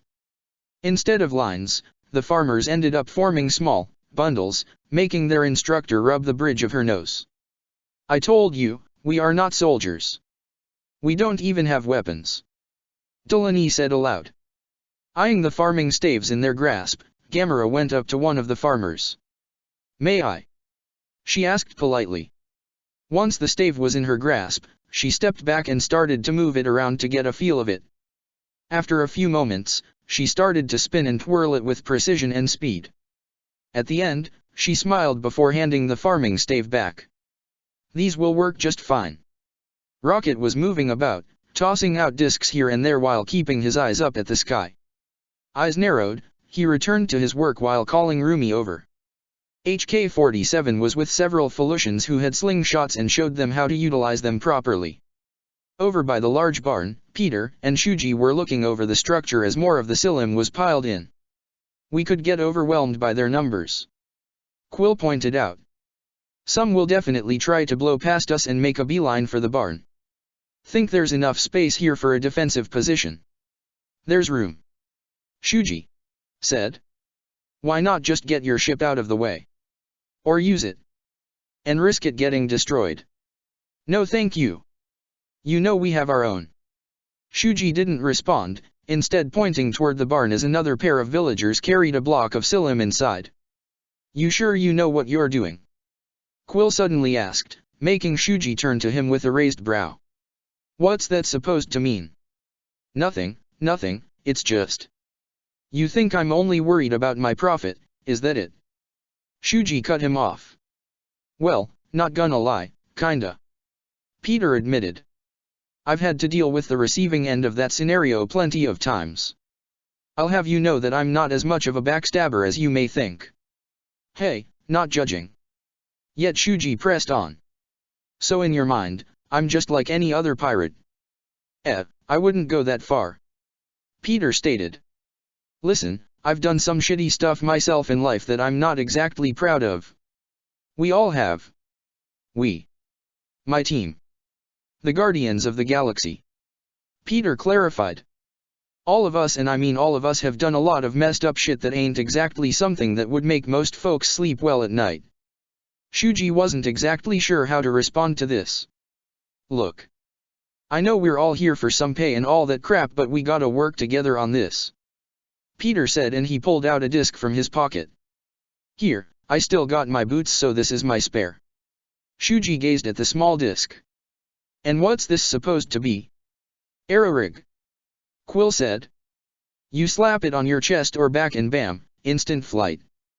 Shuji held it up to inspect it. "This gives me flight." "Yeah," Quill said. "We actually noticed this galaxy doesn't have the stuff we normally encounter." That got Shuji's immediate attention. "This galaxy?" Peter blinked before gaping and closing his mouth several times. "Oh, yeah, yeah see? Quill." Peter internally breathed a sigh of relief. He really didn't want to explain this right about now. Not that he was adverse to it, it's just that specific topic would take a long time to elaborate. What music we got back on the ship?" Rocket asked. "What are ya looking for?" "Something peppy." Yeah, like that aqua sky. Blue sky," Quill said, quickly walking away from Shuji to join Rocket. The Zabrak had her face scrunched up with her eyes narrowed in suspicion. She wanted answers right about now after that slip-up about the galaxy. Whatever it was he meant. But right now, she'd have to press those questions down for another day. Right now, she had a job to do and she'd see it through to the end. Back with Gamera, she was taking a break from training the initial group of farmers from earlier. Embo was currently taking her place while she went into the forest nearby, taking a stroll through the grounds, surveying for any forms of defensive measures from the natural landscape. The fauna seemed sturdy in appearance for the most part. Could work as good barriers both in the air and on the ground. Gamera eventually saw Serapis cutting through the fungal tree with a bandsaw coming out of his arm. When it started to fall over, the armored man quickly snatched it, but she saw he was starting to struggle holding it up. Wordlessly, Gamera ran forward and pulled out her sword. With a single swing, she cut the tree in two and alleviated a great deal of weight from the mechanical body. Though Serapis managed to get the large fungus off of him, he began jolting about erratically. "Serapis!" Gamera said in concern. All of a sudden, the headpiece of the suit popped up, revealing a small alien piloting the body. "Don't look. I am having a suit malfunction," stammered the little alien. The occupant in the robotic body started fiddling around with the controls, hoping it can get back to normal. However, by this point, it was too late as the small alien saw the look the green-skinned warrior gave him. The real Serapis sighed in defeat. "Not very intimidating, am I?" Gamera only gave him a small encouraging smile. "Size isn't everything, Serapis," Gamera said. "You'd be surprised at some of the giants my team and I have seen that we've taken down. Wanna know how we did that?" He looked up to her as she tapped the side of her head.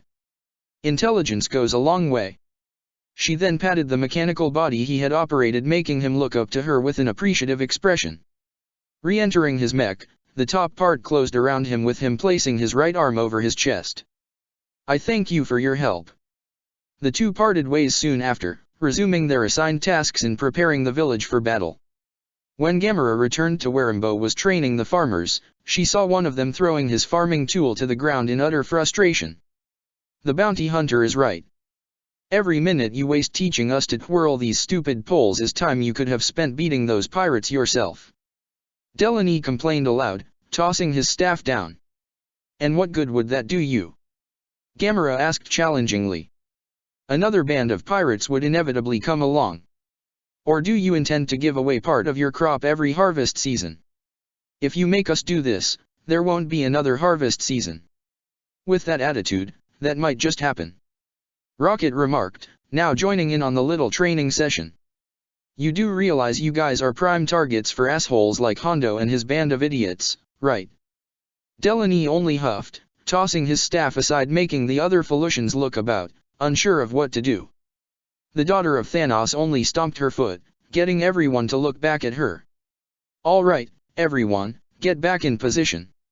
Let's continue," Gamera ordered, resuming her role as trainer as Imbo went off to do his thing. As the sun started to set upon the valley, a Wiki pirate was watching them all from the cliff face above. "Well, what have we here? Getting ready for a fight, are we?" he muttered out, looking through a pair of binoculars. Walking through a part of the village as she was chatting with Quill, she spotted something from the corner of her eye. Curious about it, she directed her attention towards it and saw something amiss. "There, a scout," she explained, pointing towards the cliff face. The Wiki scrambled up to his feet before getting shot at by several blaster bolts. He looked around frantically, spotting a droid hovering above him. Seeing as an opportunity in taking out the enemy scout, HK-47 had activated the arrow ring and took off into the air. With the added form of mobility, the assassin droid was in a state of glee in hunting down his target. The pirate sprinted away as HK-47 kept firing at the Wiki. Yet, rather than simply taking him out, HK instead opted to toy with the pirate by firing from side to side. Just as the pirate reached his speeder bike, suddenly, from out of nowhere, a metallic disc flew forward and struck the Wiki in the chest. The pirate hunched over from the recent blow. When he tried to move back up, he saw the hatless Imbo rushing towards him. The Wiki threw a punch, but the limb was snatched before the bounty hunter performed a neck hold and snapped his neck soon after. Dropping the corpse onto the ground, the bounty hunter soon saw his metallic, circular hat was in the grasp of the assassin droid. Retrieving his weapon/hat from HK, Imbo gave the droid a thankful nod, which was given back in return. As this exchange went on, the others joined them a moment later. "That was quick," Peter said, crouching down to take the blaster rifle before he tossed it over to Rocket, who hummed and thought of possible modifications. Yes, but when this scout fails to report to Hondo, he'll be coming rather soon. Shuji said bitterly. Then we'd better get ready, Gamera declared. Jubilation, at long last, meat bags to kill. Over where Hondo and his men were camped out, one of the Wiki men went up to the pirate lord. Said man was presently going over supply details for upcoming raids he wanted to take part in as he was eating his early dinner. Yes, what is it? Don't you see I'm busy? The scout has not checked in from the village. He's long overdue. Hondo sighed, which was soon replaced with a sinister smirk. Well. So it looks like the Guardians decided to be the foolish heroes they pretend to be, eh? Or at least we now know we can't take these villagers for granted. Hondo remarked, standing up from his meal. What should we do now, boss? Hondo hummed a little, soon eyeing one of the few droids presently turned on. It was a miraculous find, these droids. They had to be prototypes from a sort of start-up company, hoping to one-up the Trade Federation and their allies. The Wiki pirate lord did wonder why such magnificent specimens had to be given such durable armor and firepower if they were so happened to be prototypes.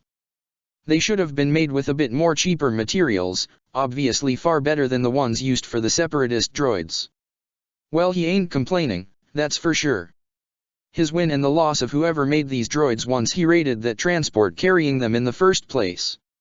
It appears we will have to claim our harvest sooner than expected, Hondo said, walking over to a large vehicle and resting one leg upon it.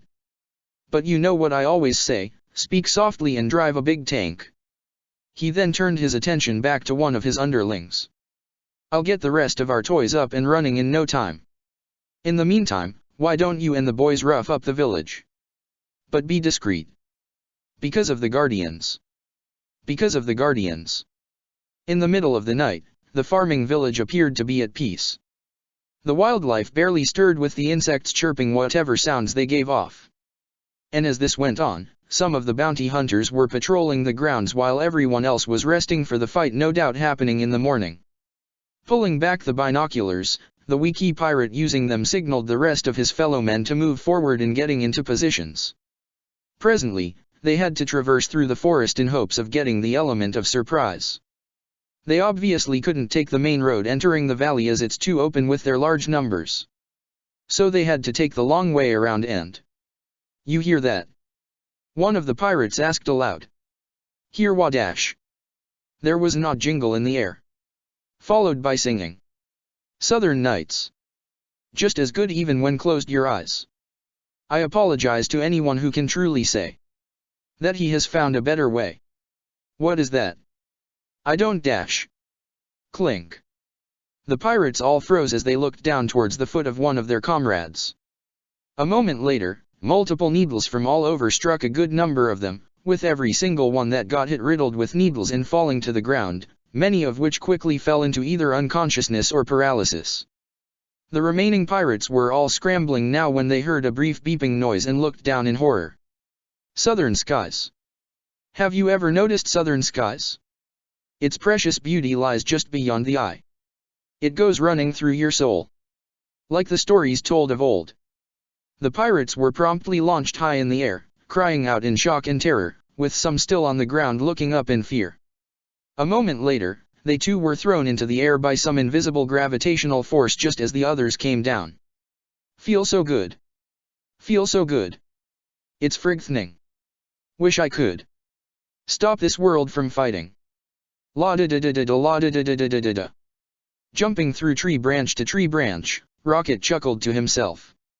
And they say the same tricks won't work twice. Well, they haven't met me, then. Looking down from his hiding place, Rocket put away the anti-gravity mine detonator and retrieved a series of electro discs.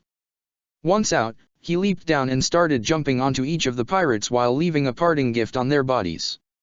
Each of them were frantic on his sudden approach, outright confused as to what Rocket was doing. Jumping off the last pirate, Rocket pressed the control switch connected to the electro discs, electrocuting the enemy pirates in one fell swoop. Seeing them all spasm on their feet, the remaining pirates fell to the ground defeated. That takes care of them.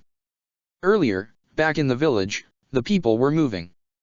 They were alerted earlier when the rest of the bounty hunters started hearing the explosions and blaster fire in the air. "All right everyone," Shuji was yelling aloud in the center of the village.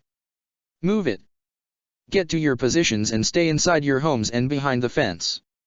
Embo was moving with HK, taking a moment to pause and glance over to the sound of the screaming pirates. He caught sight of a small group of pirates being flung into the air to fall down, and from another part of the forest, the same for another group of pirates. The process repeated itself several times before Embo turned away to focus up on the job. Peter and Shuji with Gamera were now standing at the front of the fence that would serve as their barrier. "The farmers are in position." "Well, the ones who stuck around, anyway," Quill said. "Very well. Turn on the fence," Gamera said to Shuji, who simply nodded and pressed down a control upon her wrist. In an instant, what could be described as green electricity surrounded the majority of the village.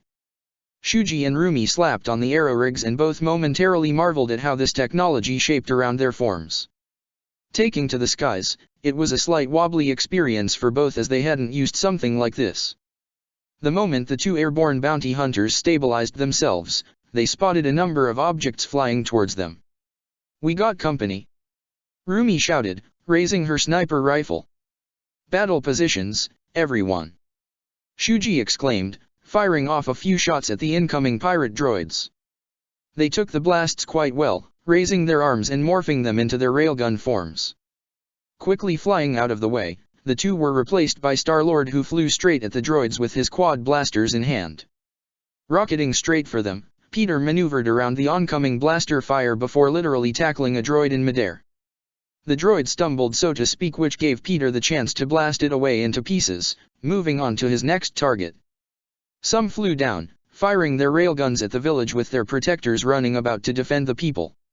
Embo ran forward, lowering his hat to block some of the oncoming fire, having to angle his head slightly in order to take the impact, as these blasts were proving to be particularly strong. Jumping over a droid, he spun about with small discs falling from his form. It surrounded the confused droid, and as Embo landed, the droid was promptly shocked and overloaded. The Kyuzo looked up and nodded in satisfaction. He'd have to make sure to thank Rocket later. Embo then heard the sound of oncoming speeders and ran forward. Several passed by, yet the one in the center of the group had the unfortunate reality of having been punted straight off his bike and having it commandeered by a fancy hat-wearing bounty hunter. Elsewhere, being directed to another road, Gamera led a group of pirates on a speeder bike she pilfered from one of their enemies earlier. Reaching a certain point, she signaled Serapis and the other farmers to get into action. Moments later, the trees were knocked down and fell onto the road. The oncoming pirates were too late to turn, causing them all to crash into the fallen flora, resulting in them either dying or being critically injured. She looked back with a small grin at Serapis, who nodded at her and turned to. Kaboom! Gamera's eyes widened in stunned shock at the form of Serapis being engulfed and swallowed by a fiery explosion. Moments later, from the smoky remains of the bounty hunter, several droids flew out from the black mist in pursuit of the Zahobarian. Snarling, Gamera pivoted her speeder bike and sped straight at the droids head-on. They fired at her, with Gamera firing back. She managed to shoot one down, yet the remaining droids clipped the speeder bike's engines. Unbothered by this, Gamera merely jumped forward with her borrowed bike crashing. Whipping out her hand, her trusty retractable sword named God's Lair formed and with one clean strike slashed through two of the droids. They both stumbled in the air before splitting off into multiple pieces and falling down to the ground. The remaining droid flew around to try and get around the expert assassin. However, Gamera was already on the move. Using her enhanced strength, speed, athleticism, and surrounding environment, Gamera jumped high in the air and performed a spinning kick. Her heel connected to the forehead of the droid, with it being kicked clean off. Back in the village, the Guardians with their bounty hunter comrades were fighting off the pirates and their droids. For the most part, thanks to Rocket's gadgets and their own fighting skills, the fight was relatively in their favor. That was until Hondo decided to get himself involved in his own special way. Atop the cliff, Hondo sat within his tank, manning its primary gun. He began firing at the village, not caring where he aimed as he knew the large bolts would cause destruction no matter where it struck. And one of them was unfortunately in the direction of where Imbo was riding. The bolt struck nearby, the shockwave being enough the Kyuzo flying through the air and landing hard on the ground. Imbo! Shuji yelled out, running towards her fellow bounty hunter. Coming to his side, she inspected to see if he was alive. Imbo, can you hear me? The Zabrak saw him stir, weakly trying to get up. You'll be all right. We'll get you inside. More tank rounds rained upon the land, causing more chaos to arise. The farmers on their ridden mounts were flown off and were severely injured as they tried fleeing to safety. Everyone, fall back to the barn. The group momentarily halted as they saw a blaster bolt headed in their direction. Rocket, however, was thankfully close by. With a near second to spare, he tossed out a large collection of tiny orbs that formed a large ray shield in front of the group that took the blaster bolt with ease. That tank is going to tear the villagers apart. Shuji said wearily, hoisting Imbo up in order to get him to the barn. Quill, ya hear that?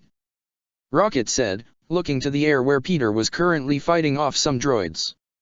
Loud and clear. Quill grunted, smacking a droid away with his weapon, blasting a hole through its head a second later. Shuji helped Imbo towards the barn with HK providing cover. Get him inside. We'll hold them off as long as we can. Shuji said, getting Imbo off her shoulders and onto one of the villagers. Suddenly, an explosion from above was heard and the form of Rumi fell before them. No. The Zabrak cried out in horror at the sight of her friend, rushing over to her. Shuji, don't get distracted, damn it. Rocket said, using his ion cannon to fire at several pirates that entered into the main defensive perimeter of the village. But dash. You wanna live another day for your friend. Then grieve later. Up on the cliffside, Hondo was readying to fire again when he was nearly struck by fire from above. He looked up to see Star-Lord flying straight at him, firing his quad blasters. The pirate captain ducked into the tank to avoid the fire. Quill drew closer when Hondo popped out of the tank to fire at him with a blaster bolt of his own. Star-Lord bobbed out of the way and fired at the tank. It struck the barrel of the cannon. Landing atop the tank, Peter engaged Hondo in close quarters, the pirate tossing aside his blaster pistol and switching to an electrified staff. He swung the staff several times with Peter dodging every swipe, countering with a jab to the gut and one uppercut to the chin. Before he could capitalize on his advantage, Hondo's little pet jumped out from the tank right upon Quill's face. Get off me! Peter said, throwing the creature down. With a powered swing of his leg, Peter punted the Kaukian monkey lizard flying. With himself free, the Guardian quickly avoided Hondo's next attack, leaping back and landing on solid ground. Your situation is hopeless, Quill. Hondo stated from his place on his hover tank. Before Peter could get back into action, the Kaukian monkey lizard came back with a vengeance. Peter flailed as he pried the little monster off his face. What the hell is your deal? He yelled, before tossing it down and promptly shot and killed it. No. Hondo cried in terror, his face morphing into one of fierce fury. And why do you have to hurt such a sweet creature? Sweet? That thing was bitter and you know it. Lies. Okay, that one would be true. I'll get another one. Hopefully, better house trained. With that said, they went back into fighting each other. Down in the village, the Guardians and bounty hunters were back outside the electric fence having pushed the attackers back. Gamera punched a droid straight through the chest when she felt something whiz by her from behind. Looking back, she saw a certain Felucian recovering his spear from the body of a Wiki. Welcome back, Delaney. Are you alright? Gamera said with a small smirk. Fine. Delaney said confidently. Back up at the cliffside, Peter was moving back from Hondo's rather erratic swings with his electro staff until the pirate swung in a wide horizontal arch, leaving him wide open. Ducking forth, Quill pressed his shoulder against Hondo's waist and with a mixture of strength and momentum, flung his enemy over him. Tossed overhead, the Wiki pirate lord slid across the cliff and nearly fell off the side. He quickly gasped onto the ledge and held on to dear life. As this went on, several of Hondo's men spotted what's occurring up above. The captain. One of them called out. "Let's go." The remaining pirates quickly vacated the farmland, either to hopefully save their boss or to make it back to their ship, for other purposes. Seeing the pirates flee, Cassis wore a large smile on his face. "The day is won," he cried out, earning cheers from his fellow farmers. Back on the cliff, Peter watched Hondo dangling from the ledge. "Help me," pleaded the pirate. Peter was not convinced enough to help the man out, until "Quill, let me call off my men." Star-Lord however pointed his quad blaster at the pirate when he heard something from behind. He looked back in time to see the tank's cannon point directly at him.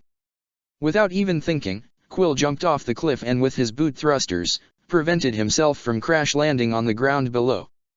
He stood up to see the others running over to him and they all had their heads pointed up at the top of the cliff where Hondo had climbed back up to. This effort, he yelled at the top of his lungs, is no longer profitable.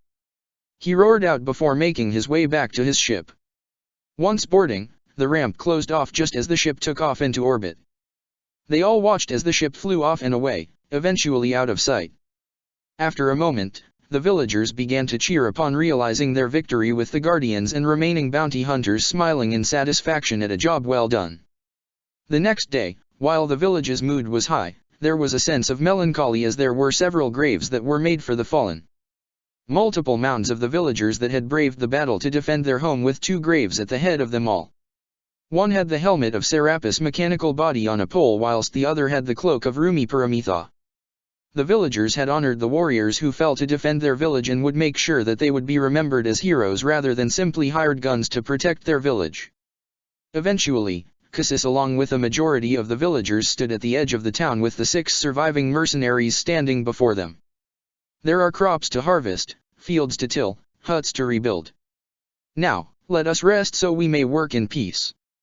With the villagers dispersing to return to their homes and earn a pleasant rest, Cassis turned to the rest of the hired bounty hunters. "How can I ever thank you for saving our village?" "We didn't save your village, Cassis. Your people did," Quill said with a smile. "For the first time in my memory, my people don't have to be afraid. We will never forget you." "I sure hope you don't," Rocket said as he was sitting on the crate of psyllium seeds they have earned for this job. Right next to Rocket stood Imbo, who was sitting on a stack of psyllium that both he and Shuji will be splitting up for their additional earnings. Presently, he was sporting several bandages to help deal with his injuries from the previous night. "I see myself light on company," Shuji said not far from the Guardians. "Do you want to hit a bar somewhere and celebrate a job well done?" "Now you're talking my language," Rocket said encouragingly. "Could go for a solid drink right about now." "It was good working with you all," Gamera said earnestly. Embo let out a few words making Peter hum. "That doesn't sound like a bad idea," Quill admitted. "Maybe you can let Rocket tinker with your hat there. Make it more awesome." Comment: "I would advise you to do so, Kyuzo. The rewards are well worth it." HK hefted up his rifle and showed off several features he never got to use in the middle of the fight. Embo hummed in consideration as the group began to walk away from the village towards their ships. "I admit, it was nice working with you lot," Shuji said just before entering her ship with Embo in tow. "We'll see you guys back on Tatooine," Quill called out. "First drinks on us." "We'll count on that." In an undisclosed location, a small ship flew through the empty vacuum, its destination a brownish-gray planet. There were several ships in orbit that if one were to look closely, there were multiple droids working around the clock to make the ships stronger. The small ship passed by the larger ones, heading down to the planet's surface towards a particularly ominous and large factory. Small droids and starfighters flew in and out of the factory with this one going straight to the top of the factory, flying just above one of the pillars that billowed out smoke. The ship hovered over the factory for a brief moment until a landing pad appeared from the pillar. It landed and the pillar descended down into the factory. As it went down, it passed by multiple lines, conveyors, cranes and areas where multiple droids of multiple sizes with the same overall aesthetic were being made. It eventually stopped upon a floor where there were multiple ships of similar design being stored. The hatch opened with a damaged but still functioning droid coming out and taking to the air. The droid arrived at a single door at the end of a long corridor. The door opened with the droid entering into a circular chamber. In the center was a singular metallic chair hooked up with multiple wires and pipes. And seated upon this throne was a tall, metal individual that radiated danger and power. "I see you've returned from your trip." The being's voice was a strange blend of synthetic and organic. "How was it?" Rather than answering verbally, the droid had its blue eyes blink rapidly before stepping forward to its master. Reaching off to the side, the being grasped onto a robotic head and gazed upon the lifeless optics. The droid's head was then detached from the rest of its body and was raised slightly above the being that held it. It held the head for a few moments as it gathered the information that it had brought to him. He hummed aloud as he replayed the audio and visual of the battle that this droid was a part of. Earth music. He murmured to himself. As far as he was aware, the only semblance of Earth culture was with the Avengers within Republic space. How did it get out there? A talking raccoon? And a human? Like a legit Earth human. His optics opened with a sinister grin forming. Well. These Guardians are an interesting new factor on the board. The being tossed the head back to the droid, who caught its severed head. Get yourself fixed up and get back to work. Leaning back into his chair, Ultron continued to monitor his work, knowing that soon, his time would come. Alright everybody, that one was a great time, but I know there's only one way to close out this chapter. Earth. The day was somber. One might assume that it'd be a great day with how sunny it was, yet it was not so. In a graveyard, an assembly of all sorts of individuals were brought together. The day was shining with the skies ever so clear, yet it didn't raise the mood present in the area. Individuals from all walks of life stood around a grave with their heads hung low. Tears were flowing as each one of them dropped a single flower atop the casket, with thousands more in attendance. It was sudden and without warning. But devastating all the same. Nearby, a family of royalty stood closest to the grave, with the group all being women. One was the elder of the trio, wearing a small crown atop her head with her arms around the shoulder of the youngest. The youngest held hands with the middle-aged woman who had exceptionally radiant silver hair, yet radiance was not what emanated from her. Behind her were multiple costumed heroes with various colors adorning them, all with the uniting symbol of X found somewhere on their uniform. Beside them were a family of 4, each sporting the number 4 on their chests, or in the case of their biggest member, upon his belt.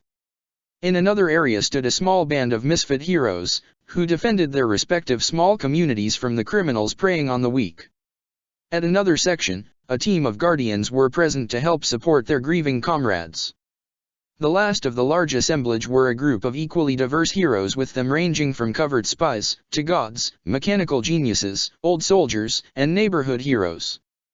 They stood for what seemed like an eternity, but not one wished to leave. In their eyes, it was too soon. Far too soon. Death would always claim them all in the end, but there were those instances where they wished there was more time. Brief as it may have been, however, his legacy is now etched forever in stone.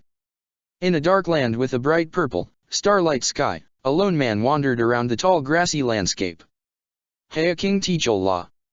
T'Challa looked back and saw someone he didn't expect to see here of all places.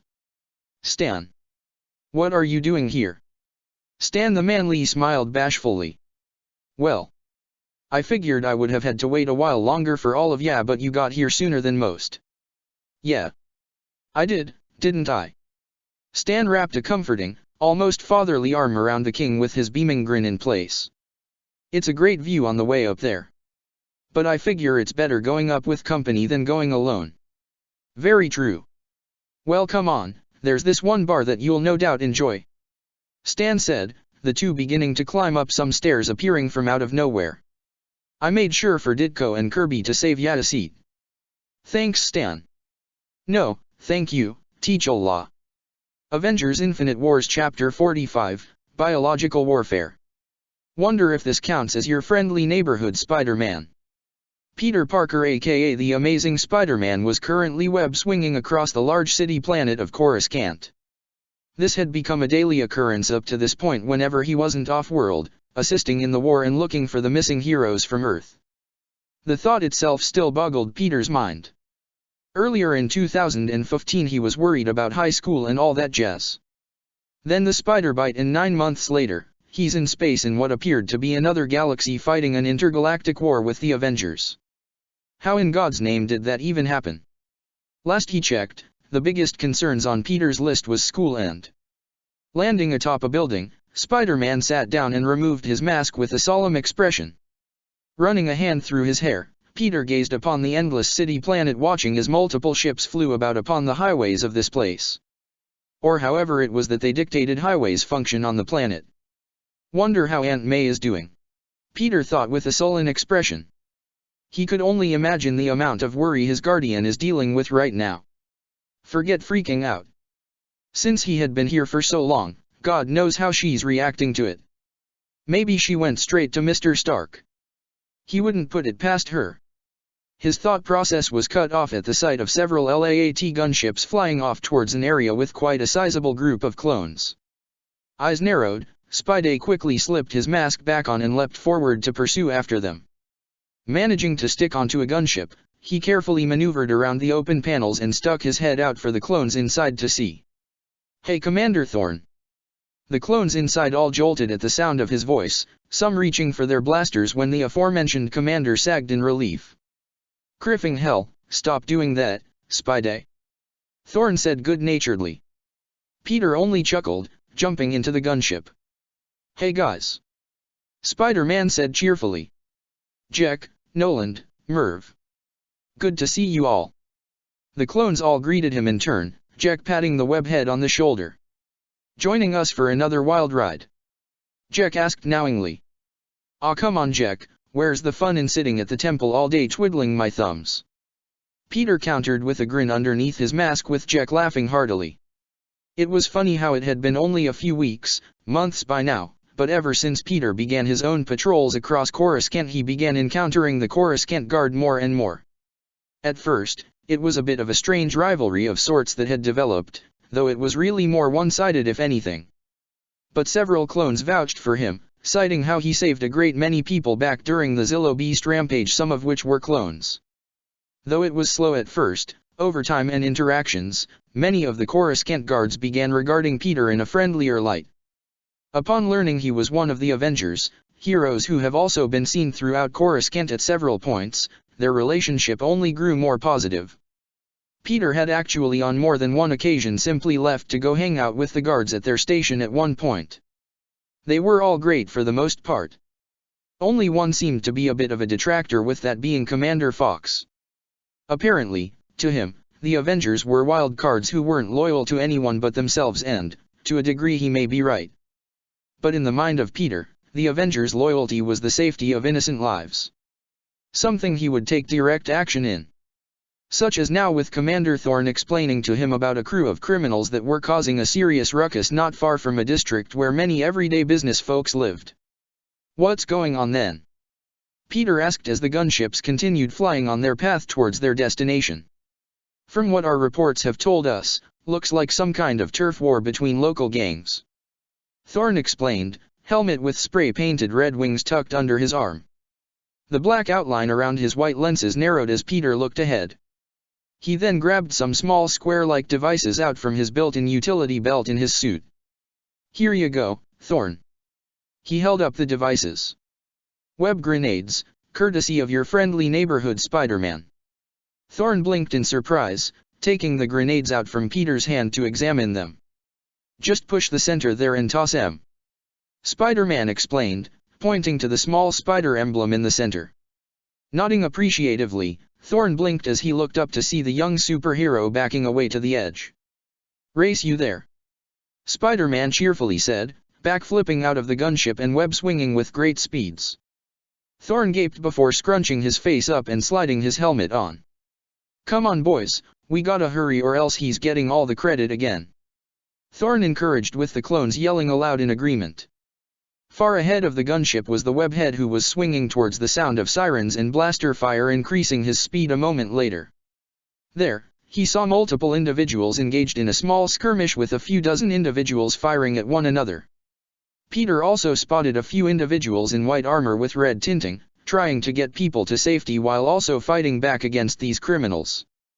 Throwing his arms out wide in the air, 2 web nets shot out from his elbows, connecting to his lower waist.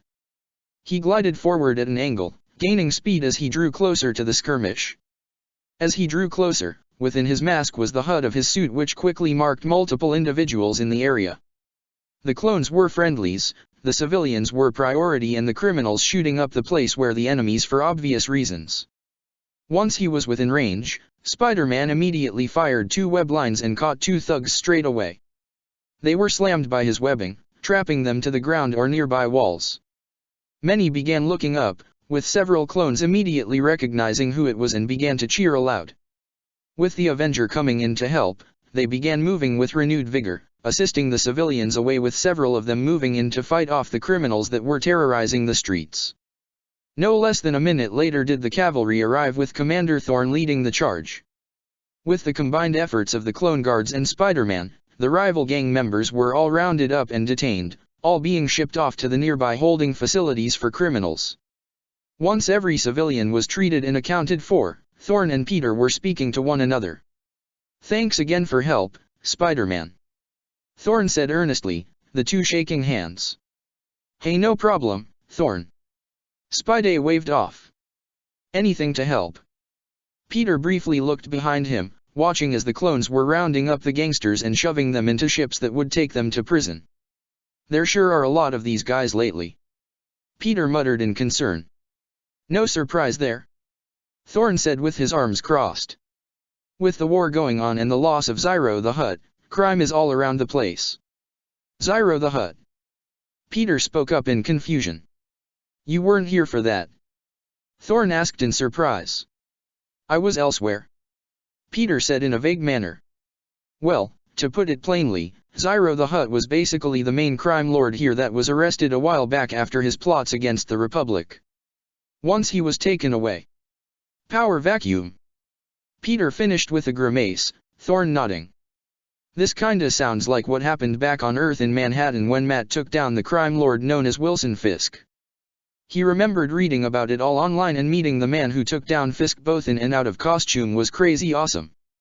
We got everything handled here, Spidey," Thorne said, making the young vigilante look up to the commander. "You head on back and patrol or whatever it is you were gonna do." "Probably patrol," Peter admitted with a shrug of his shoulders, with Thorne shaking his head in amusement. "Go on ahead then, Pete."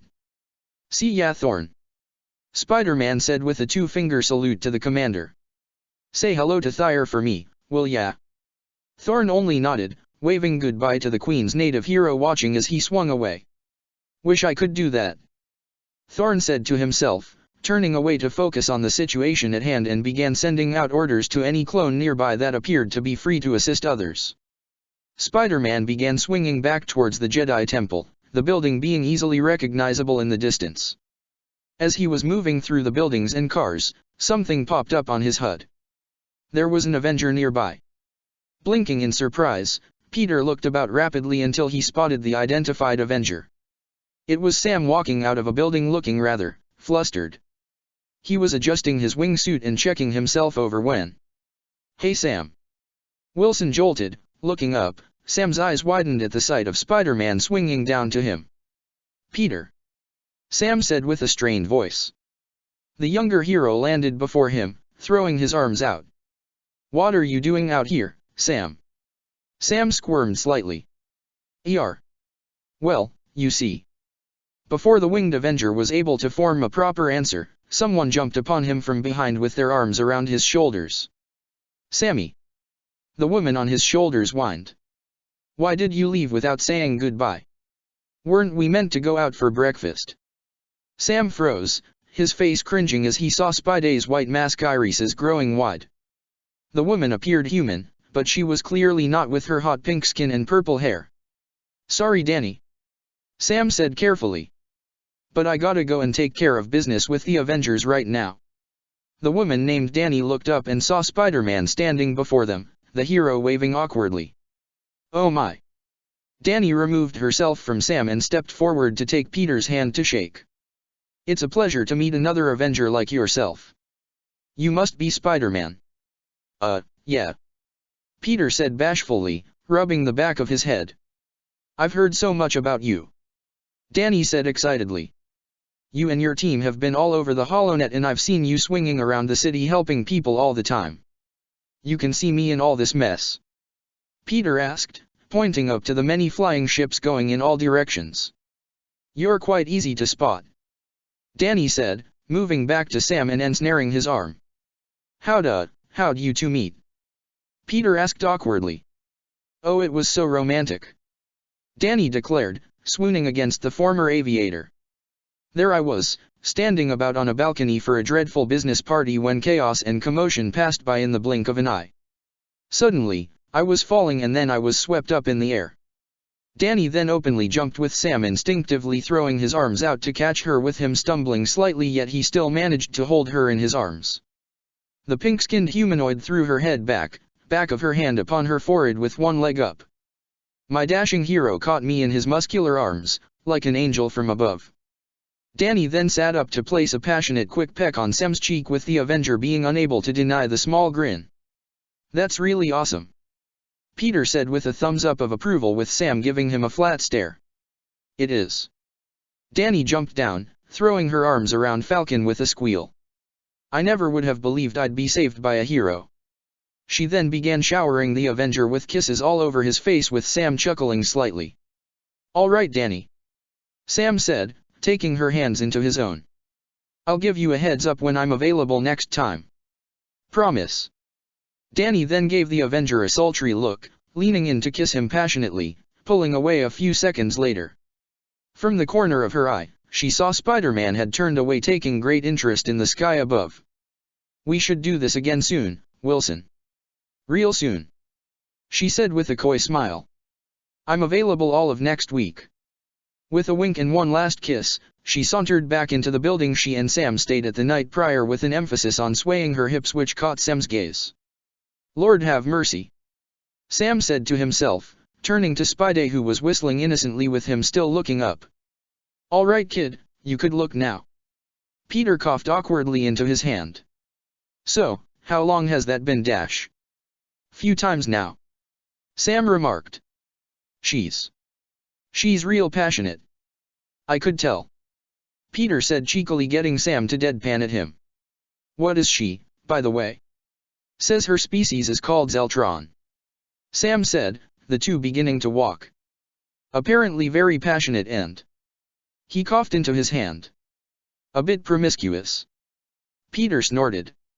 Yeah, I haven't had much luck with girls back home, but even I could tell that much. Sam huffed good-naturedly, lightly nudging the New York superhero. She told me that her species emits pheromones towards people they find attractive. Sam said. Oh, Peter said with intrigue. So she must really like you then. Wilson couldn't help but smirk with a fond look in his eyes. Yeah, she's something special, I could tell ya that much. Wait till the others hear of this. Spider-Man declared cheerfully. Say any word.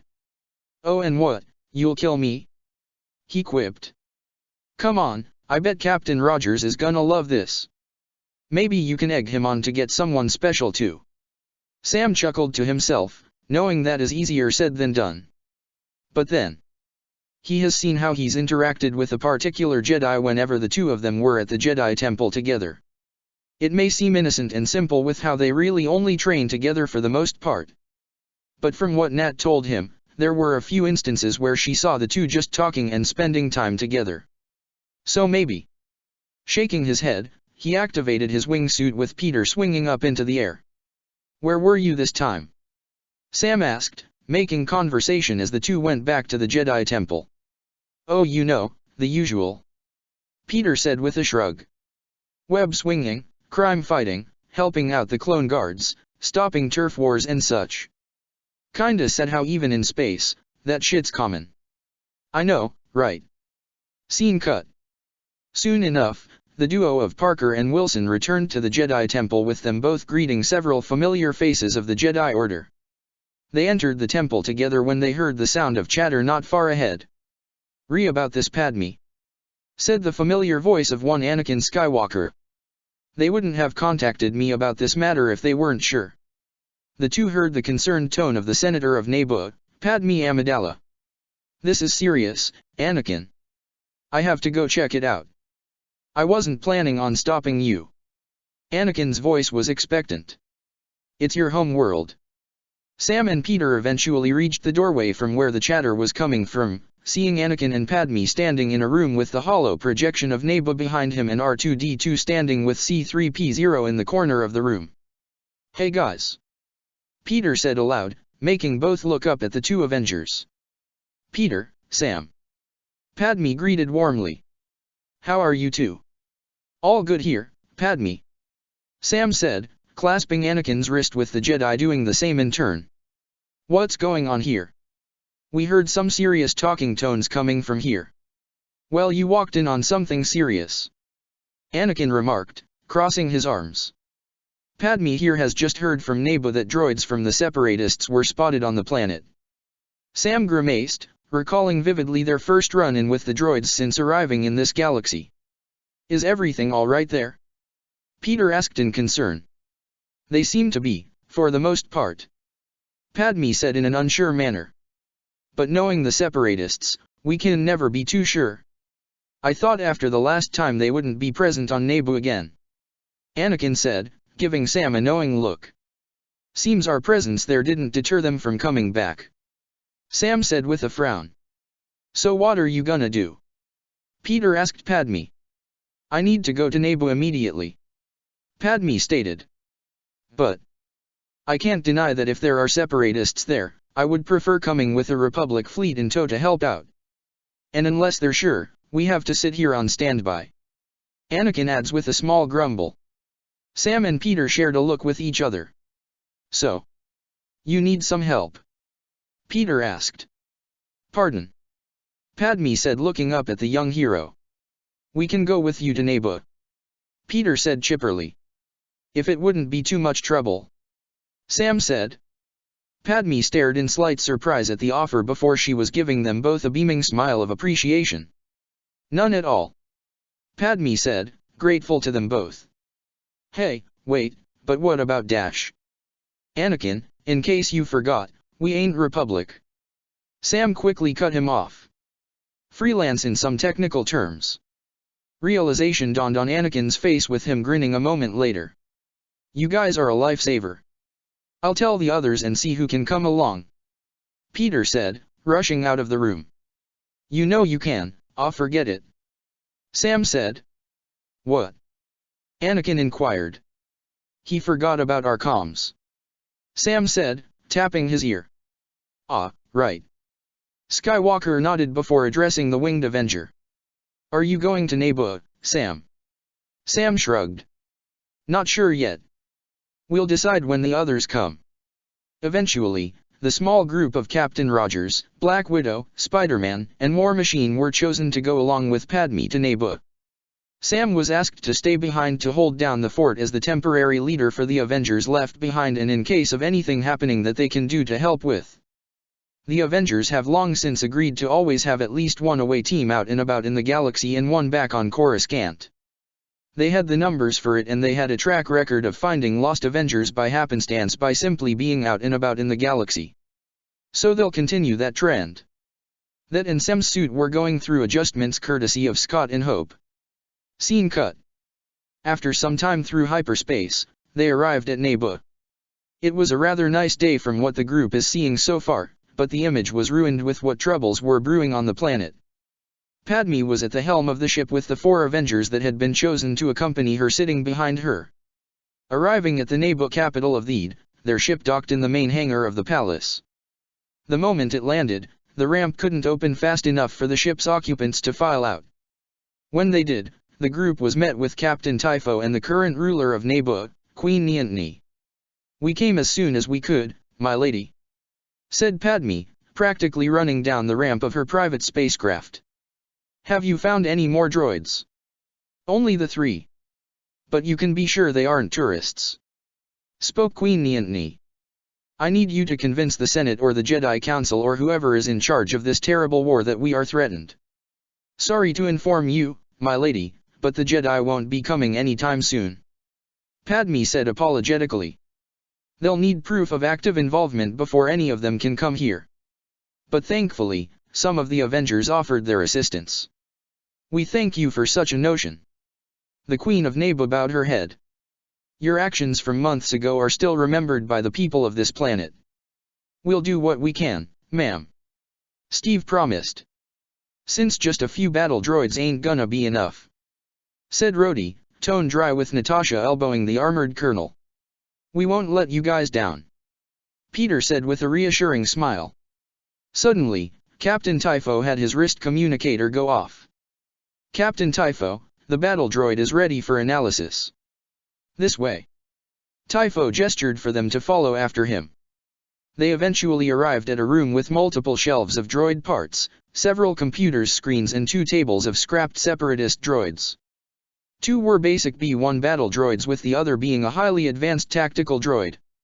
"A tactical droid," Rhodey said straight away. "There's definitely more out there." "That's what we believe as well," Queen Niantni declared.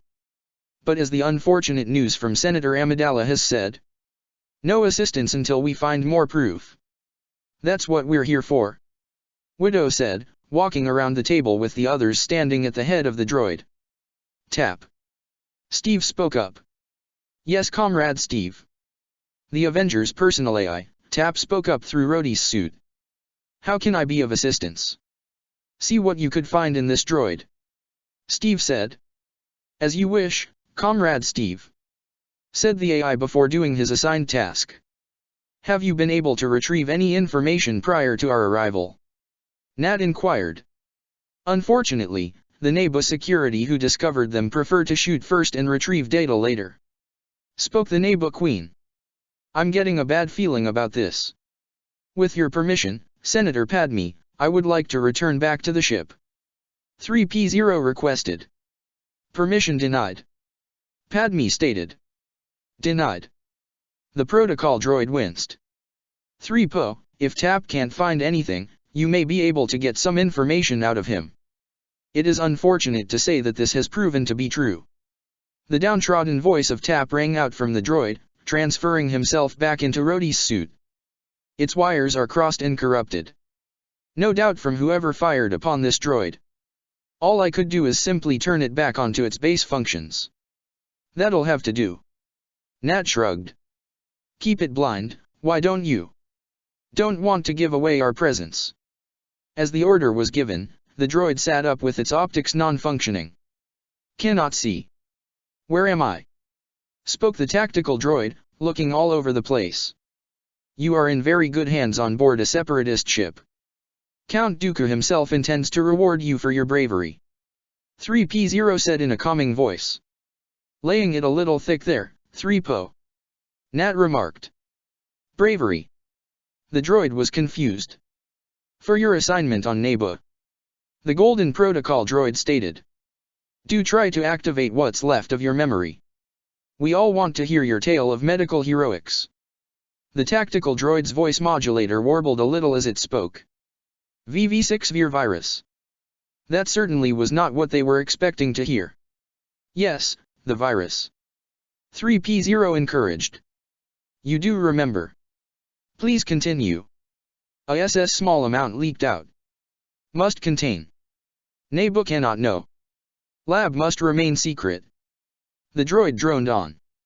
"A secret lab on Neba? Where?" "You must dash. It is a secret." The tactical droid halted from talking any further as if it finally realized something. "This is no separatist ship. Unless you want to become a box of spare parts, you'll tell us where that lab is," Rhodey said, shoulder cannon pointed straight at the droid's head. "The lab is secret." The tactical droid denied. "Tap." Natasha called out. "On it, comrades." The droid reached up with its jolting and cracking joints for its head, grabbing it tightly in an attempt to remove its head when there was a crackle of energy that traveled up from its body to the back of its cranium. It halted in its movements and slumped over. "Tap." Steve called out. "Sorry, comrades," Tap said. "I'm trying to sift through what I can and piece it together." The people in the room all slumped in slight defeat when Natasha squinted her eyes at the droid. "What's with the mud?" she asked. "What's that?" Typho perked up. This thing is covered in mud. Natasha pointed out. Where'd you shoot this thing down? In the grasslands just outside of the capital. Typho elaborated. The grasslands. Steve leaned on the table. That's how they got covered in mud.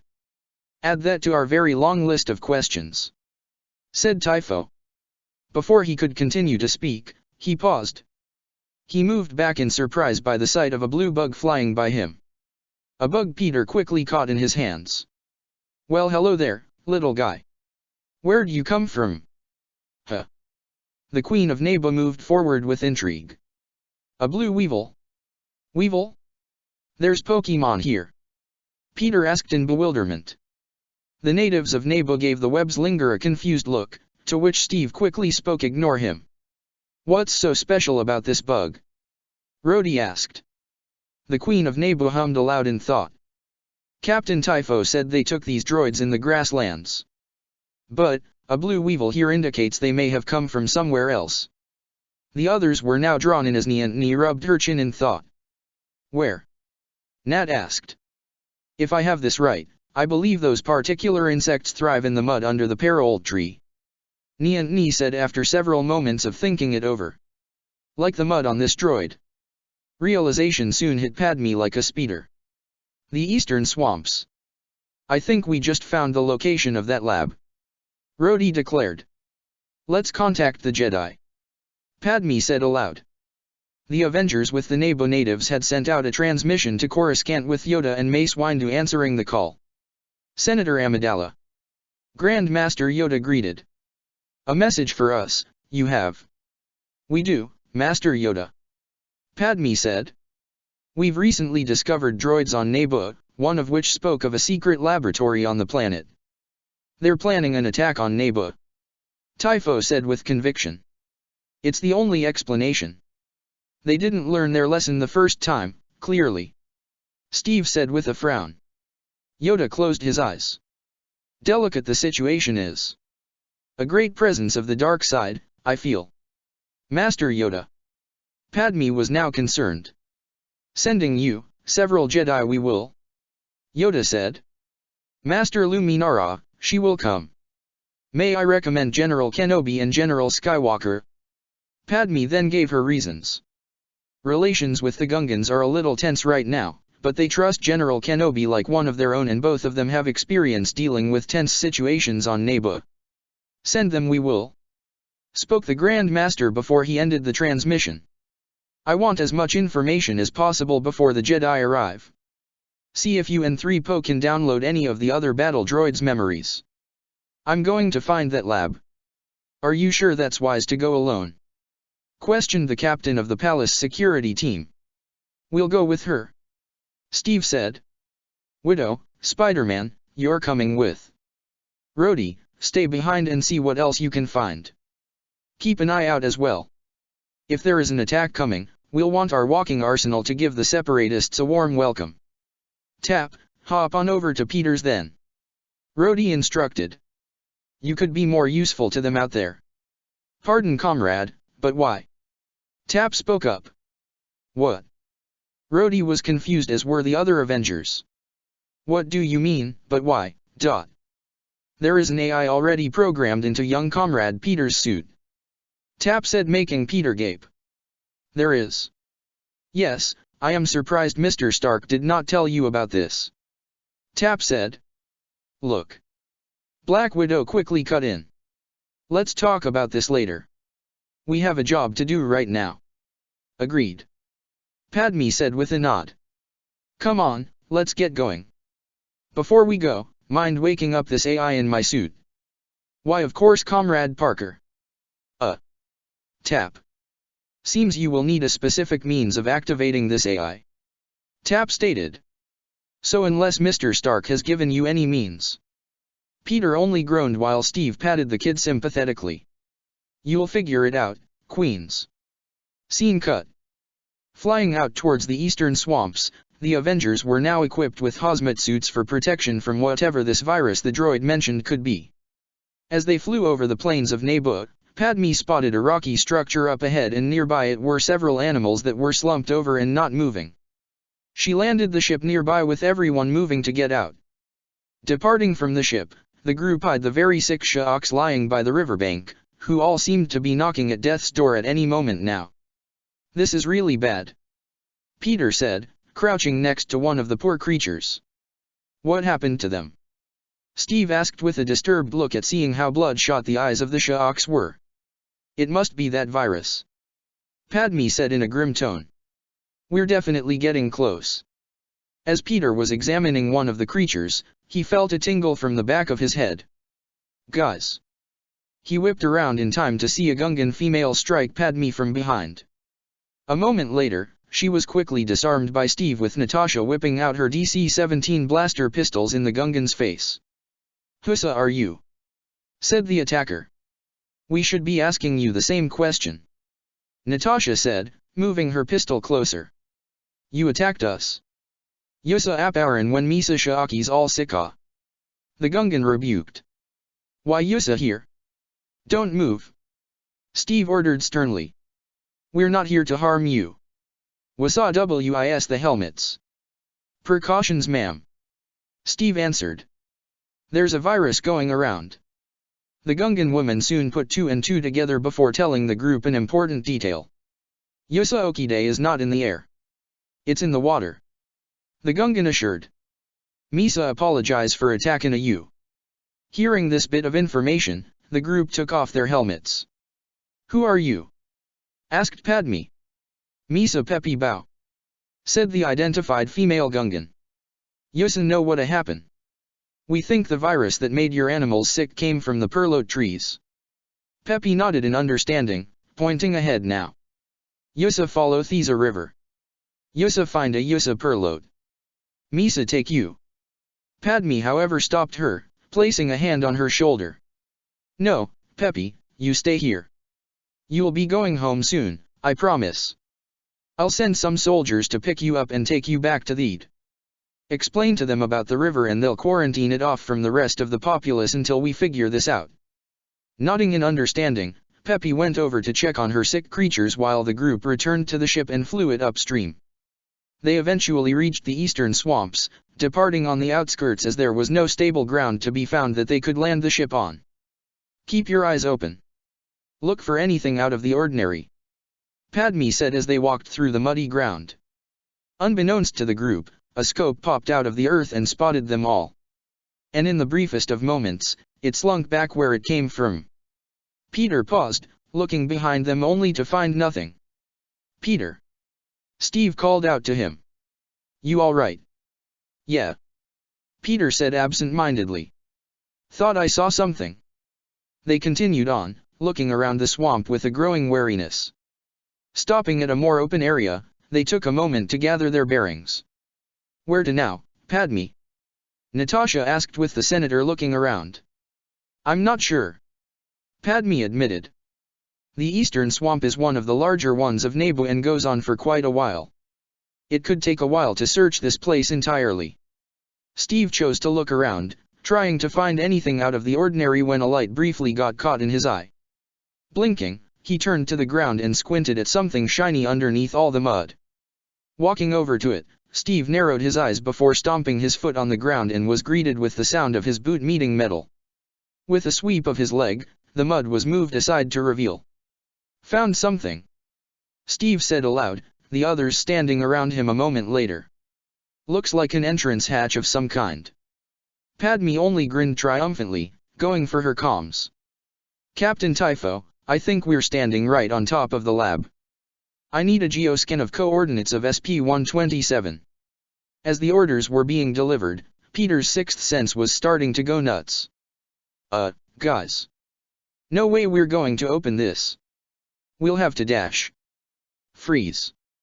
Hold it right there." The group whirled around, seeing the various separatist droids aiming their weapons directly at them. And they were not alone. Standing among the droids were several individuals, one of which Natasha and Steve recognized.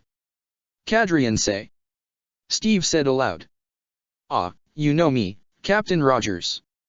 The Zabrak acolyte of Count Dooku said with a mocking tone, igniting her crimson saber. "Unfortunately," Steve said. Aola Secura spoke of you. Child kidnappers. Say's expression morphed into one of fury. And the Jedi are not. I don't like it any more than you do. Steve admitted. But at least they do it for a more noble reason compared to what you Sith are like. And how are we Sith like? Said a particularly large individual of the 4 acolytes that stood before them. He had grayish skin with pale mint eyes and wore predominantly black garb with a metallic headpiece. Selfish, generic, and evil. Spider-Man listed off, getting into position. We do not need to fight. Another of the acolytes spoke up, eyes bandaged. And if we do? He ignited his red lightsaber and pointed it at the Naboo senator. Can you keep her safe? He threatened. She can take care of herself, mind you. Padme declared, pulling out her own silver blaster. From these droids. The bandaged acolyte said, gesturing to the B1s and B2s. Yes, perhaps. But from us? And him, I believe that to be false. A warning screamed in the back of Peter's head before he and Captain Rogers were struck from a force from behind, sending them flying and crashing down to the ground. Natasha spun round with a heel kick only for her leg to get caught and she was tossed aside. Padme attempted to fire on the attacker only for her blaster to get swatted away, and a moment later, she felt an arm around her body and a blade pressed to her neck. Try not to move too much. The man who held her hostage growled from behind his mask that was spray-painted with white in a slight skull motif. Upon getting back to his feet, Steve glared in recognition upon seeing who it was. Rumlow. Hey Cap. The former Hydra agent turned world, now galactic, mercenary. Fancy seeing you again. Hope you don't mind me being here. Got a job to do. Steve, Peter, and Natasha were now properly surrounded by the battle droids and the dark acolytes with Padme in the clutches of Rumlow. Give up. Rumlow growled, pressing the knife from his hydraulic gauntlets onto Padme's neck with a small bit of blood trickling down. They knew they had no choice. Several moments later, all 3 Avengers and the Senator were stunned into unconsciousness. Soon after, they were all taken into the lab below. Padme was cuffed with her hands behind her back while the Avengers were tied up with electrified rope. They were slowly coming to as Padme faced off against a tall humanoid alien wearing a white lab coat with blue-tinted skin, double eyelids, large purple markings beneath his eyes and a slender face. Behind the droids and humanoid was the Zabrak acolyte Kadrian Say and that mercenary Rumlow. Padme glared at the tall humanoid who approached them with the man pulling out a pair of small glasses and holding them up to his eyes. Who are you? Why are you holding us? Padme questioned, which went ignored by the man. Peter groaned, slowly sitting up only to have his face abruptly grabbed and held up to the alien, forcing him to be wide awake. The young teen went bug-eyed at how close the humanoid was that examined him so intently. Wonderful specimens. The humanoid spoke in a strangely German accent. What's a life form like you doing in a swamp like this? I was about to ask you the same thing. Padme shot back at the man. Can you let go of my face? Peter asked through his squished cheeks and lips. The humanoid stepped back, tucking away his glasses. Thanks to the support of my compassionate friends in the Separatist Alliance, I am creating life. He boasted in a grand manner. Rumlow huffed in amusement while Kadrian merely rolled her eyes. Everyone then heard the groan of a waking Captain America who was slowly getting to his knees. Is it me? Or did I wake up in Germany? Steve asked with a dazed tone. No, you're not back on Earth, Rogers, said Rumlow, causing Steve to quickly focus his attention and remember where he currently was right now. He looked up at the scientist who was gazing down at the captain with clear intrigue. Who are you supposed to be? Rogers asked. The tall alien grinned, grabbing the collar of his lab coat and straightening it out. Dr. Nuvo Vindi, one of the greatest scientists alive within this galaxy. The now identified med doctor said in a grandiose fashion. Great, one who has a high opinion of himself. Natasha said dryly, also having awakened by now. When one such as myself has the capacity to create life, I believe confidence is a natural state of mind. Nuvo boasted. And how are you creating life? Inquired the Black Widow. I'm so pleased you inquired. Nuvo said excitedly. A demonstration is in order. The med scientist walked over to the nearby wall that was stacked with multiple shelves of vials containing a form of blue liquid. Taking one of the containers out, he presented it with pride. "Allow me to present the return of the infamous Blue Shadow virus." "The Blue Shadow virus?" Padme repeated in disbelief. "That deadly disease is supposed to be extinct." "Yes, it was wiped from the galaxy generations ago, but I have given it life once again," Nuvo exclaimed triumphantly. "How is creating a virus that kills people also the same as creating life?" Peter yelled out in anger now. Nuvo only chuckled aloud. Yes, yes.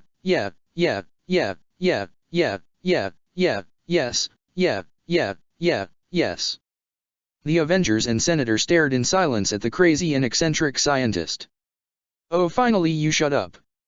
Peter slumped in relief. "Thought you were a literal broken record there." Even if Nuvo didn't show it, he was offended. He then carried on. "Unfortunately, the Blue Shadow virus in its natural form thrives only in water, until I improved upon that weakness." Walking over to a small pedestal that had several electric rods around it, Nuvo placed the vial on the pedestal and walked over to a computer terminal and flipped a switch. Electricity began shocking the vial, with the liquid seemingly transforming. Once the electroshock session ended, the Senator and Avengers saw the vial's blue liquid turn into a swirling miniature cloud. It didn't take long for them to realize what just occurred. Yes. Your eyes do not deceive you.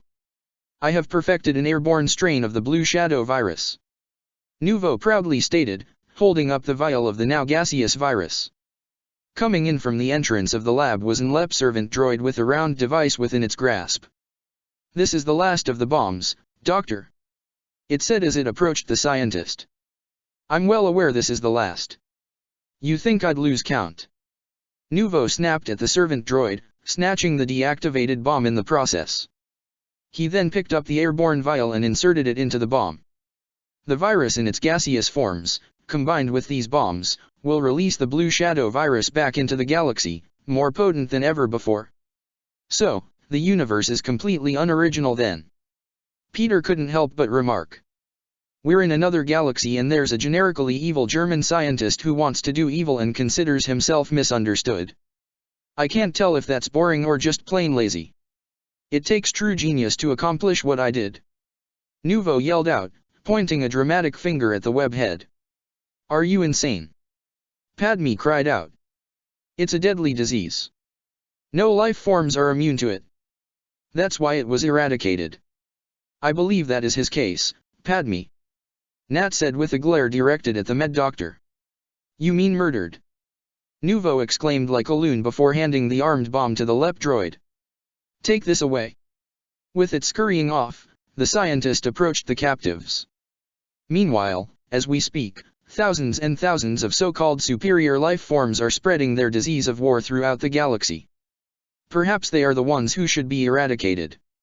"Don't get any ideas, Vindy."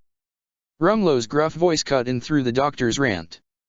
"In case you forgot, my Master Duca wishes to make sure that I bring any Avengers we capture to him." Cadrian added with Vindy quickly bowing. Yes, of course," Vindy said. "Anything for my great benefactor." Rumlow and Steve only locked eyes, Natasha doing the same with Cadrian. But Peter had his eyes on the wall that contained the vials of the virus. In his mind, it was going over multiple plans on what they could possibly do to stop this madman from getting the virus out into the galaxy. When he woke up, he tried finding his Avengers ID card only to not feel it on his person. His best bet was that Brock Rumlow and those acolytes must have taken it along with Caps and Widows. And if they were in a secret lab, there's a likelihood of communications being difficult to send out. His time spent with the Avengers has taught him that he would need to bide his time and wait for the right opportunity at times rather than rushing in. So for now, he allowed the droids to take him and the others away. They would find their chance to strike back against this madman and his hired muscle. Scene cut.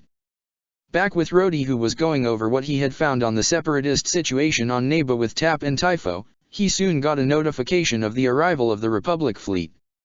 Going to the hangar bay, he watched as several gunships arrived and landed with clones of the 212th, 41st, and 501st coming out along with 5 familiar Jedi faces. "Guys." Rhodey waved at them, he and Typho approaching the Jedi with the Gungan Peppy Bow who had come from the grasslands being sent by Padme to them. They walked up to one another with Luminara Unduli and her Padawan bowing in greeting. "Hey Luminara, Barriss." Rhodey regarded them both. "Good to see you two again." "It is good to see you as well, Colonel." Luminara greeted kindly with Barriss giving the armored Avenger a kind smile. "I think we're well past the need for titles, Luminara," Rhodey said with a small smirk. Typho all the while was speaking with Obi-Wan, Anakin, and Ahsoka. "General Kenobi, Anakin, we're so glad dash. Where's Senator Amidala?" Anakin cut the captain off with a stern look. "She went to look for the lab that the tactical droid spoke of," Rhodey answered. "And you let her go?" Anakin asked in an agitated manner. "You really think we can stop her?" Rhodey shot back with a raised brow. "Senator Padme can be very hard to stop once she has made up her mind." C-3PO chimed in with Anakin sagging a moment later in defeat. "Yeah, good point. I know what you mean." Anakin relented. He knows how his wife can act sometimes. Typho then cleared his throat aloud, gaining everyone's attention as he looked behind him to the Gungan female standing with them. "This is Peppy Bow. She was the last person to see them. Padme sent her here to safety. Thesa is looking for the sick maker," Peppy said straight away. "Misa sees them near the marshlands." "They?" Obi-Wan said. "She means Peter, Nat, and Steve." Rhodey elaborated. "They went with her to investigate." Hearing that 3 Avengers were with his secret wife and ones he trusted to a high degree alleviated a great deal of Anakin's concerns. R2-D2 beeps a moment later with Anakin nodding at the astromech. "Yeah, you're right, buddy. What shall we be doing now?" "We gotta be careful," Rhodey advised with a straight-laced tone. "Typho and I got something new recently that has us worried. The others haven't called us back yet but we figure it may have to do with what we found out." Anakin and Obi-Wan exchanged looks with Luminara before turning to their Padawans. "Ahsoka, Barriss, the 2 of you go with the Gungan. See if you can find them," Anakin instructed. "You got it, Master," Ahsoka said, Barriss nodding with the 2 going off with Peppy not far behind. "So what was that you mentioned about the others not calling you back just yet?" Luminara asked with Rhodey tilting his head back to the room where the scrapped droids were being held. "Come on, we'll show you." Soon after, the 3 Jedi were standing around a hollow table with Rhodey and Typho with everyone gazing at the head of a B-1 battle droid. "We did a robo-lobotomy on the battle droids and Tap managed to piece together this piece of memory," informed the Colonel Avenger before having the AI bring up what they found. A moment later, the hollow visage of a tall and slender humanoid with dark marking under his eyes was displayed. "Who is that?" asked Kenobi. "Dr. Nuvo Vindi, the senior Medi for the Perma families. He disappeared 10 years ago," said Typho before the hollow visage played out. "Good news, my soulless automation friends. We now have enough of the blue shadow virus to start filling the bombs." He said bombs. 3PO said worriedly as R2-D2 blipped in agreement. "We will only need to send 1 bomb to each key star system. Work quickly. I want them ready to deliver dash." Nothing further was played out as the message was clear as rain. "We're dealing with a generic German scientist," Rhodey stated with his arms crossed in expression grim. "The blue shadow virus," Luminara said with a dreaded face. "How is this possible? If those bombs get delivered, we'll be facing a galaxy-wide plague." Obi-Wan stressed out. "The war will be the least of our worries," Luminara drearily said. "There is some good news," Typho said, bringing up a display of a large multi-layered facility. "Senator Amidala found the lab. She sent us the coordinates before she disappeared. We've managed to get a geoscan of the area. It's enormous," Kenobi commented. "Looks like there are 3 entry points." Captain Typho then highlighted said 3 areas on the holo map before highlighting one more spot. "This appears to be the main lab. And the bombs? Asked Luminara. There seems to be an above-average amount of radiation in this area. Typho highlighted another area on the geoscan, closer to the overall center of the lab. It's likely where they're being assembled. If Padme has alerted them to our presence in any way. Obi-Wan began. If Padme's in there and then we go in guns a-blazing, she may get killed. Rhodey pointed out. What about the others? Anakin asked. You said Steve, Nat, and Peter are with her. They likely may have been captured. Luminara surmised. How can they get captured? Anakin asked.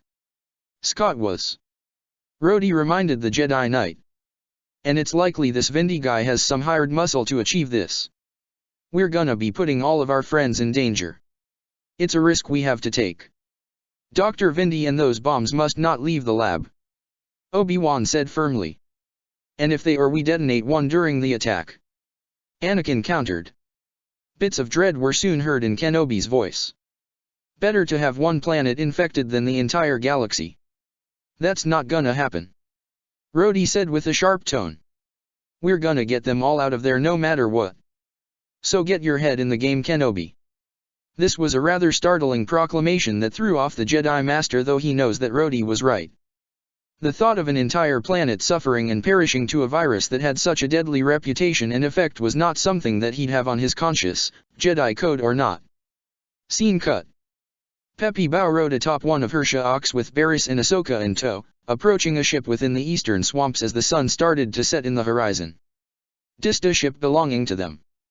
Addressed the Sha'ak herder. So where are they? Ahsoka inquired. Hopefully not very far. Barriss jotted in.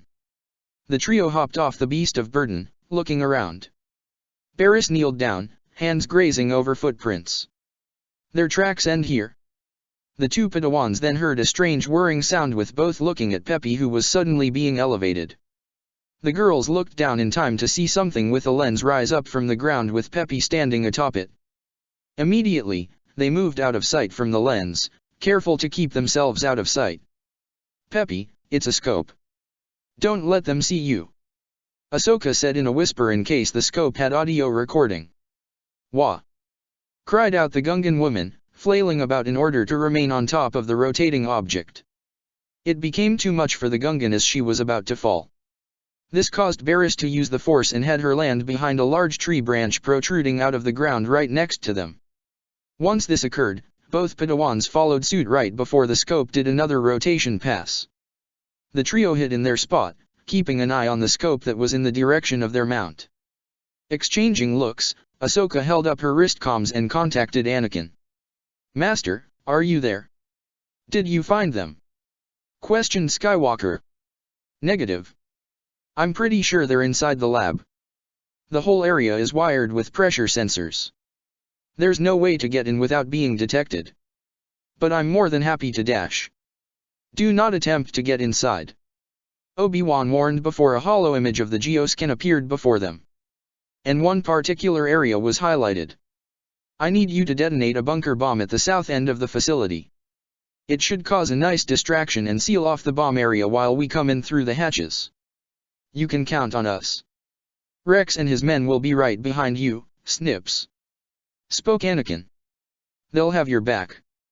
The two of you must stay out of sight and infiltrate the base. Luminara added. Focus on securing the lab. The others I feel can take care of themselves. Back with the 3 Jedi and Avenger, they went to their respective gunships. The dark side of the Force. Luminara said warily. I sense its presence here. Someone like those acolytes could be here. Rhodey asked in concern. That may be the case. Luminara said. Rhodey hummed and thought. Maybe they did capture them. As dusk settled upon the land, it was time to initiate the plan. And hopefully it will be prior to whatever has happened to their captured comrades. A few minutes earlier, Nuvo Vindy was studying a particularly fascinating object. This shield is amazing. Nuvo remarked. I have never seen something as strong as this material. Rumlo. You said you are aware of what this metal is. Vibranium. The merc said gruffly. And don't get comfortable with it. I'll be taking it with me. And what makes you think you shall so easily take it? Bil Valen, one of the dark acolytes asked challengingly. I am certain that our Master Duca would find it very useful. Please. Rumlow scoffed. You dumbass wouldn't know the first thing to do with it. Is that a fact? Bil said, getting into Rumlow's face with the mercenary not backing down when Cadrian got in between them both. Enough, you two. Cadrian said in annoyance. Both had their eyes locked on one another's until Valen relented. Kaboom! The entire facility shook with the sound of a sudden explosion rocking the lab. We have a breach. Vindy yelled out. All droids to hatch number 1. The doctor looked to his prisoners, grabbing a helmet and placing it on. Friends of yours, I assume. Nuvo remarked. They arrived quicker than I would have thought. Seeing the doctor place a helmet on, Rumlow's eyes narrowed, walking right up to the doctor. What is IGAK? The former Hydra agent gabbed the top of the helmet and pulled him down to his level. You're not planning on unleashing that virus now, are ya? He threatened. What is the point of having a virus if you do not use it? Vindy asked in a rhetorical manner. Where's the cure? Rumlow tightened his grasp upon the doctor's shoulder, making him wince. I didn't make one. Rumlow scoffed disbelievingly. The hell you didn't.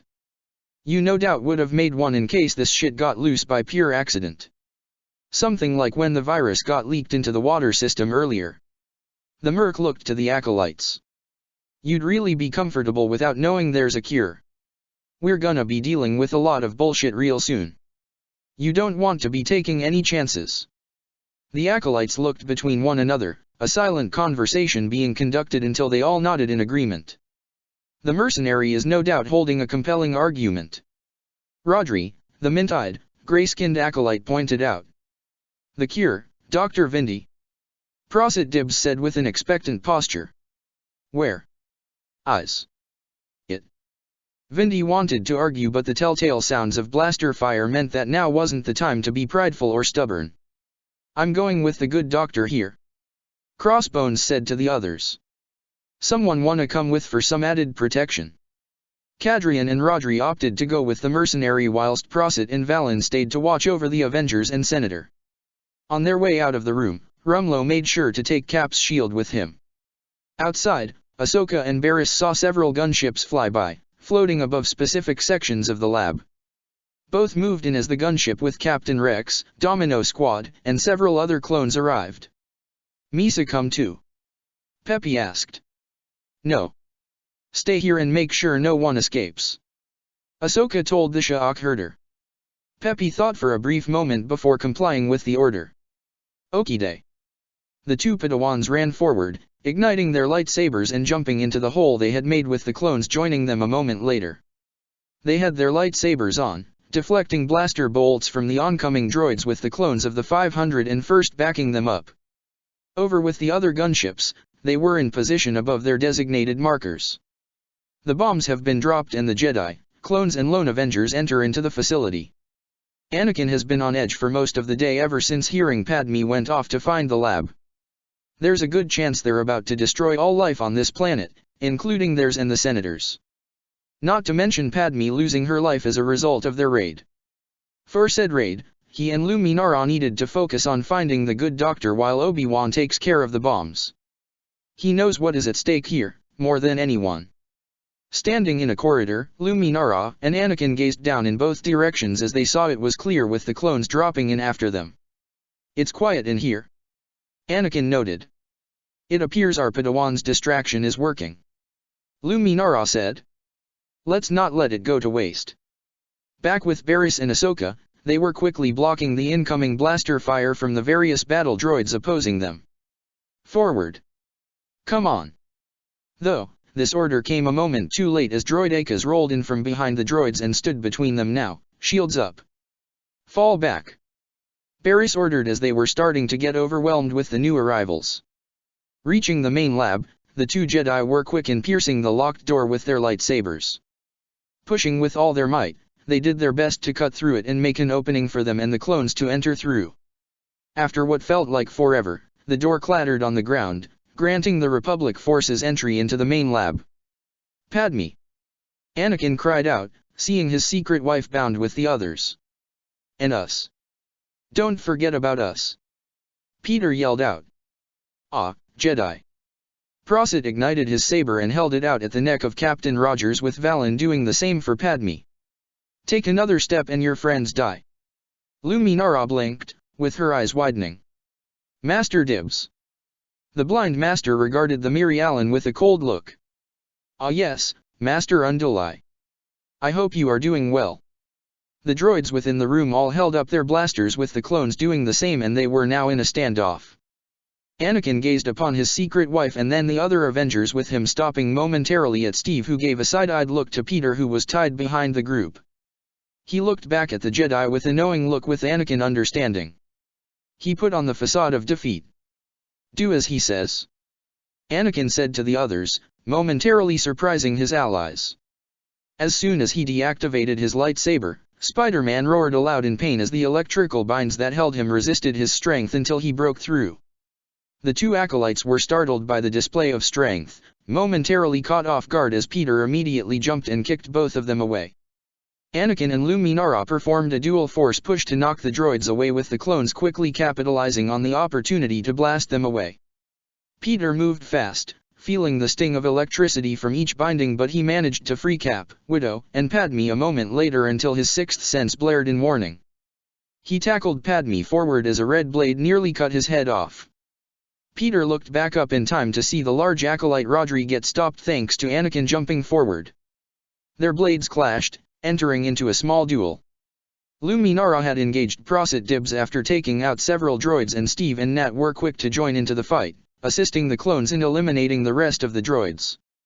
The former Jedi Master was quick to take stock of the situation, and threw Luminara back with a force push of his own, which collided with Anakin, causing both Jedi to crash into Cap. Both acolytes made a beeline for getting out of the room, leaving them all behind. "Well." Widow rotated her sore shoulders. "What took you guys so long? Why didn't you guys break out sooner?" Anakin shot back, standing close to Padme, with her managing to discreetly squeeze his hand in reassurance and thanks. "We were surrounded," Steve said. "But we need to get going. Brock Rumlow is here, and there are two other acolytes with him. They have Vindy with him. They said something about having a cure to the virus," Widow added. "And they took Cap's shield," Peter said in an offended manner. Over with the two Padawans, they had been able to take out the first set of droidekas, yet several more were quick to replace them. They were slowly getting pushed back, having lost two clones in the process. "I can't hold them," Ahsoka gritted out as she continued assisting Barriss in blocking the enemy fire. "We need something, anything to dash." Barriss was interrupted when the ground above them gave way, releasing debris on top of the droidekas, crushing them in one fell swoop. And standing on top of the rebel was Master Kenobi. "Need some help?" "Oh, so good to see you, Master Kenobi," Ahsoka said in utter relief. "It would be very much appreciative," Barriss added in with a smile as reinforcements started dropping in from the newly made hole. War Machine dropped in, his shoulder gun whirling to life as two droids entered the corridor and were quickly turned into scrap. "Looks like the fun is getting started. Hope we don't have too much of it while we're here." Obi-Wan only smirked at the Colonel's comment when he looked back to the Padawans. "Things are going well. The lab is secure, and hopefully Anakin and Luminara have reached Padme and the others by now." The groups then ran down the hallway in order to reach their next destination. When coming into an intersection, they stopped when they were confronted with the next wave of droids. And the droids weren't alone. "Jedi," Rodri growled, igniting his crimson saber. "Master Kenobi, you go on ahead," Barriss stated, turning on her lightsaber, with Ahsoka doing the same. "Find those bombs." "Are you certain?" Kenobi asked in concern. "They won't be alone," Rhodey declared, his suit having multiple pieces pop out with weapons everywhere. The helmeted mint-eyed acolyte snarled, holding his blade up, with the two girls and Avenger getting into positions themselves. "Now then, new guy, let's dance." The acolyte merely charged forward as the Padawans did the same, with their weapons clashing. The droids, however, opened fire as Rhodey returned the gesture. With Anakin's group, they were already moving out from the room. "We gotta move fast," Widow said. Those acolytes and Rumlow went ahead with Vindy. Something about having a cure to this virus. I wouldn't put it past them to have snagged a vial of the shadow virus as well as a precaution. Padme added. This was made for the separatists. There's a likely chance Dooku wants at least one vial to be brought to him. Then we better hurry and find them fast before losing them. With Kenobi and his squadron of clones, they entered the chamber that had been identified to hold the deadly virus. "Well, it looks like we found the bomb room," a clone commented, looking around at all the hanging bombs. "Yes, and luckily, they appear inactive." Moments after this was spoken, every bomb in the room lit up. "I spoke too soon," Obi-Wan muttered before giving out the clones the obvious order. "Get these deactivated now." As they went to do so, he made a call to his former Padawan. "Anakin, I'm guessing you didn't capture the Doctor."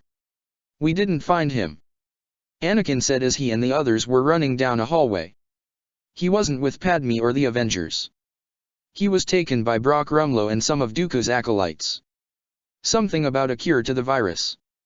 "Rumlow is here," Obi-Wan grimaced, recalling the Hydra agent all too well. "Marvelous. Dr. Vindy has remotely activated the bombs. They're counting down." "That's great," Anakin sarcastically remarked. "And on top of that, one of them seems to be missing. It's down here somewhere. Ahsoka, we've got another situation dash." "Ahsoka is busy at the moment," Obi-Wan cut him off. "She and Barriss are with Rhodey fighting one of Dooku's acolytes." "How many of those bastards are down here?" Anakin couldn't help but ask. "4. Peter answered. "Never mind," Steve interrupted. "Pete, you know what we're looking for. Go find that small droid, the one Vindy gave the bomb to." "You got it, Cap." Peter shot a web in a random corridor direction and hurtled himself at top speeds. Elsewhere in the underground facility, Rumlow stood with Vindy and Cadrian, with the former holding up a glass vial of a separate substance. "Behold my greatest shame," Vindy said with a bitter tone. "The cure for the shadow virus." Rumlow deftly snatched the vial out of the doctor's hands and examined it momentarily. "Better not be lying, document." Brock's voice was low. "You really don't want to find out how I can make people sing?" The threat was clear and present, the doctor unable to contain the gulp of fear as he saw the deadly look in the eyes of the mercenary. "Let's get out of here," Cadrian said. "Leaving your acolyte companions behind?" Rumlow asked. "They either escape, kill, or be killed," Cadrian said dispassionately. "My master has no use for weaklings." Rumlow humphed in amusement as they departed from the room they had got the cure from and made a run to their ship out of here. There were multiple small battles happening on all ends in the lab by this point, with Ahsoka, Barriss and Rhodey having successfully taken down their dark acolyte only to get blindsided by Prosit Dibs and Bil Valen, who scooped up their fallen comrade and fled the scene. Elsewhere, Peter was moving about the corridor when he swung by a room that stood out. Backtracking, he saw it was a room of plants and entered, unsure of what this place was until he saw a pair of stubby robotic legs trying to stay hidden. Smirking, Peter crouched down to peek under one of the tables to see the droid holding the bomb. "I'll take that." Spider-Man fired a webline and pulled the bomb out of the droid's hands. It let out a warble of shock and attempted to jump for it, only for Peter to easily catch it and hold it up with ease. He looked at the bomb momentarily to examine it when he frowned, which turned into horror. "Guys!" He spoke into the comms with alarm, tossing the bomb away. "The virus isn't in the bomb." "What?" was the collective response from many on comms. Peter looked at the droid in his hand and glared at it. "Do you have it?" Peter asked in a low voice, intentionally tightening his grip on the droid, making it shake its head rapidly. Gritting his teeth, Peter noticed some scratch marks upon the droid. Scratch marks that he didn't have on him. "Where'd you get these?" Peter muttered to himself. Surprisingly, the droid answered. "Mercenary." Widening his eyes in shock, he dropped the droid and ran off. "Rumlow has the vial, everyone," Peter shouted into the comms. And he's with Vindy. Steve added on his end with his group running towards what looked like a hangar bay. There, they saw multiple droids and behind them all were the acolytes, Vindy, and Rumlow. Jedi. The droids cried out, firing at them with the Jedi bringing out the lightsabers to deflect the blaster bolts and the clones that were with them firing back. Natasha brought out her own pistols while Steve utilized a DC-15 rifle that one of the clones gave him. "Come on," Anakin said, surging ahead to cut through the droids. Once entering the hangar bay, the three acolytes that were still conscious brought out their own blades with Rumlow pumping his hydraulic gauntlets. "I'd like my shield back, Rumlow," Steve said tensely. "Come and get it," Rumlow challenged. Anakin however had his attention focused on Vindy. "Leaving so soon, Doctor? You are running out of time, Jedi," Nuvo taunted. "You are fighting the inevitable. We tend to do that," Natasha said, the group rushing the acolytes and mercenary. Vindy simply stepped upon the landing platform and activated its ascent. Rumlow was engaged in hand-to-hand combat with Steve and saw out of the corner of his eye that the med doctor was making his escape. Grunting, he deftly deflected a punch from Rogers and delivered a powerful counter-strike. With his hydraulic gauntlet, he managed to bash the captain away and managed to get on the platform in time. "Shit," Steve grunted out. "They're getting away." From the sidelines, a number of clones were firing upon the good doctor. Their shots missed, but at least Vindy wasn't a better shot as he too was missing their mark. "Don't shoot," Anakin called out to them, holding back a red blade from Cadrian. "If he drops one of the vials he has, we're finished." The clones did so only for one of them to get killed from one of the blaster bolts that came from Rumlow, holding up his gauntlets. "Gotta love upgrades," he gloated. "Don't you?" The sound of gunfire was suddenly heard and from the door that Anakin's group used to get to the hangar came Rhodey who flew straight up towards the landing platform. "Shit," Rumlow growled, readying himself for a fight. The colonel flew up and straight at the mercenary who dodged multiple swings and retaliated with a dual punch to the chest. War Machine was in the air now and stabilized himself with his thrusters and raised his palms out, firing repulsor beams at Rumlow who hastily used Captain America's shield to deflect the beams. "Rhodey," Widow called out to him. "They have the virus on them. If they drop it, we're dead. Capture them." Hearing this, Nuvo retrieved a few vials of his airborne virus from a storage container on his person and tossed them into the air. Seeing this, Rhodey was forced to disengage from his fight against Crossbones in order to retrieve the falling hazardous material from hitting anything. Crossbones simply placed Cap's shield on his back when suddenly, a web from below snagged onto it and yanked it off his back. The mercenary whirled round in time to see the shield fly into the hands of Spider-Man. "I'll be taking that," he said tauntingly, the webhead looking down. "Here you go, Captain America. Special delivery." He dropped the shield and it fell directly into the hands of Steve Rogers. "Thanks, Peter. Felt naked without it," he said, slipping his arm through the straps of his shield. Down below, the three acolytes that had remained behind knew that if they did not escape now, they would either be killed or taken captive. "We need to get out of here," Prosit insisted. "Agreed," Valen said. "The others?" Cadrian asked. "Either gonna be dead, captured or already have their own means of escape. We'll no doubt find out on either once reporting back to Dooku." "What of the mercenary?" The other acolytes were silent, not entirely sure what to do towards said man. Peter, having chased after Rumlow and Vindy, swung up and hovered above the platform momentarily as he locked eyes with the wall crawler. Without missing a beat, he fired two web lines with Rumlow raising his arm to catch them. Once they latched onto the arm, Peter pulled himself forward to take the mercenary down. Unfortunately, Rumlow held up the vial he had taken from Vindy's assistant droid. The one containing the blue shadow virus.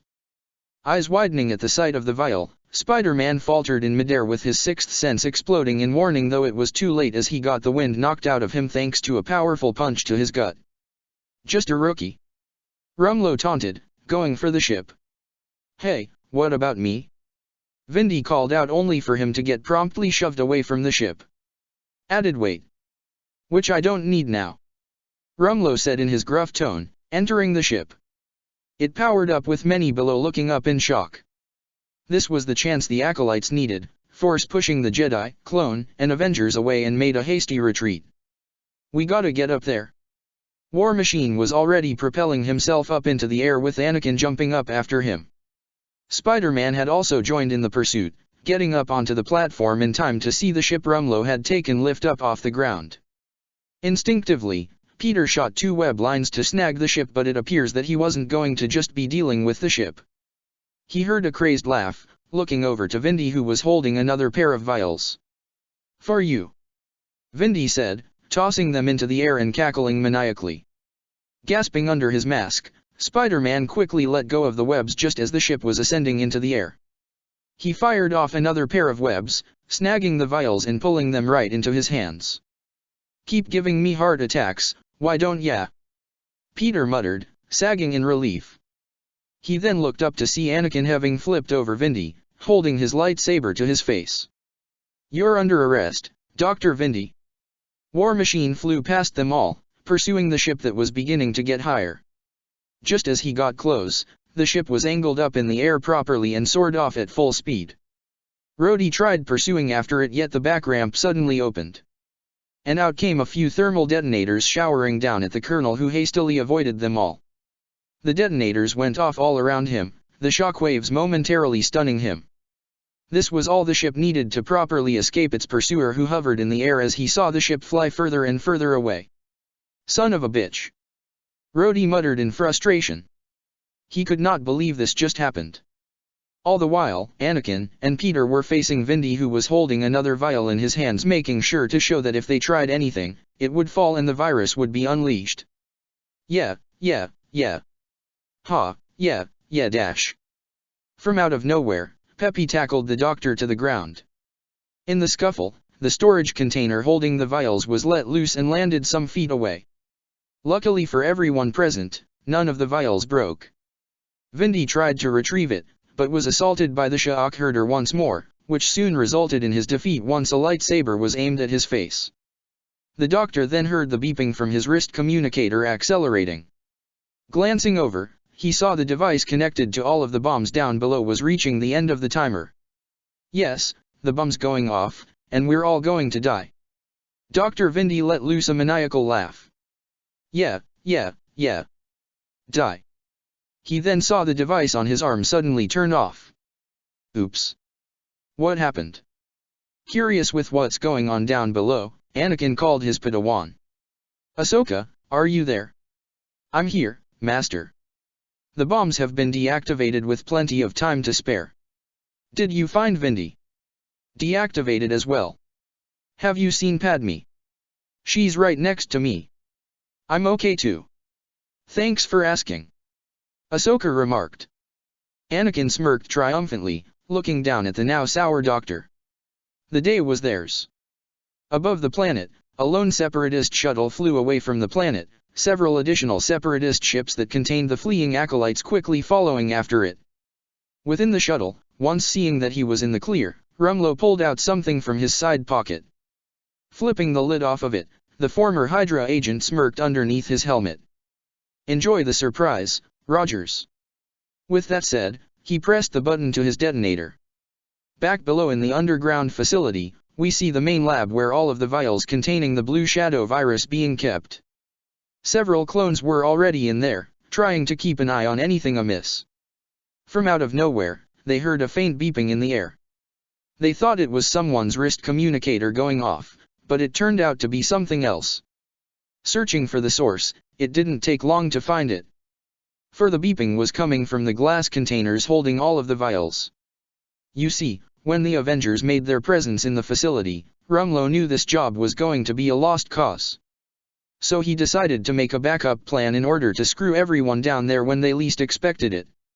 In discreet actions, the former Hydra agent planted some bombs where the airborne Blue Shadow virus vials were being kept.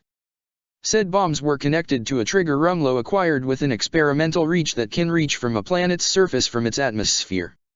Now, back to the present. Kaboom! The explosion shook the lab, alarming all those still present inside and those upon the landing platform. What was that? Luminara asked in grave concern. It came from inside the lab, Kenobi stated. After saying that, many began to realize what had just happened.